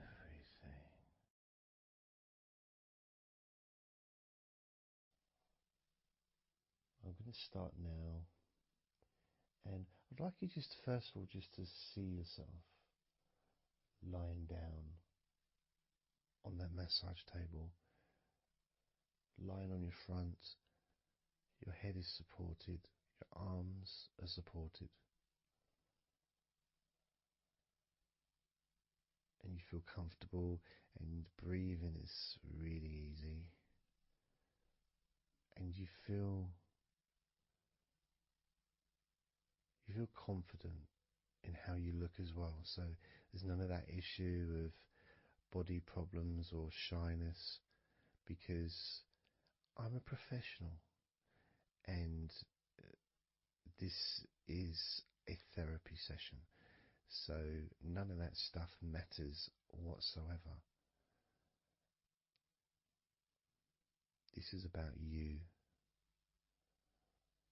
This is about how you feel and how you can enjoy that sense of comfort and relaxation that comes from letting go and allowing my hands and my fingers to relax you by massaging your body.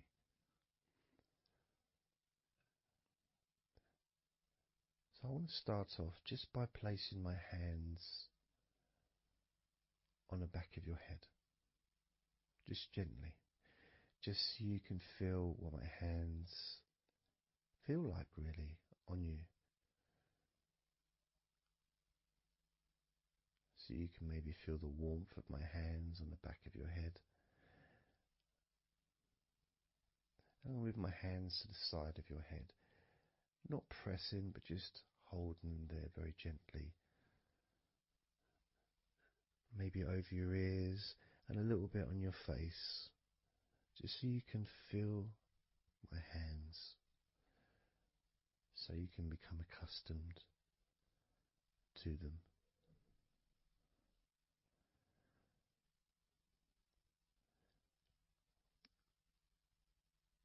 And now put my hands on the back of your head again and gently let them slide down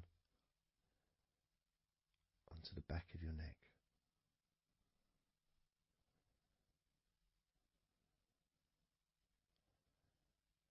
You can feel my hands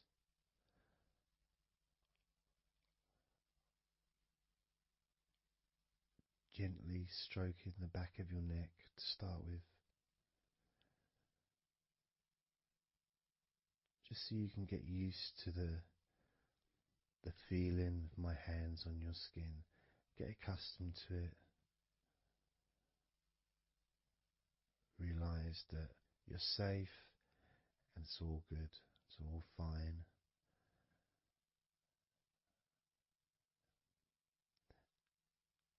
And I'm going to start gently massaging the muscles in the back of your neck.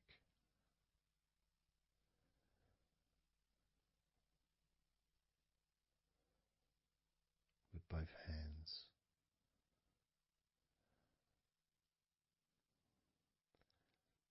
Now this is a very trusting situation, really, because our necks are so fragile, and to have someone have their hands around your neck in that way can sometimes be problematic for people, which is why massages are quite good, because it allows you to relax and to get in touch with trust, to feel peaceful and calm.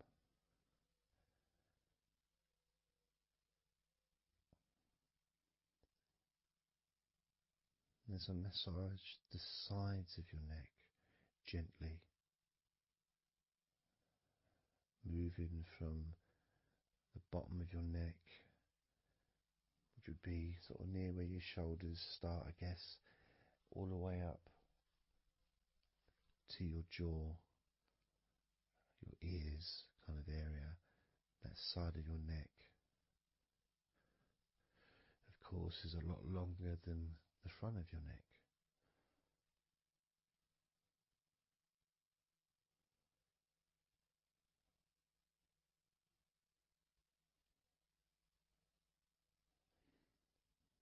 And massaging the back of your neck,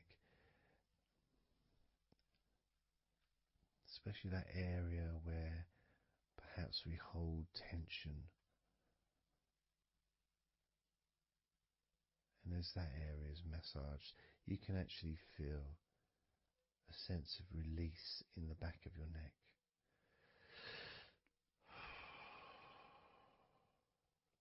And maybe you can breathe it out as well. Notice how it feels. Notice how you feel.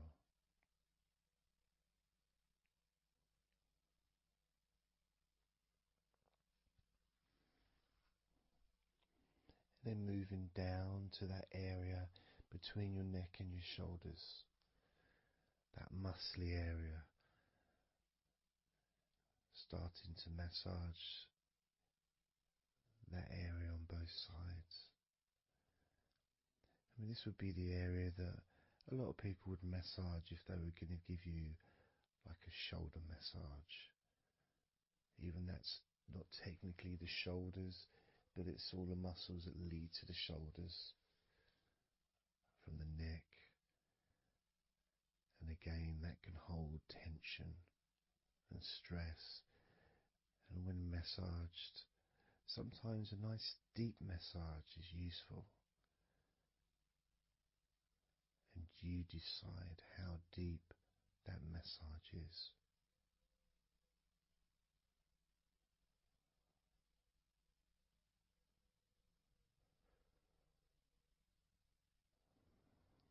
And just allow my knuckles just to dig in, to get to those muscles and to really relax them.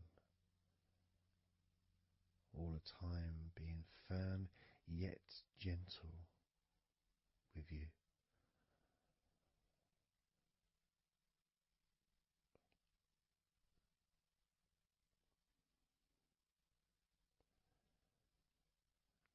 And just stroking down that area to your actual shoulders, moving to the muscles of your shoulders.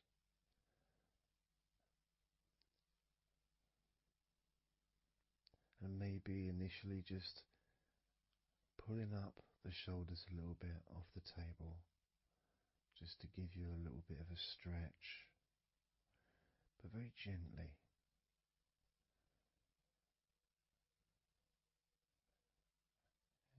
And you've got the muscles at the front of your shoulders, the sides and the back.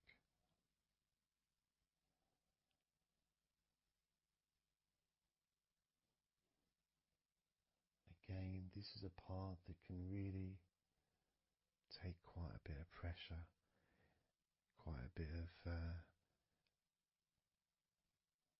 kneading, if you wish, to really release release the tension,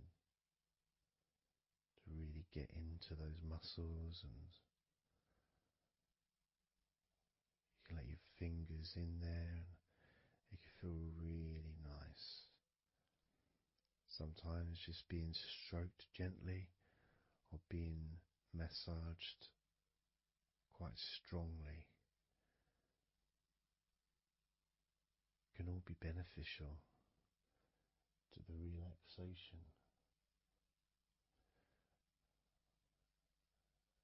of the muscles in your shoulders.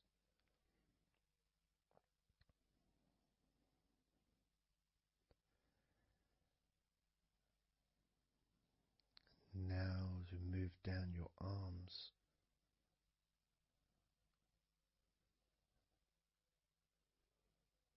we'll do one arm at a time, starting with your right arm.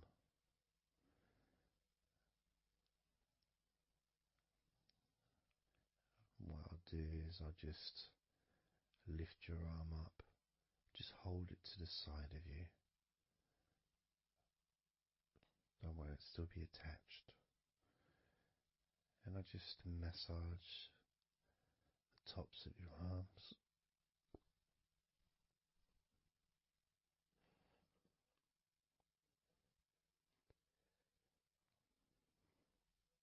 All the way down to your forearms, into your wrists.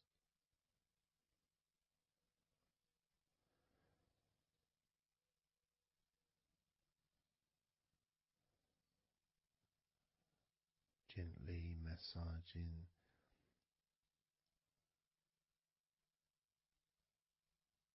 that part,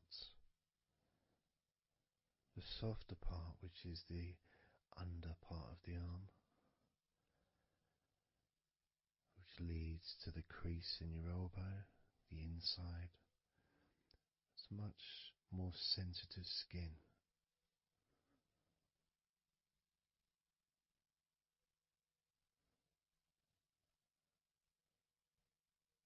Sometimes just having that stroked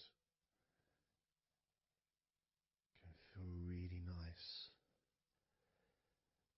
pleasurable and relaxing.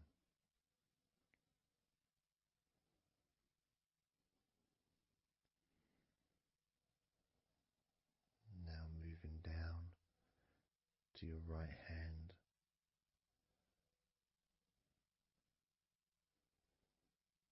Just holding your hand in both of my hands.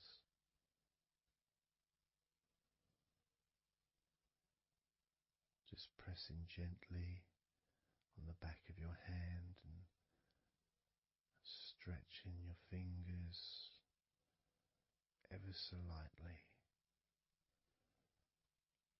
At the same time, pressing down and massaging each finger.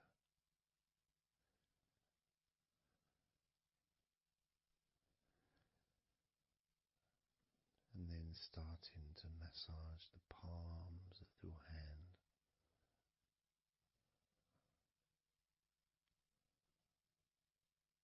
Just turning the hand gently, stretching it gently.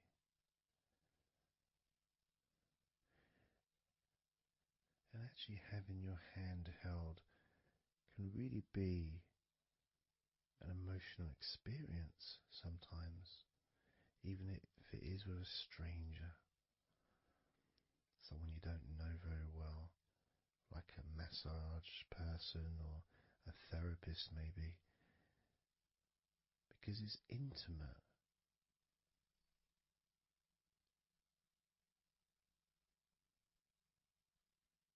And it can feel nice and you can feel safe.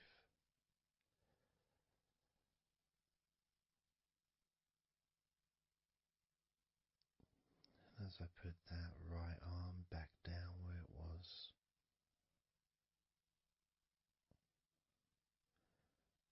we're going to do the same with your left arm. Exactly the same. massaging the muscles in your arm all the way down to your wrist, stroking the inside of your arm,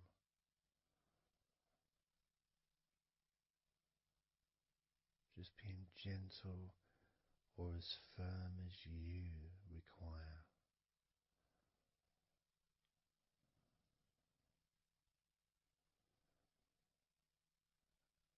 And then massaging your left hand,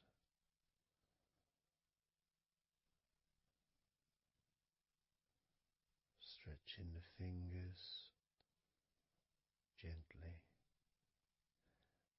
massaging the palm of your left hand.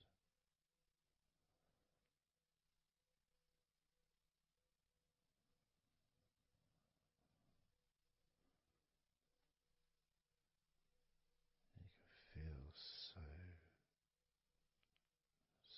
relaxing.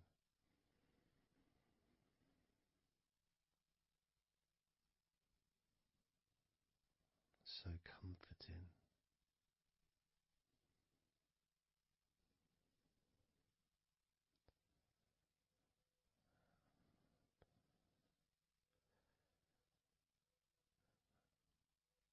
Now just rest your left arm back down.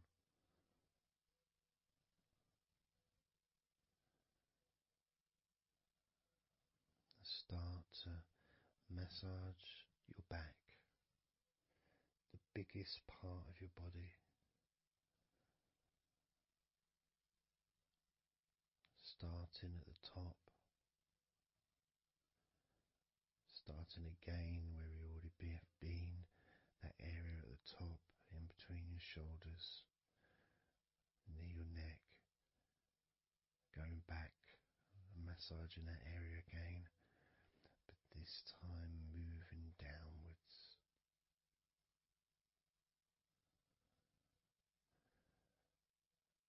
Making a downward stroke to the middle of your back, working from the outside inwards, so massaging your back, but the outsides of your back, the parts where your arms would maybe rest against.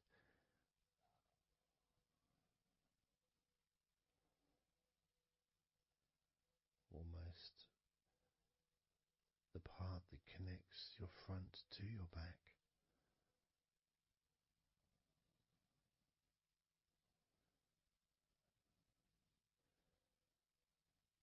And just massaging down firmly but gently, as firm as you want.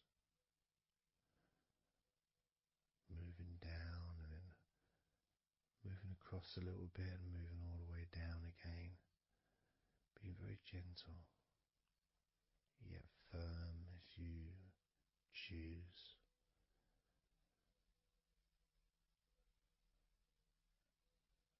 Eventually we get to the spine.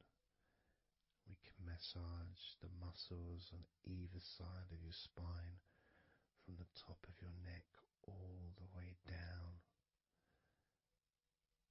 to your lower back.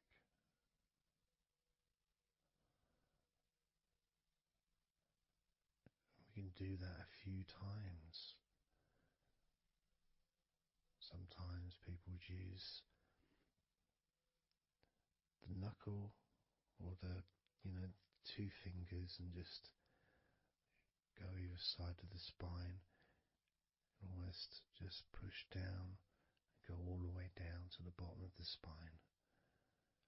Each time releasing tension and opening up the body, stretching your body so that you feel more relaxed, but at the same time rejuvenated.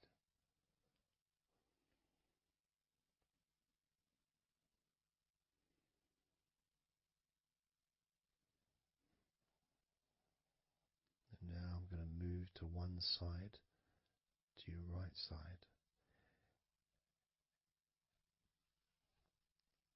and from the bottom of your ribs to your pelvis. I'm going to massage that area of your back. I'll stretch over the other side and I'll pull the muscles gently and massage and push from one end, that side, all the way to my side. To the middle, in fact, to where your spine is. Massaging that side of your spine, the opposite side to where I'm standing.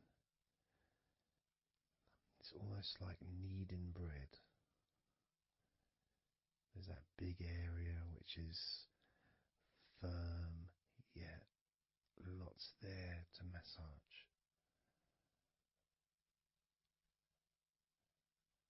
Potentially one of the most important places to actually have a massage, because you really feel it.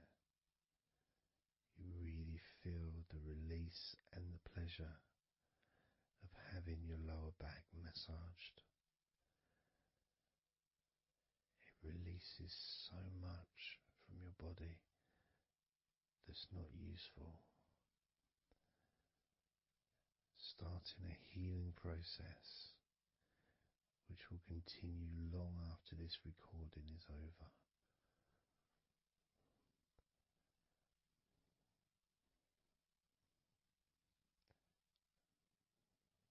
And massaging this part of your body not only feels really good for you, but it's actually fun to do, because it is, as I said, like kneading bread. It's a part that you can really get a hold of and really massage deeply, if that's your choice.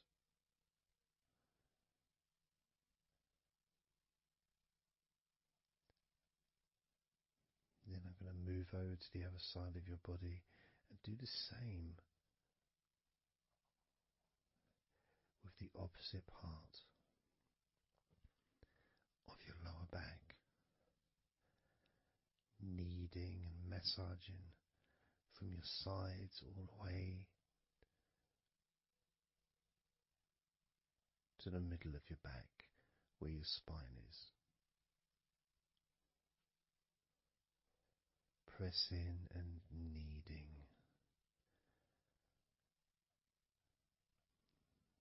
firm and gentle at the same time. It feels so releasing. This a mixture of pleasure, comfort, release, calmness, relaxation, all mixed together.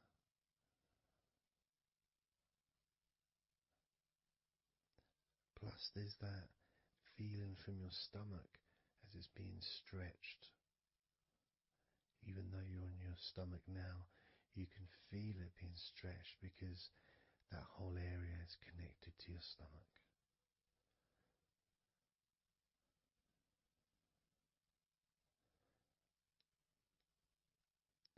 Now we're going to move further up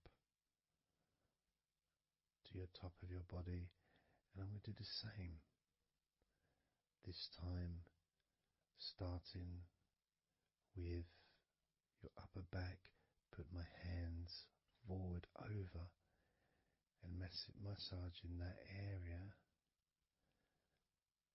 up to your spine, from the side of your body up to your spine. So some of that massage area, the muscle tissue, or whatever, fatty tissue even, will be possibly from your chest, because it's all connected. The chest and the back connect together. I'm going to be massaging and just pulling some of that skin from your side up and massaging that area of your upper back all the way to your spine. move down a bit and I'll continue with the middle of your back, doing exactly the same thing. As gentle or as deep as you choose.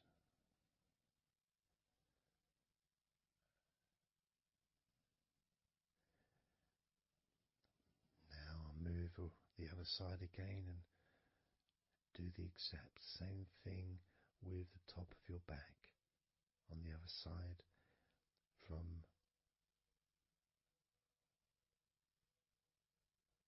pretty much underneath your arm area really,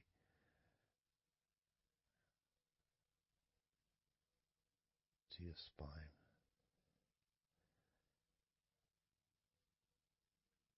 And then continuing that all the way down, including your middle of your back.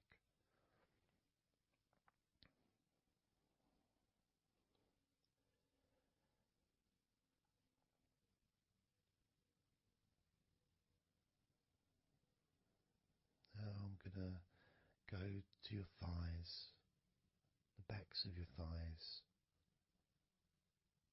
and the sides of your thighs. Starting with your right leg, massaging the back and the sides of your thighs, gently and firmly. There's a lot of muscles there. It's an area that can be very tense at times and maybe needs a little bit more pressure than the rest of the body. But that's up to you.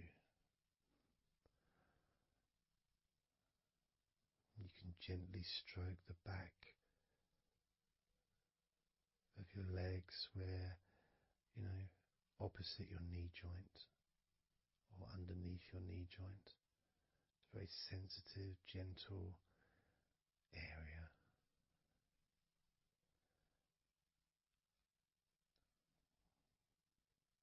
And working down to your calf muscles, massaging your calf muscles thoroughly and deeply if you choose, using both hands and fingers, digging deep.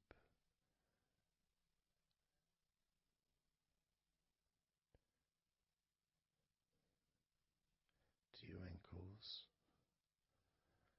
and the back of your ankles,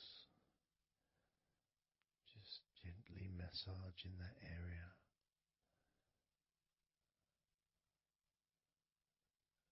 Maybe lifting the leg and stretching it a little bit.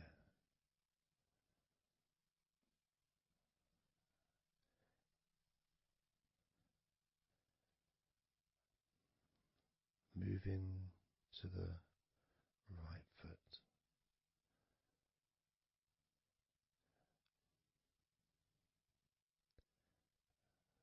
Massaging the bottom of your feet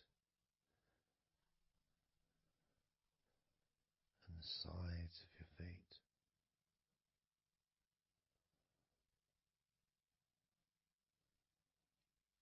Gently but firm enough so they don't tickle.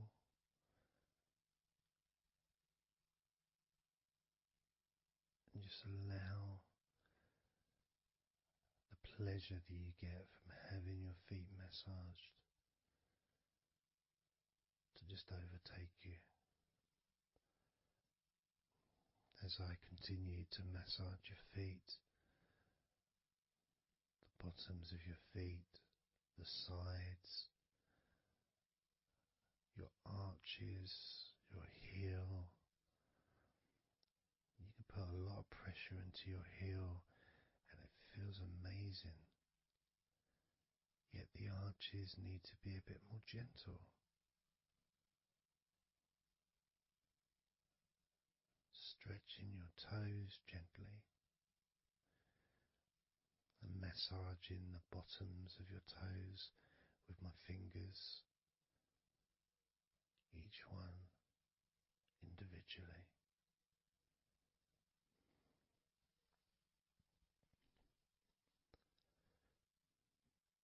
Moving over to the left leg to do exactly the same thing. Starting at the top of the thighs, working the back of the thighs and the sides, massaging deeply and gently that whole area, working all the way down.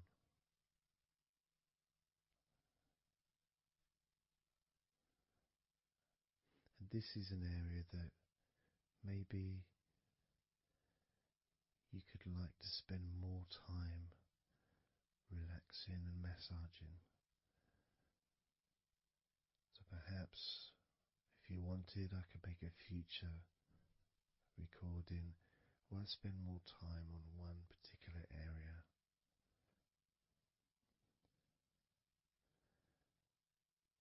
As you move down to your calf muscles,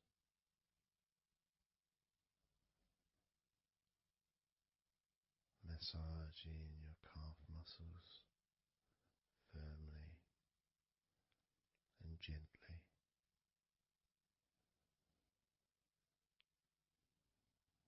Moving down your ankle and to your feet, massaging the backs of your feet, the bottoms of your feet, stretching your toes and massaging each toe individually. And that feeling of pleasure and release that you experience when you're having your feet massaged feels really good.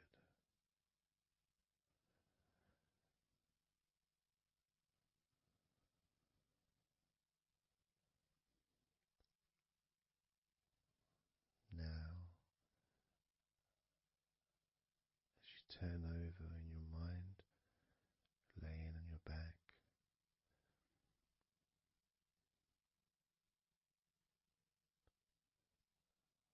I'm just going to start again at your neck area.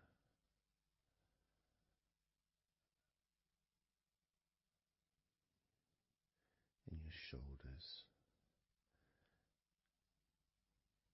just to get back in touch with that area.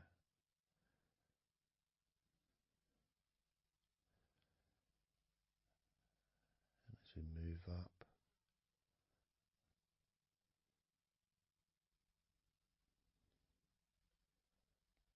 I can clean my hands, make them all fresh, because now I'm going to massage your face gently. Starting off with your forehead,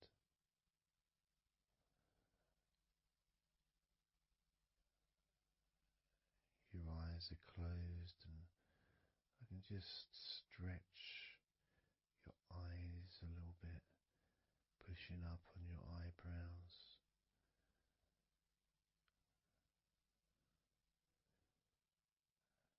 Just massaging around your scalp.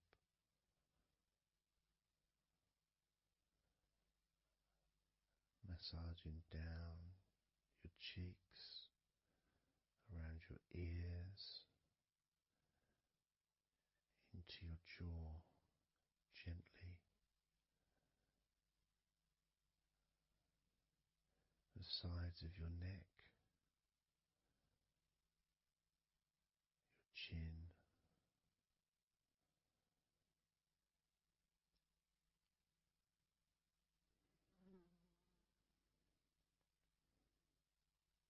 then just moving down from your neck down to your chest, starting by massaging the very top of your chest, collarbone is, either side of the collarbone.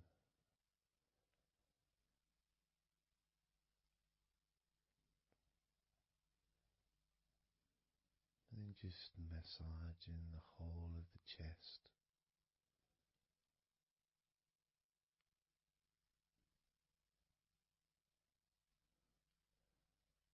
Moving the chest around.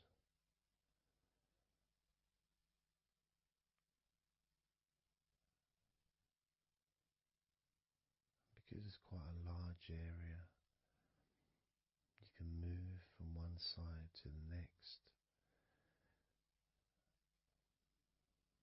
moving my hands from underneath pretty much where your arms are, stretching up, stretching some of the muscles of your back in the process. Moving up over your chest, and then moving down again.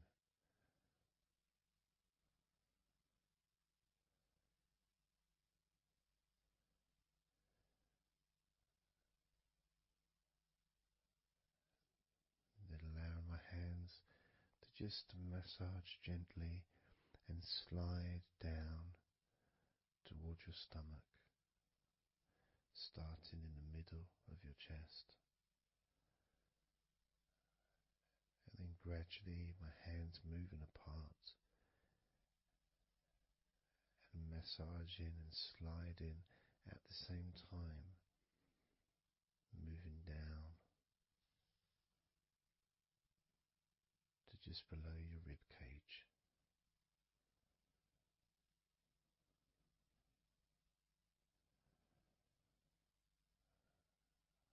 Moving down, then massaging up again, giving your chest all the attention that it needs to feel completely relaxed.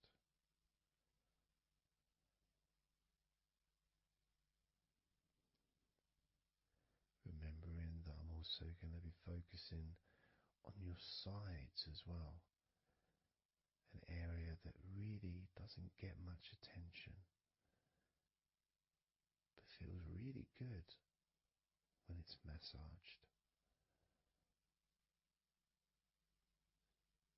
Just stroking my hands down the sides of your body, from just below your arms all the way down to your hips.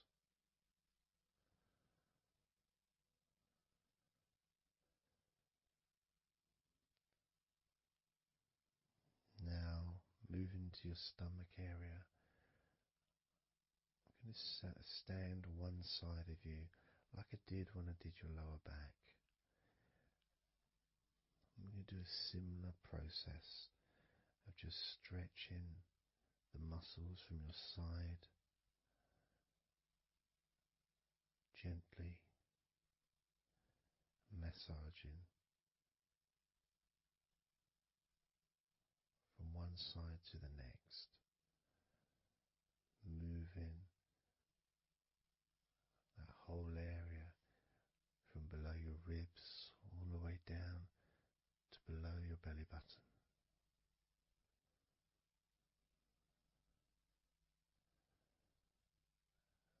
And then I move round to the other side of you and repeat that.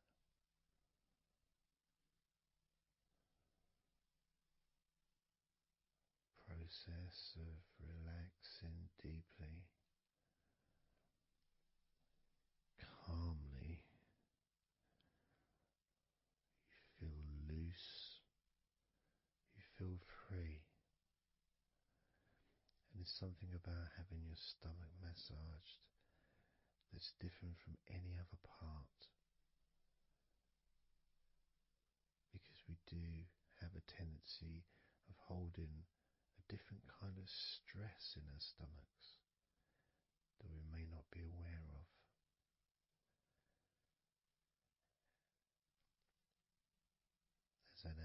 massage your stomach,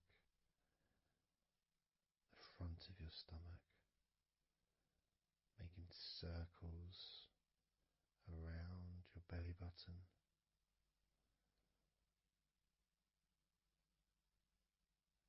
And then going the other way around.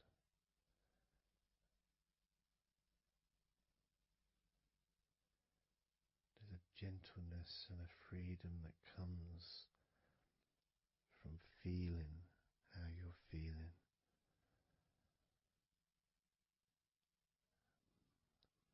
As I now move down the tops of your thighs, the muscles, massaging them. And I can do this with 2 legs at the same time, pressing down, massaging deeply those muscles in your thighs, the front of your thighs.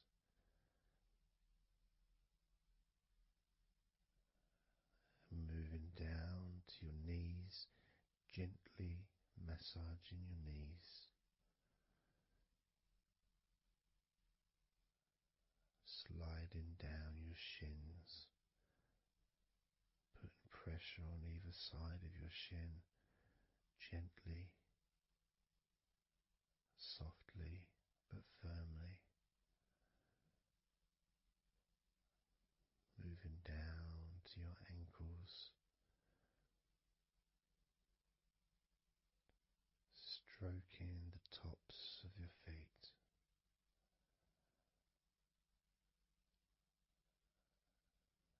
And then with each foot in each hand, just gently massaging the whole of the foot.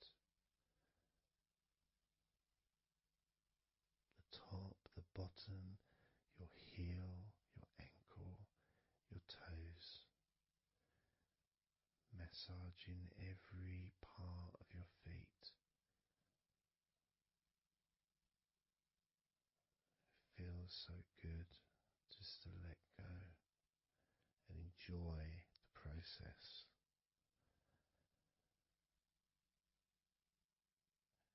Enjoy feeling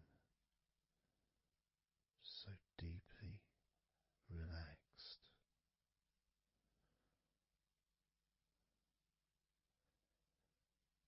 So much comfort and so many feelings that come just from touching your skin.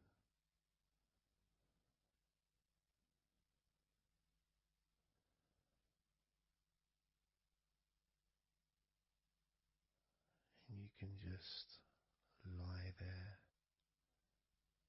for as long as you choose, enjoying the feeling of deep comfort from being massaged by me.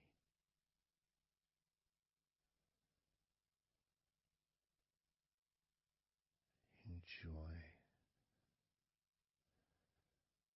feeling deeply relaxed.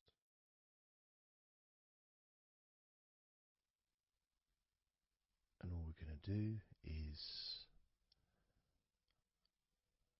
blow out some candles in your mind.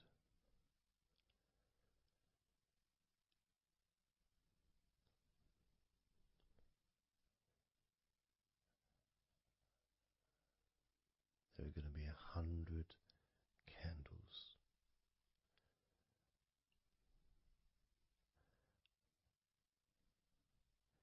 And you're going to blow each one out individually, one by one, starting at 100 as I count down.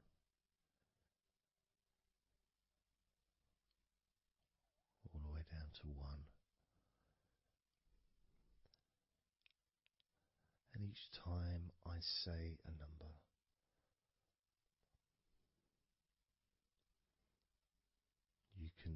imagine that candle in front of you,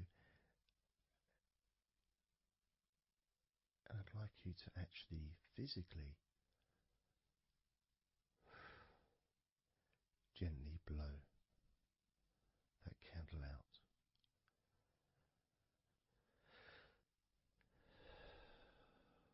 Just so it's not a big blow, it's just a gentle,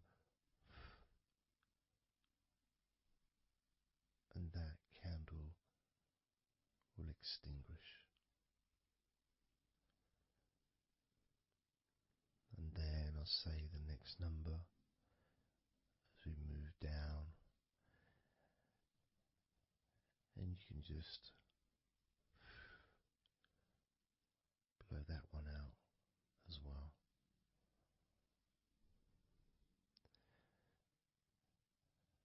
And as we move down the numbers,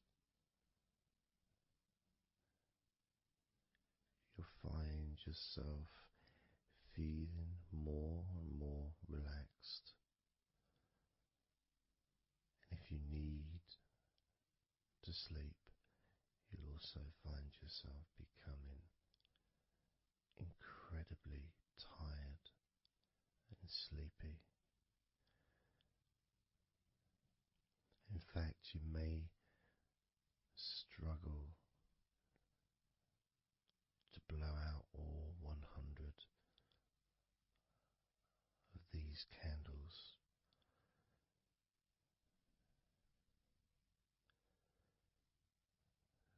As you feel more and more deeply relaxed,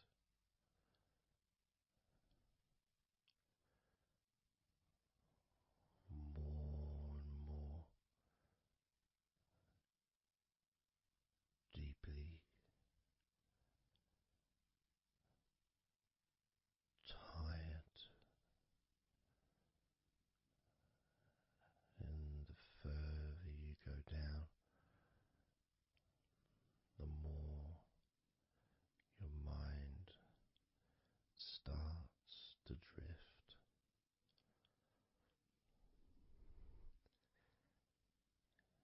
And you may find that you stop listening to me after a while.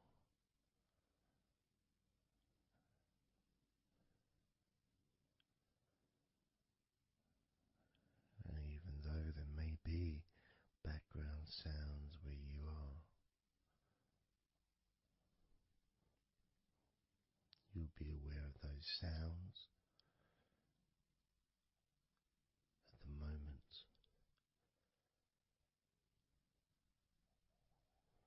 You may start to just not even notice them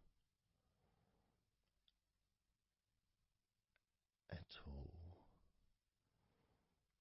because they're unimportant.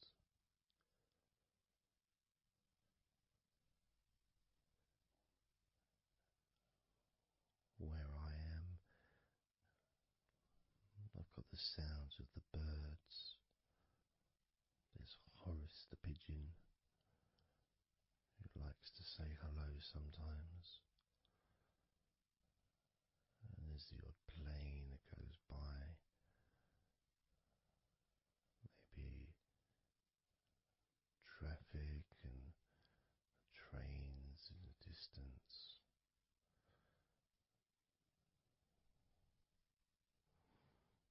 But none of that seems important whatsoever. The more candles you blow out, the less important anything is. The more candles you blow out,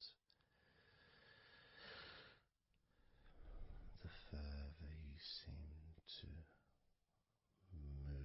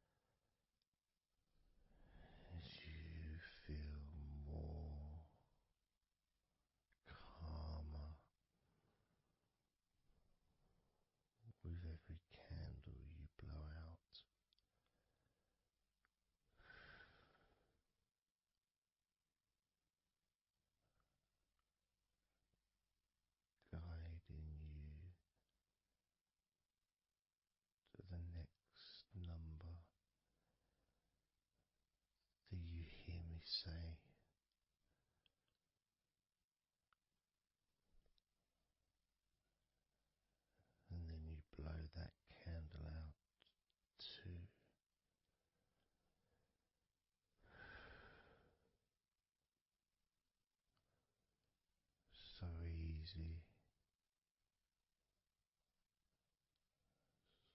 so simple.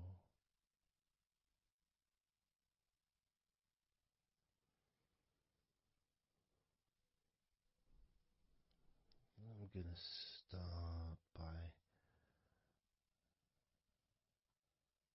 introducing the first candle, which is 100. First candle, which is 100. When you blow that candle out,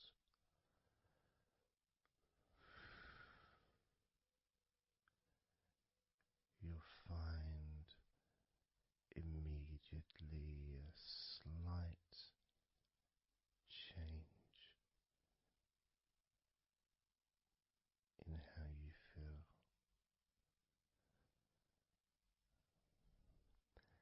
as well as a real sense of positivity growing within you.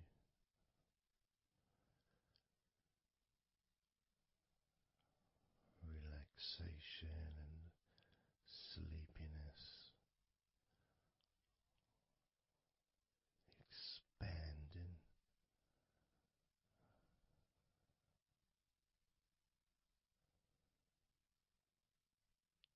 starting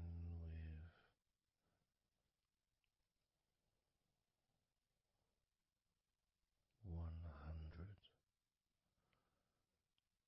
Blow out that candle now.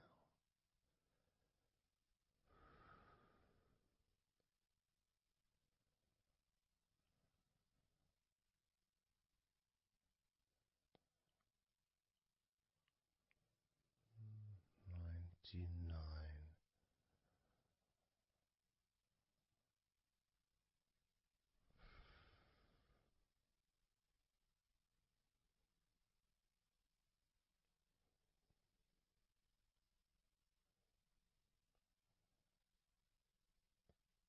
Candle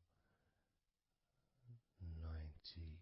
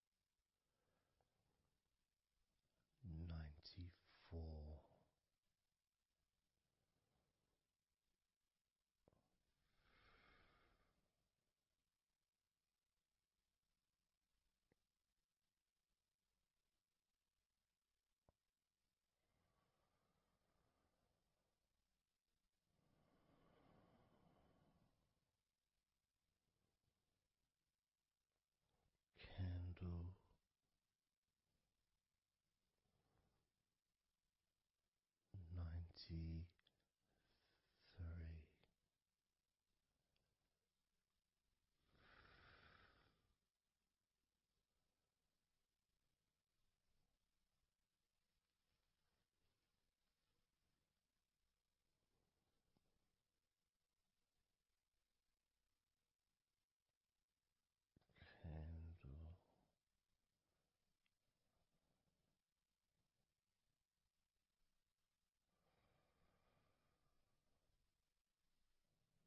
92.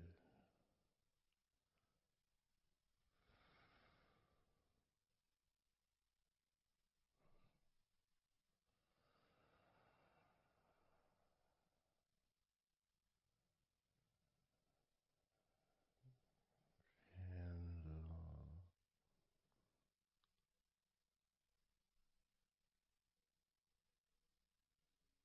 91.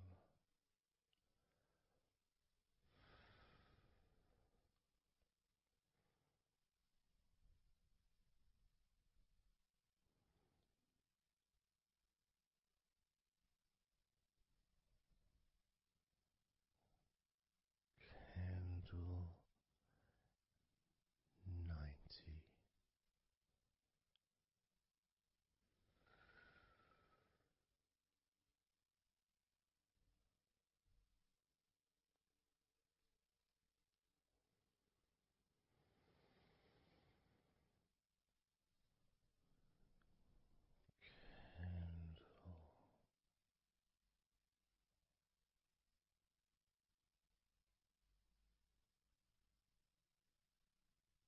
Candle 89.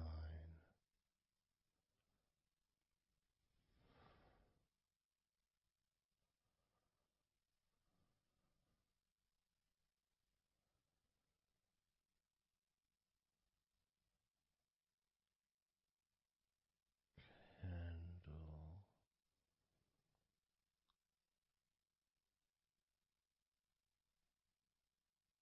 88.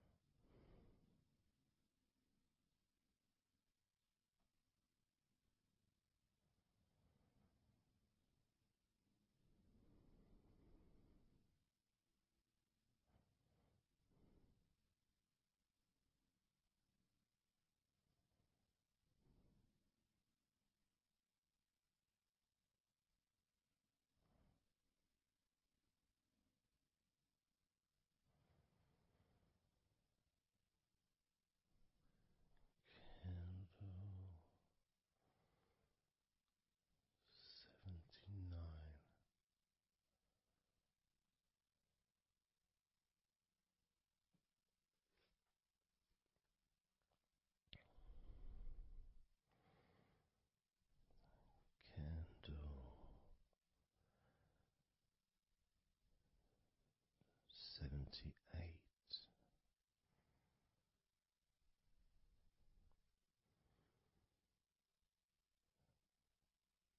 Candle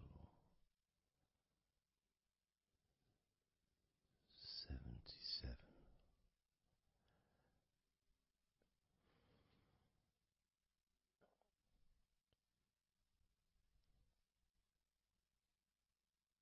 Candle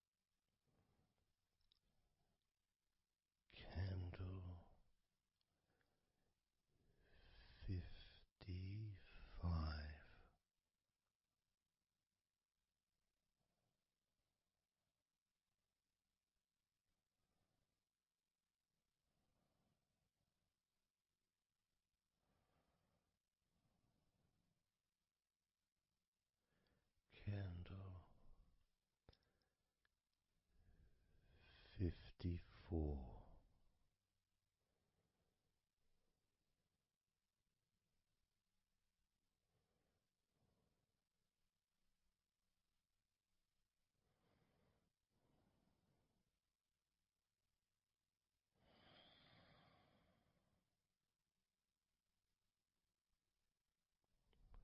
Candle 53.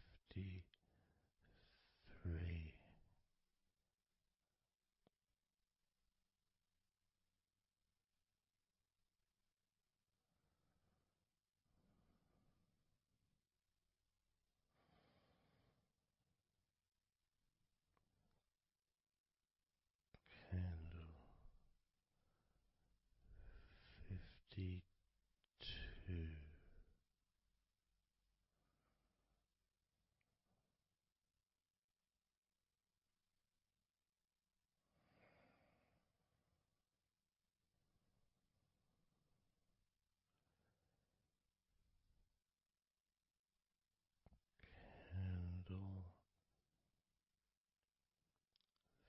52. Candle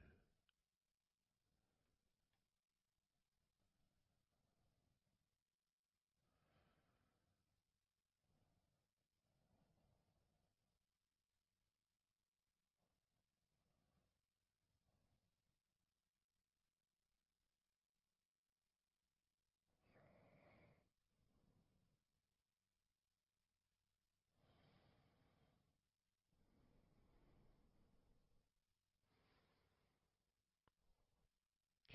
Candle 52.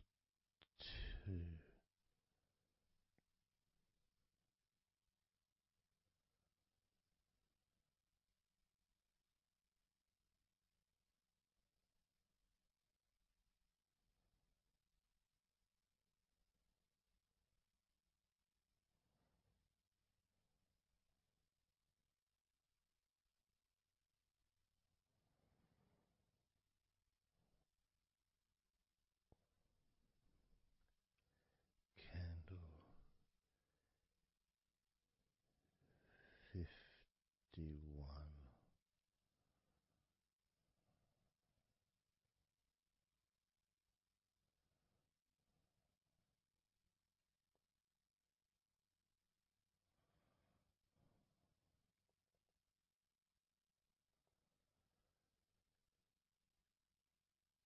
Candle 50.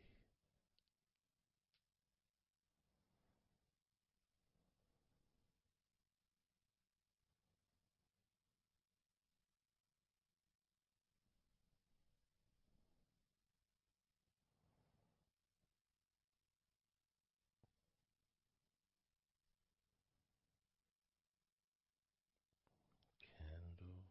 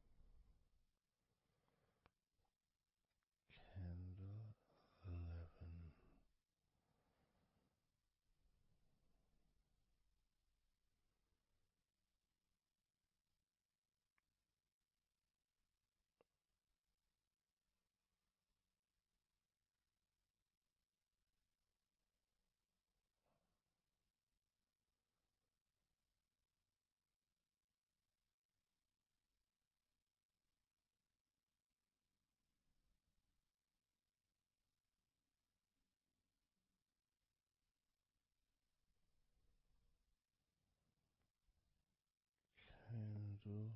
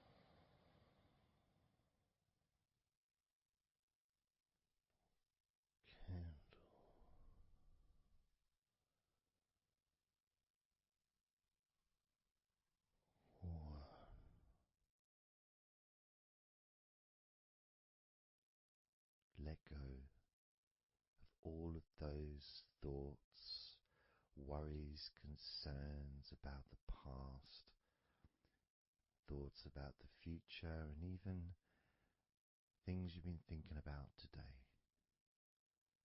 Just let it all go, because none of it is useful in this moment.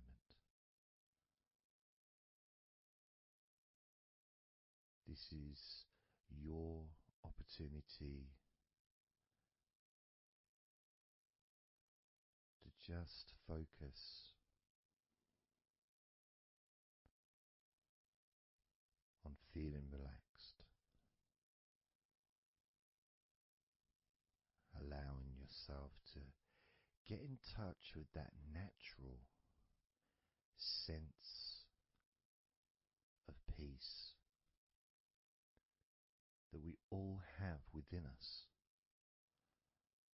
It's available for everyone. It just sometimes takes a little bit of effort to set up the right time and place in order for you to just let go. Because when you do decide to let go and relax, that's what your body starts to do. Because you've chosen to just allow your body to unwind, and your mind starts to slow down. And it's a nice feeling. It's a nice feeling at the beginning just to know that you have chosen to decide to relax deeply. And because you've made that decision, your body will just follow suit. Because sometimes all the muscles in your body need is just permission from you to relax. Because so often we're busy, we're going from here to there, we're walking around and we're doing stuff, and the body doesn't have any time or space to really relax deeply. So it kind of waits for you to lead the way, waits for your permission. And when you do give your permission, when you give the say-so, when you say, okay, it's time for your body to let go completely and relax totally, your body just follows. It's almost like a breath of relief. Ah, good, I can now relax. That feeling at the end of a day, of a very physical day that you may experience in the past, where you get home and you just sit down on a chair, maybe you kick your shoes off and feels so nice. Knowing that you don't have to get up again for a little while at least. And if you choose, you can just sit there for maybe an hour or two. It feels blissful. And just by sitting down like that, your body knows that it's time to relax. Your body has been given permission from you, because it's a mindset. In your mind, you're prepared to let go of everything and just completely allow all the stress of your body to evaporate, tensions can just gradually vanish.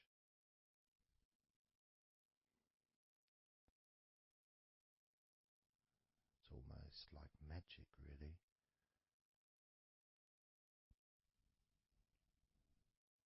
Because that sense of relaxation in your body is a very natural state. It's not something unusual. It may feel unusual when you first start to relax if you haven't really spent a lot of time focusing and giving yourself this space to let go completely and relax. It may seem almost alien, but it isn't. It's actually the most natural thing in the world to let go completely, to relax totally. The most natural thing in the world to allow yourself to feel really calm in your mind. And it is almost like a literal unwinding. It's like you press a button and all the tension just releases. And it's like a wheel, like a cog, like the inside of a clock just unwinding. And it's almost like you could see the little wind up knob that's used just going the opposite way that you would use to wind it up. And the energy, that frenetic, stressful energy, gradually winding down, losing its power, losing its strength, as the sense of relaxation becomes stronger and deeper. And you may find that the more relaxed you feel, that your mind starts to wander. Maybe you seem to stop listening to me for a while and your mind goes somewhere else, and then you realize you're listening to me again. And that was just your mind drifting to sleep, which is quite natural, because sometimes when we're stressed and tense, we may not actually be aware of what we need, what we physically or emotionally need in this moment. But when you allow your body and mind to relax completely, and you let go of all thoughts, concerns, worries, ideas, all letting them go, allowing them to drop onto the floor.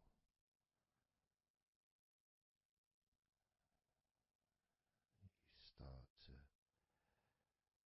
get in touch with the feelings of such relaxation. It feels so nice to be in touch with the calmness of the different body parts as they become looser and looser. Even your breathing seems easier and more natural, effortless.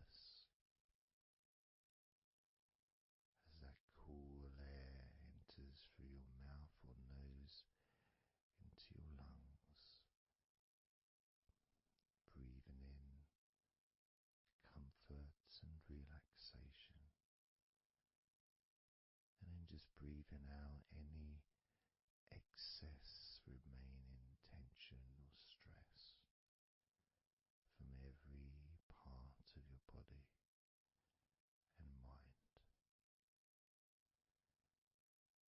As you start to focus on your mind, maybe you notice that things have come to a standstill, or maybe just much, much slower than before, because your mind is not really needed when listening to my voice, which allows your mind to relax just as deeply as your body. And that synchronicity between the relaxation of your body and relaxation of your mind lets you know that feeling completely calm, loose and relaxed really is a great healing experience for you, and has so many positive benefits for your body, your mind and your life, to be able to let go of everything and to relax completely in all parts of your body and mind. Even your bones are relaxed. All your muscles are relaxed.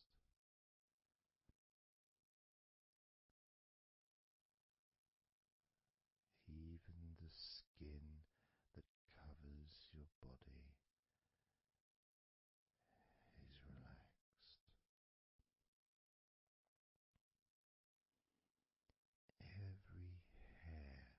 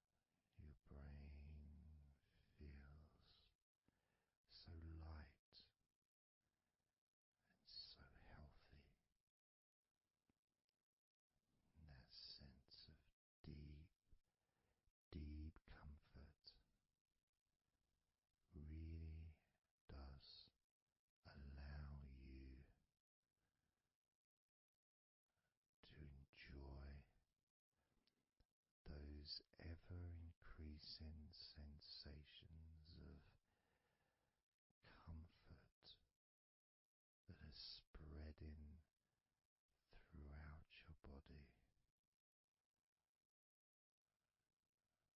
relaxing each and every muscle of your body even deeper,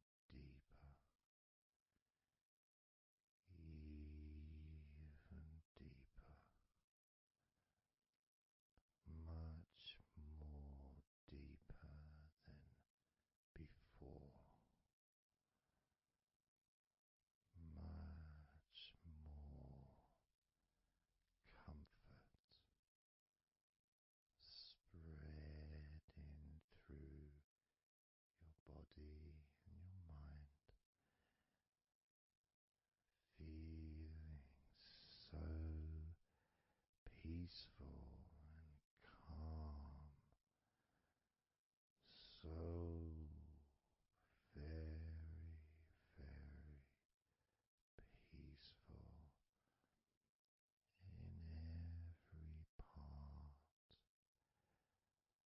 of your body, letting go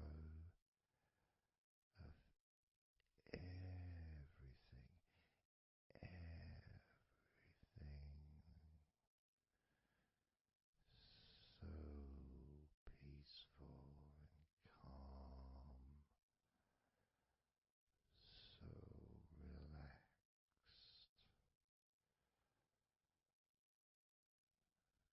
With every second that passes, you feel deeper and deeper relaxed, deeper and deeper relaxed, calm, so calm, peaceful, so very peaceful, from your head down to your toes, such peace and comfort growing all the time, such peace and comfort spreading through your body and mind, deeper and deeper, such comfort spreading and sinking deeper into every muscle of your body, so that you feel amazing, so relaxed, so peaceful, so relaxed and peaceful, letting go of everything. We're going to do a body scan, focusing on firstly how you feel in your body, not trying to change how you feel, not trying to relax, not trying to move away from any discomfort or stress or tension, but just accepting, observing and accepting how you feel in the different parts of your body. Just allowing yourself to be exactly as you are, to notice, to get in touch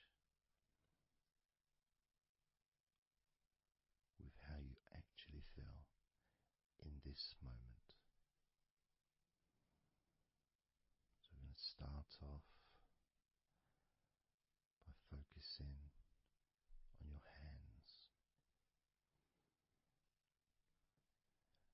Just be aware of your hands.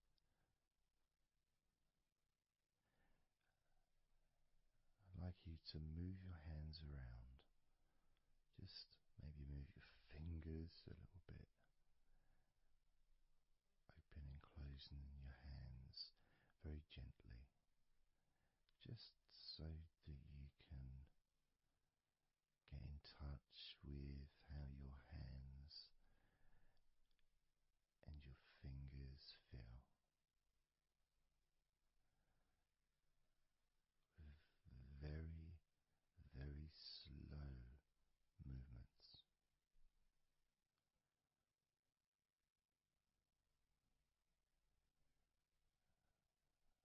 Focusing now on your feet.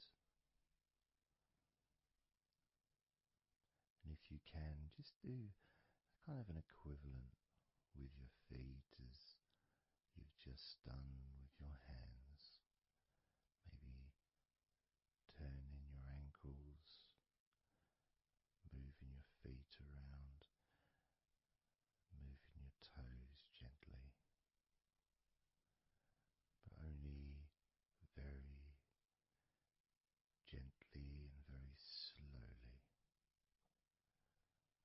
noticing how your feet feel in this moment.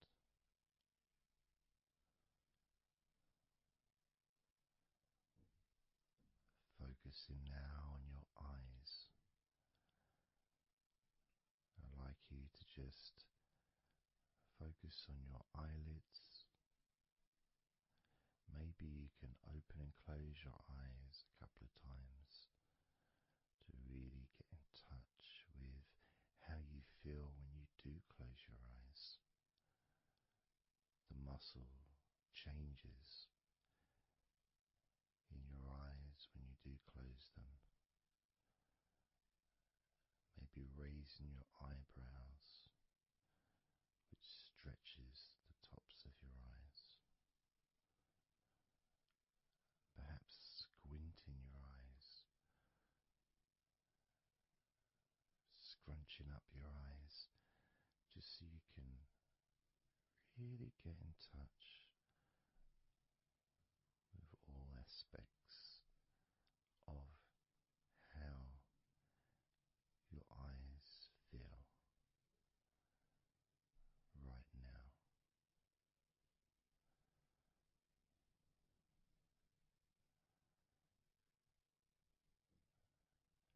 Now focusing on your thighs. And I'm going to just ask you to gently tense your thighs, just very, very gently, just enough so you can become more attuned to the physical sensation of your upper legs, the front of your thighs and the backs of your thighs. Noticing and observing how your thighs feel right now.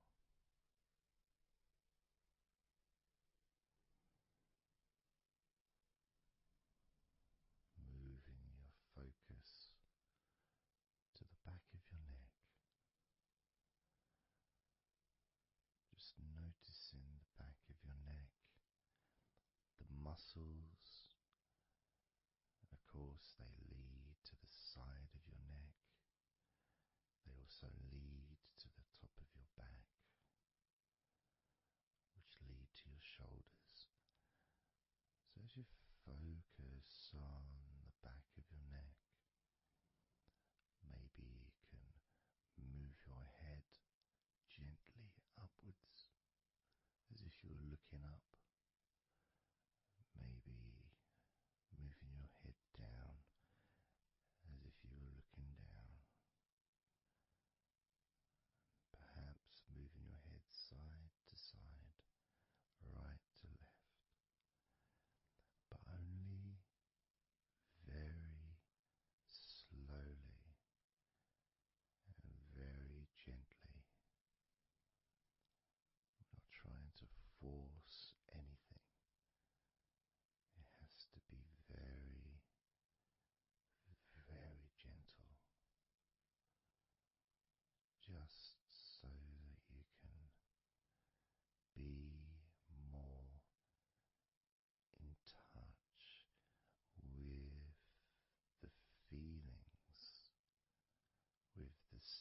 sensations, the physical sensations of how the back of your neck feels right now.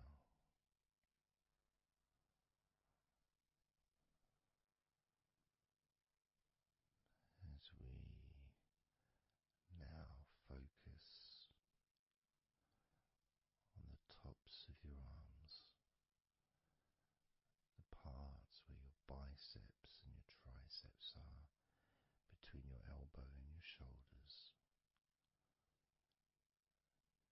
As you focus on those parts, the tops of your arms, you may like to just tense them, but very, very gently and slowly, so you're not straining or putting any pressure whatsoever on your arms. It's just so that you can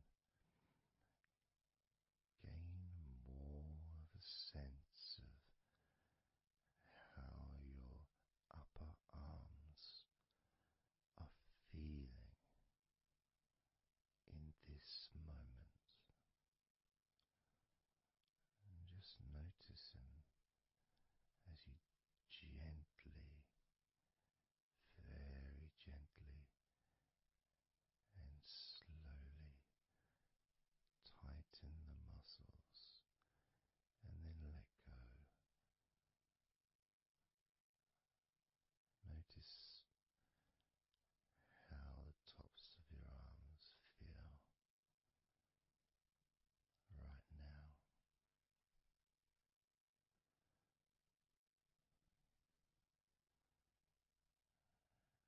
As we now focus on your stomach, the area, the lower abdomen area below your belly button, moving all the way down to your hips, just above your groin.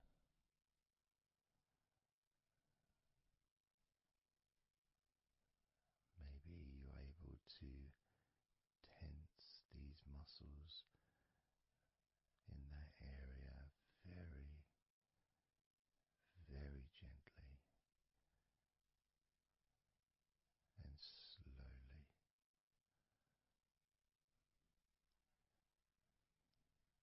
If that is a difficult thing to do, then maybe you can just move your body, pushing your stomach up, maybe moving a little bit to the side, using your hips, just so that you can get more in tune with how your lower abdomen area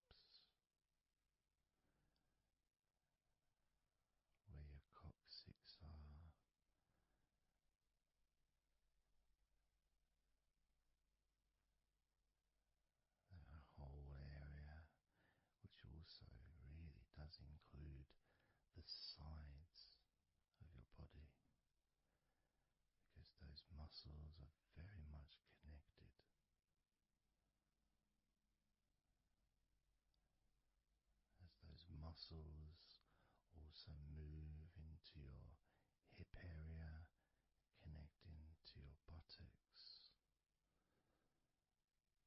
the sides of your hips.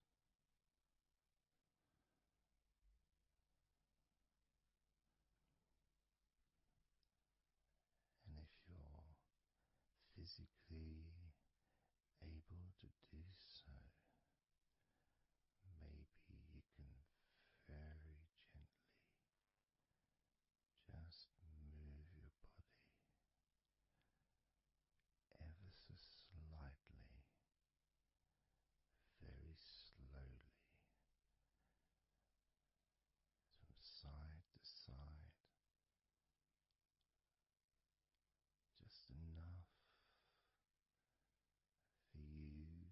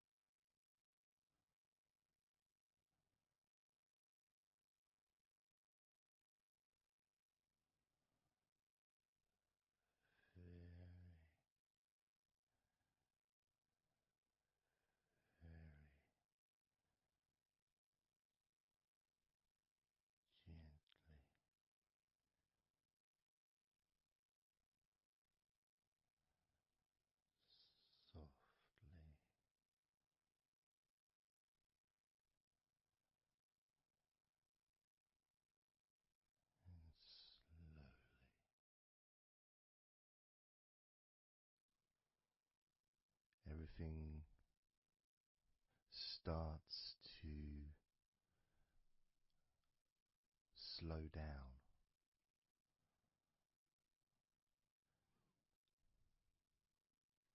including the thoughts in your mind and your mind itself just starts to gradually, it doesn't have to be instant, but just gradually starting to, it's almost like time is stretching.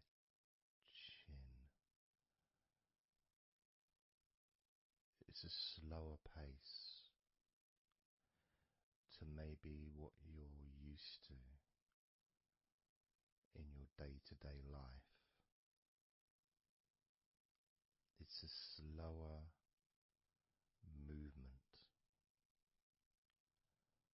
of energy.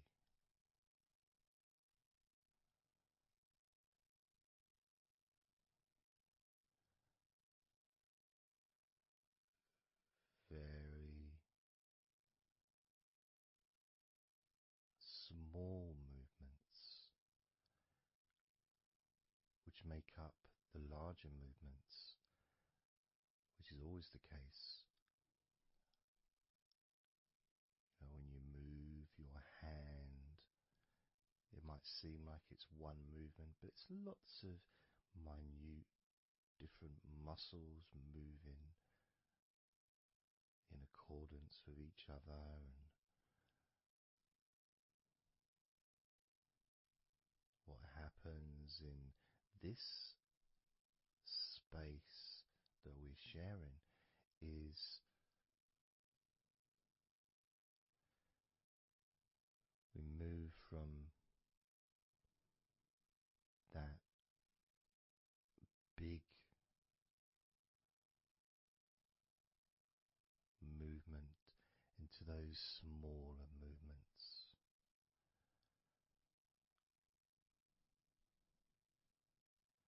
Starting to focus on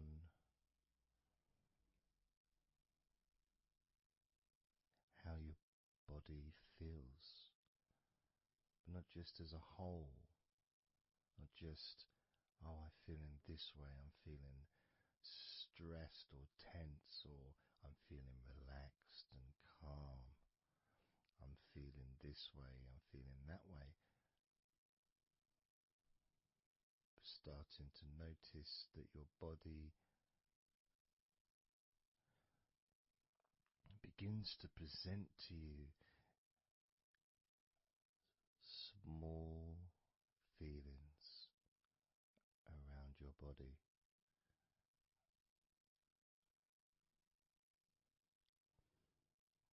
Small physical sensations in your legs, whether pleasurable or not.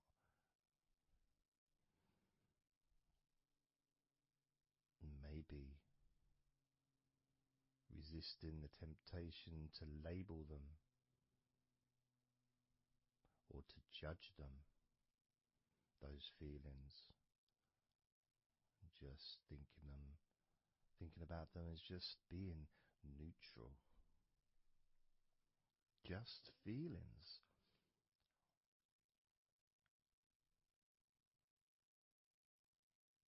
Not being particularly concerned, but just noticing what your body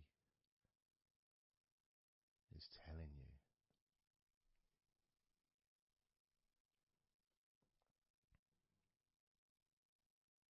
The feelings in your arms.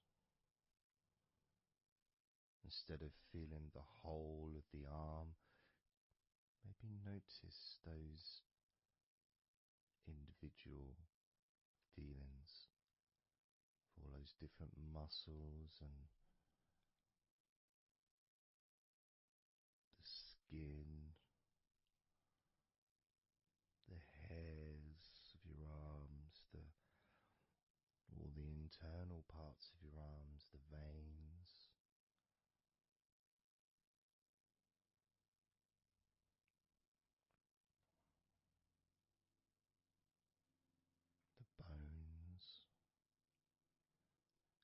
just being aware of maybe your elbow on your right arm has a certain feeling. Maybe your left wrist also has its own individual physical sensation.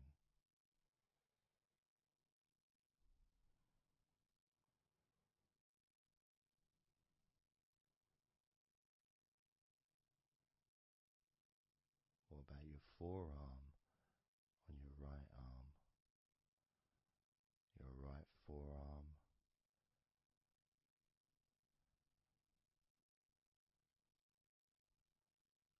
There may not be any particular feeling that you could even give a name to. May not feel like anything other than just a feeling. You know, it's there.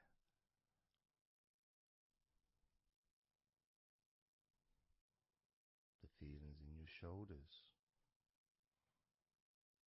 Perhaps your shoulders, when you think about them, kind of almost like they're the same, you know, the same feeling. Almost like both of your shoulders are just one thing. Of course they're not.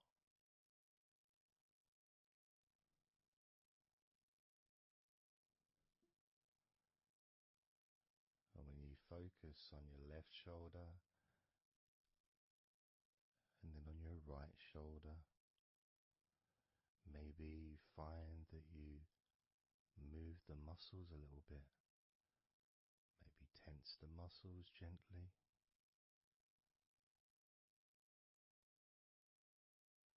Noticing the difference in each shoulder.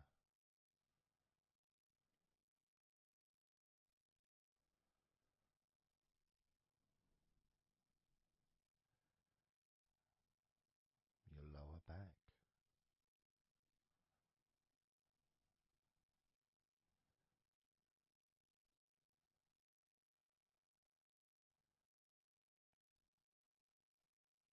The left side of your lower back and the right side of your lower back.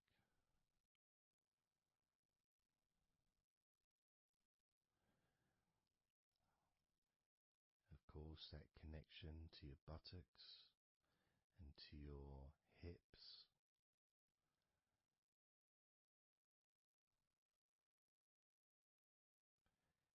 And also moving up into the middle of your back.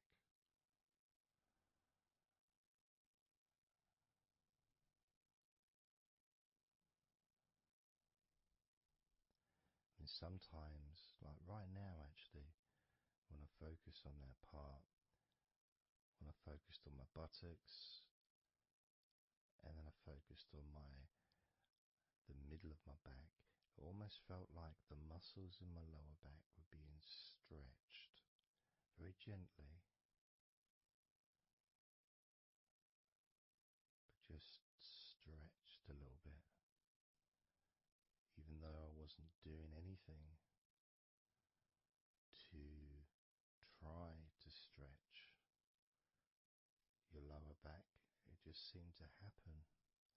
The feeling of very gently stretching your lower back.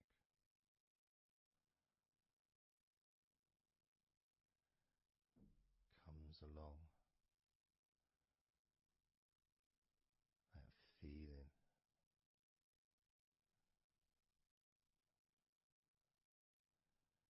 In your chest.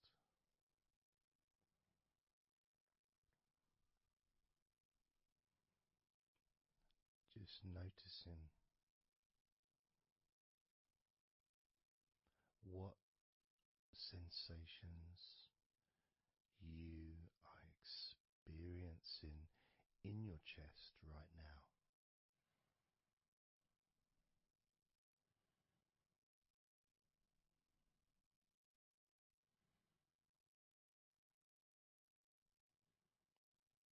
so much of the chest. Obviously, there's the collarbone leading to the chest.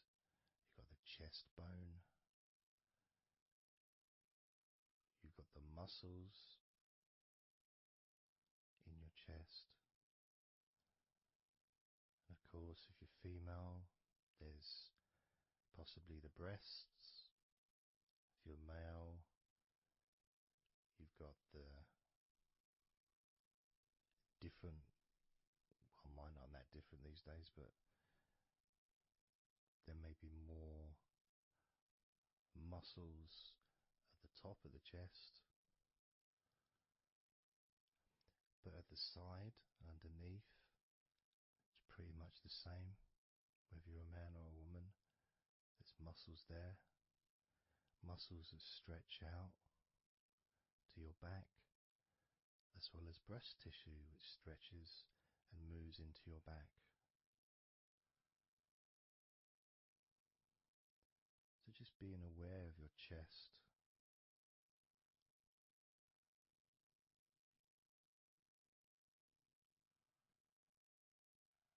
being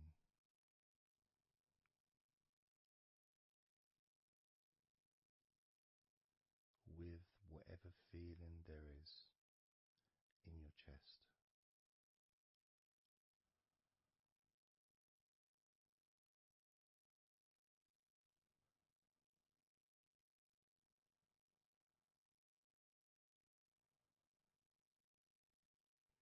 And when I notice that I focus on my chest, I feel it in my back, my upper back. I mean, I guess the obvious reason would be because, I'm breathing in, and it stretches my chest and my back at the same time.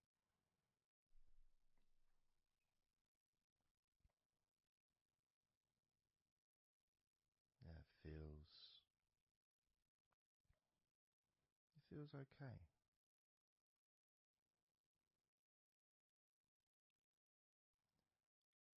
Doesn't feel. I got a little bit of pain in my right chest. A little bit, not pain, but little discomfort, maybe stiffness, possibly. I don't know. I notice my shoulders are also wanting to flex for some reason. I think that's probably part of my upper back.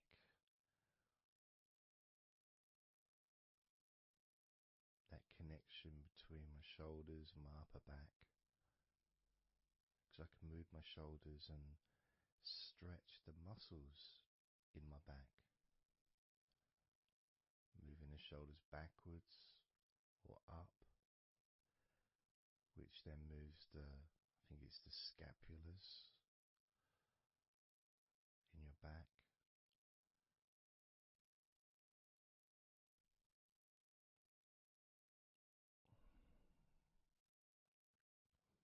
It feels quite nice, actually.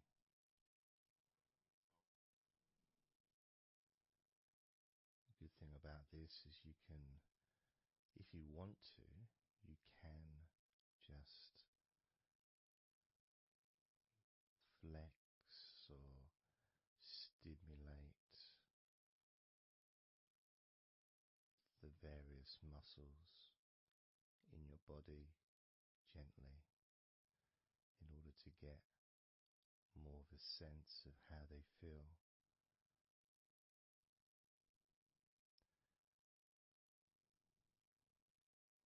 And when you're relaxing, when you do tense a muscle and you let it go and you let it relaxes way more than it would normally. But you have to feel that you're able to do that. There's no point doing it issue with a part of your body, you need to be gentle with yourself at all times when relaxing deeply. It's important to be kind to yourself.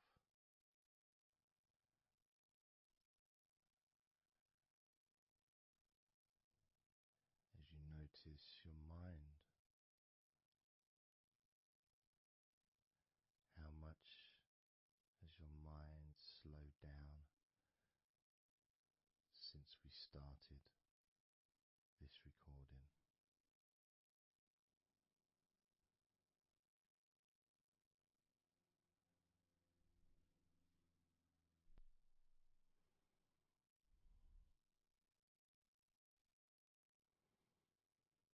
How calm and peaceful is your mind right now?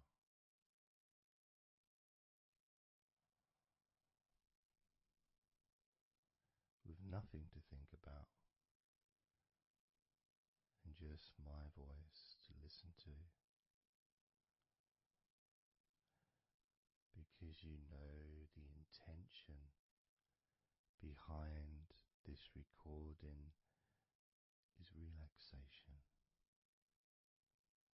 At the very least, for you to feel more relaxed at the end of the recording than you did at the beginning.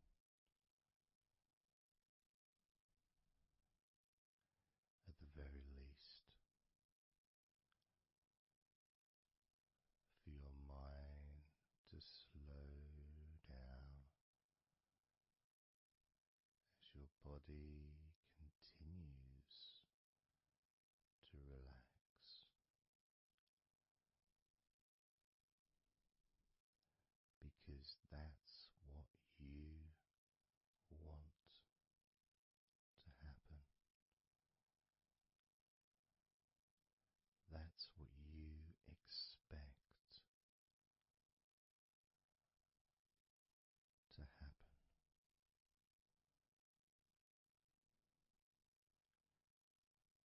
For relaxation to fill your body.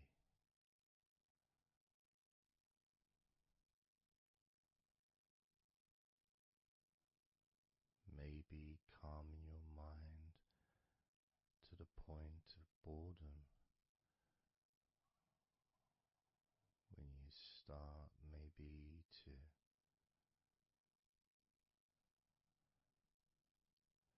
drift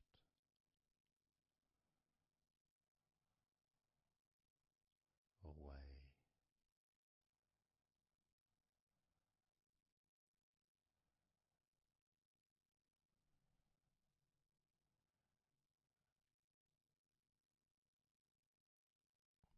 Drifting.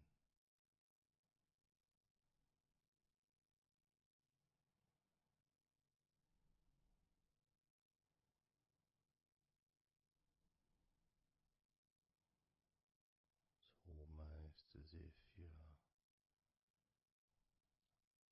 moving further away from your body and your mind, just leaving that there.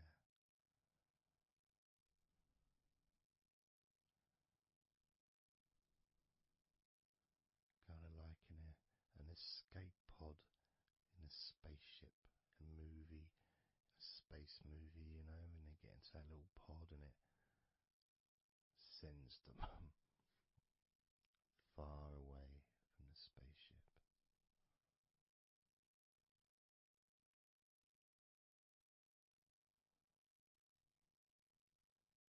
Safe to dream.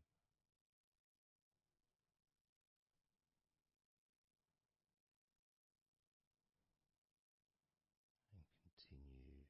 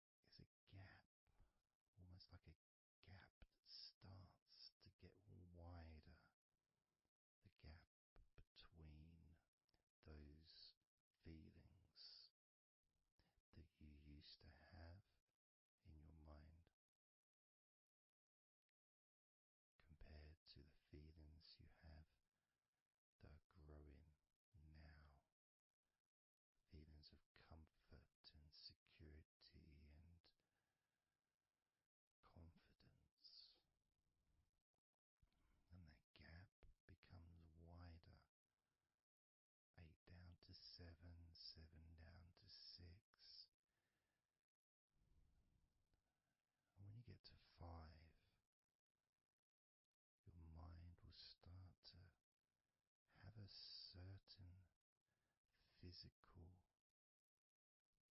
sensation, almost like there's a magnet outside of your head, sucking the tension and the stress and any remaining feelings that you don't want, sucking them out through your skull.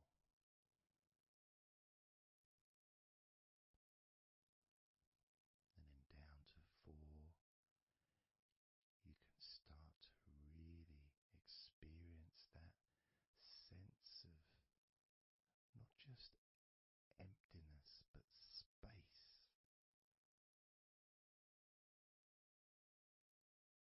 a place full of fresh air, a place where you can stretch. It's almost as if as you go down to 4 and 3, your mind is expanding with this sense of peace and tranquility growing. As it moves down to 2, when you get to 1, your mind just feels exactly how you want to feel. It's almost a perfect feeling.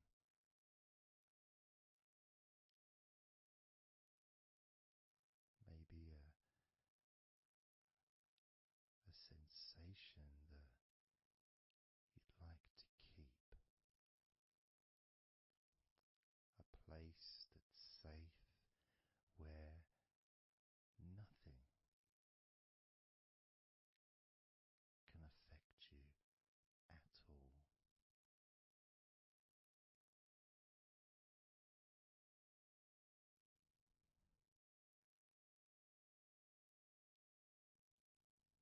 And you can stay in that space of comfort and confidence.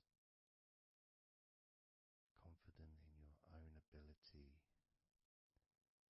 to create this space and this feeling of comfort within your own mind, just by counting from 10 down to 1. And this is something that you can do yourself when you're on your own. A time when you can maybe sit down, maybe just for a few minutes. Close your eyes and just count slowly from 10 down to 1.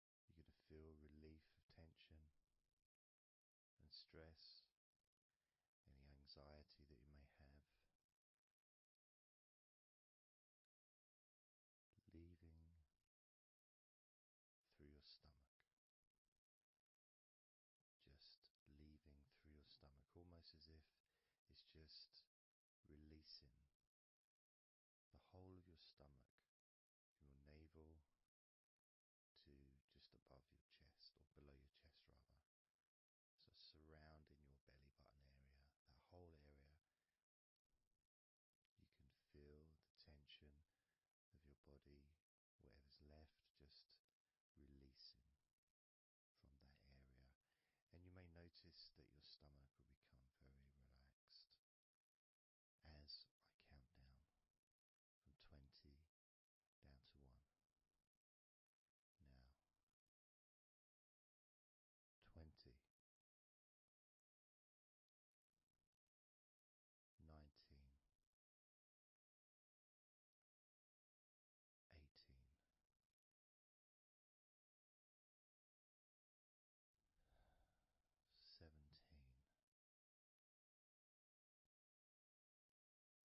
6, 5, 4, 3,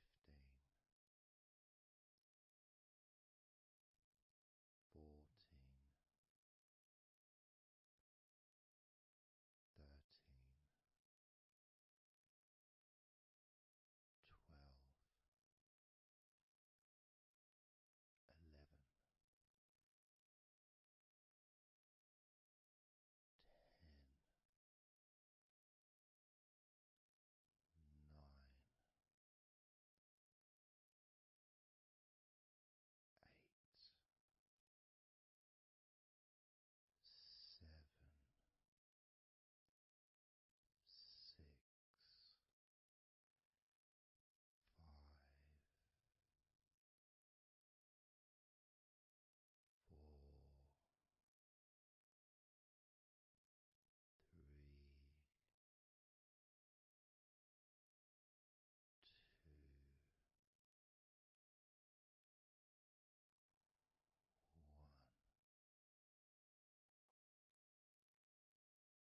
And you can open your eyes again if you choose, or you can just keep them closed because it feels relaxing. Just notice how your stomach feels. And notice as you focus, just do a little scan of your body. Just notice how your body feels. Focusing on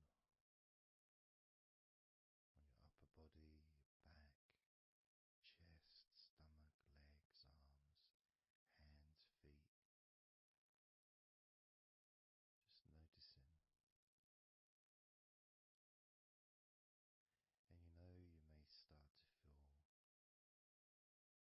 more of a sense of tiredness, which may be the reason you're listening to this recording, because you would like to let go completely of everything and drift off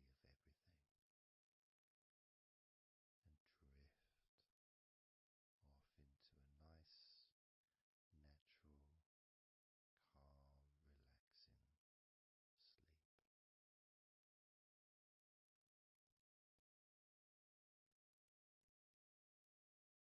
So now we're going to focus on your forehead. And if you choose, you can incorporate your eyes in this focus as well. So your forehead and your eyes. Just that whole area, basically. Almost as if you were wearing a mask, like a, I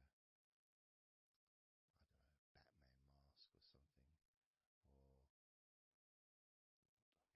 I'm trying to Zorro or something. The kind of mask that covers your eyes, but also covers quite a lot of the forehead.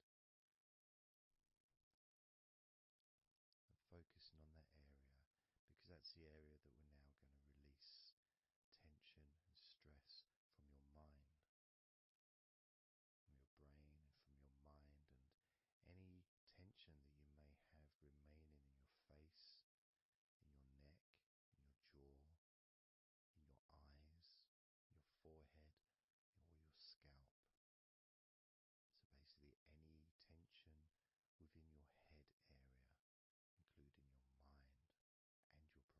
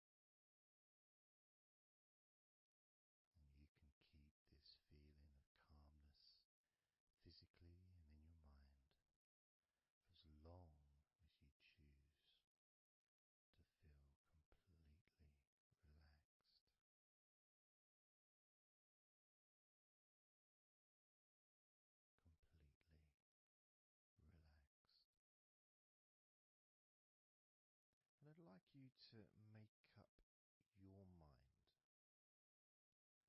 that you're going to relax.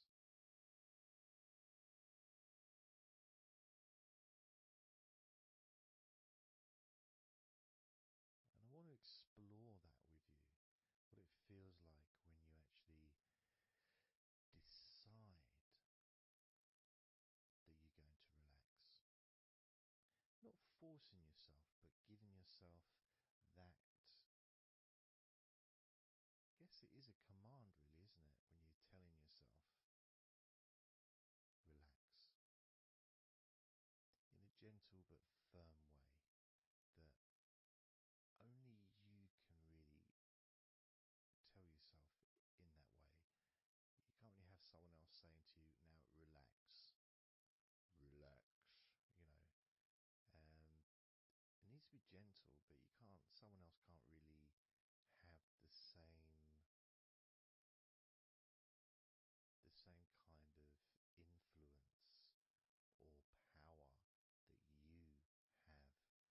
over your own physicality, over how you feel.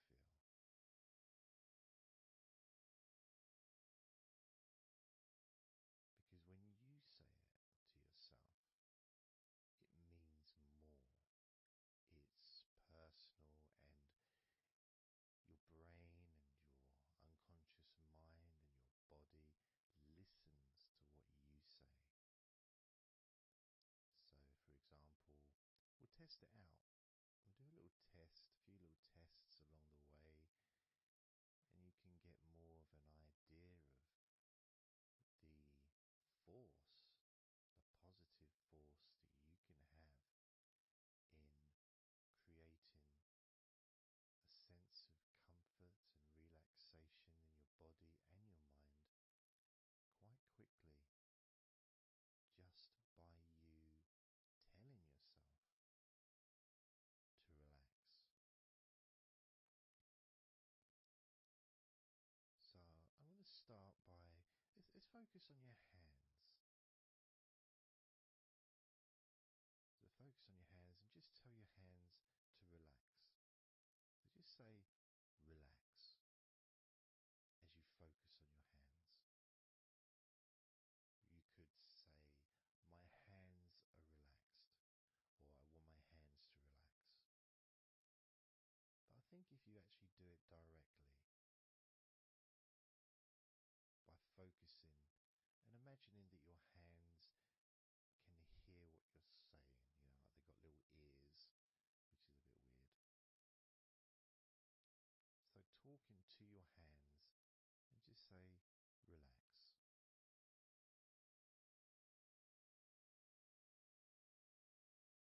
Noticing how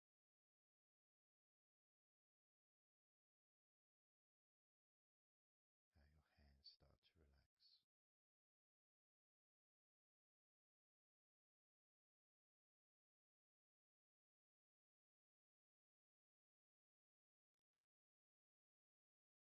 Now focus on your eyes and tell your eyes to relax. So you're just saying the same word, relax. And find the right tone for you. You know, I might say relax, but you might say relax or relax. You know, you might say it differently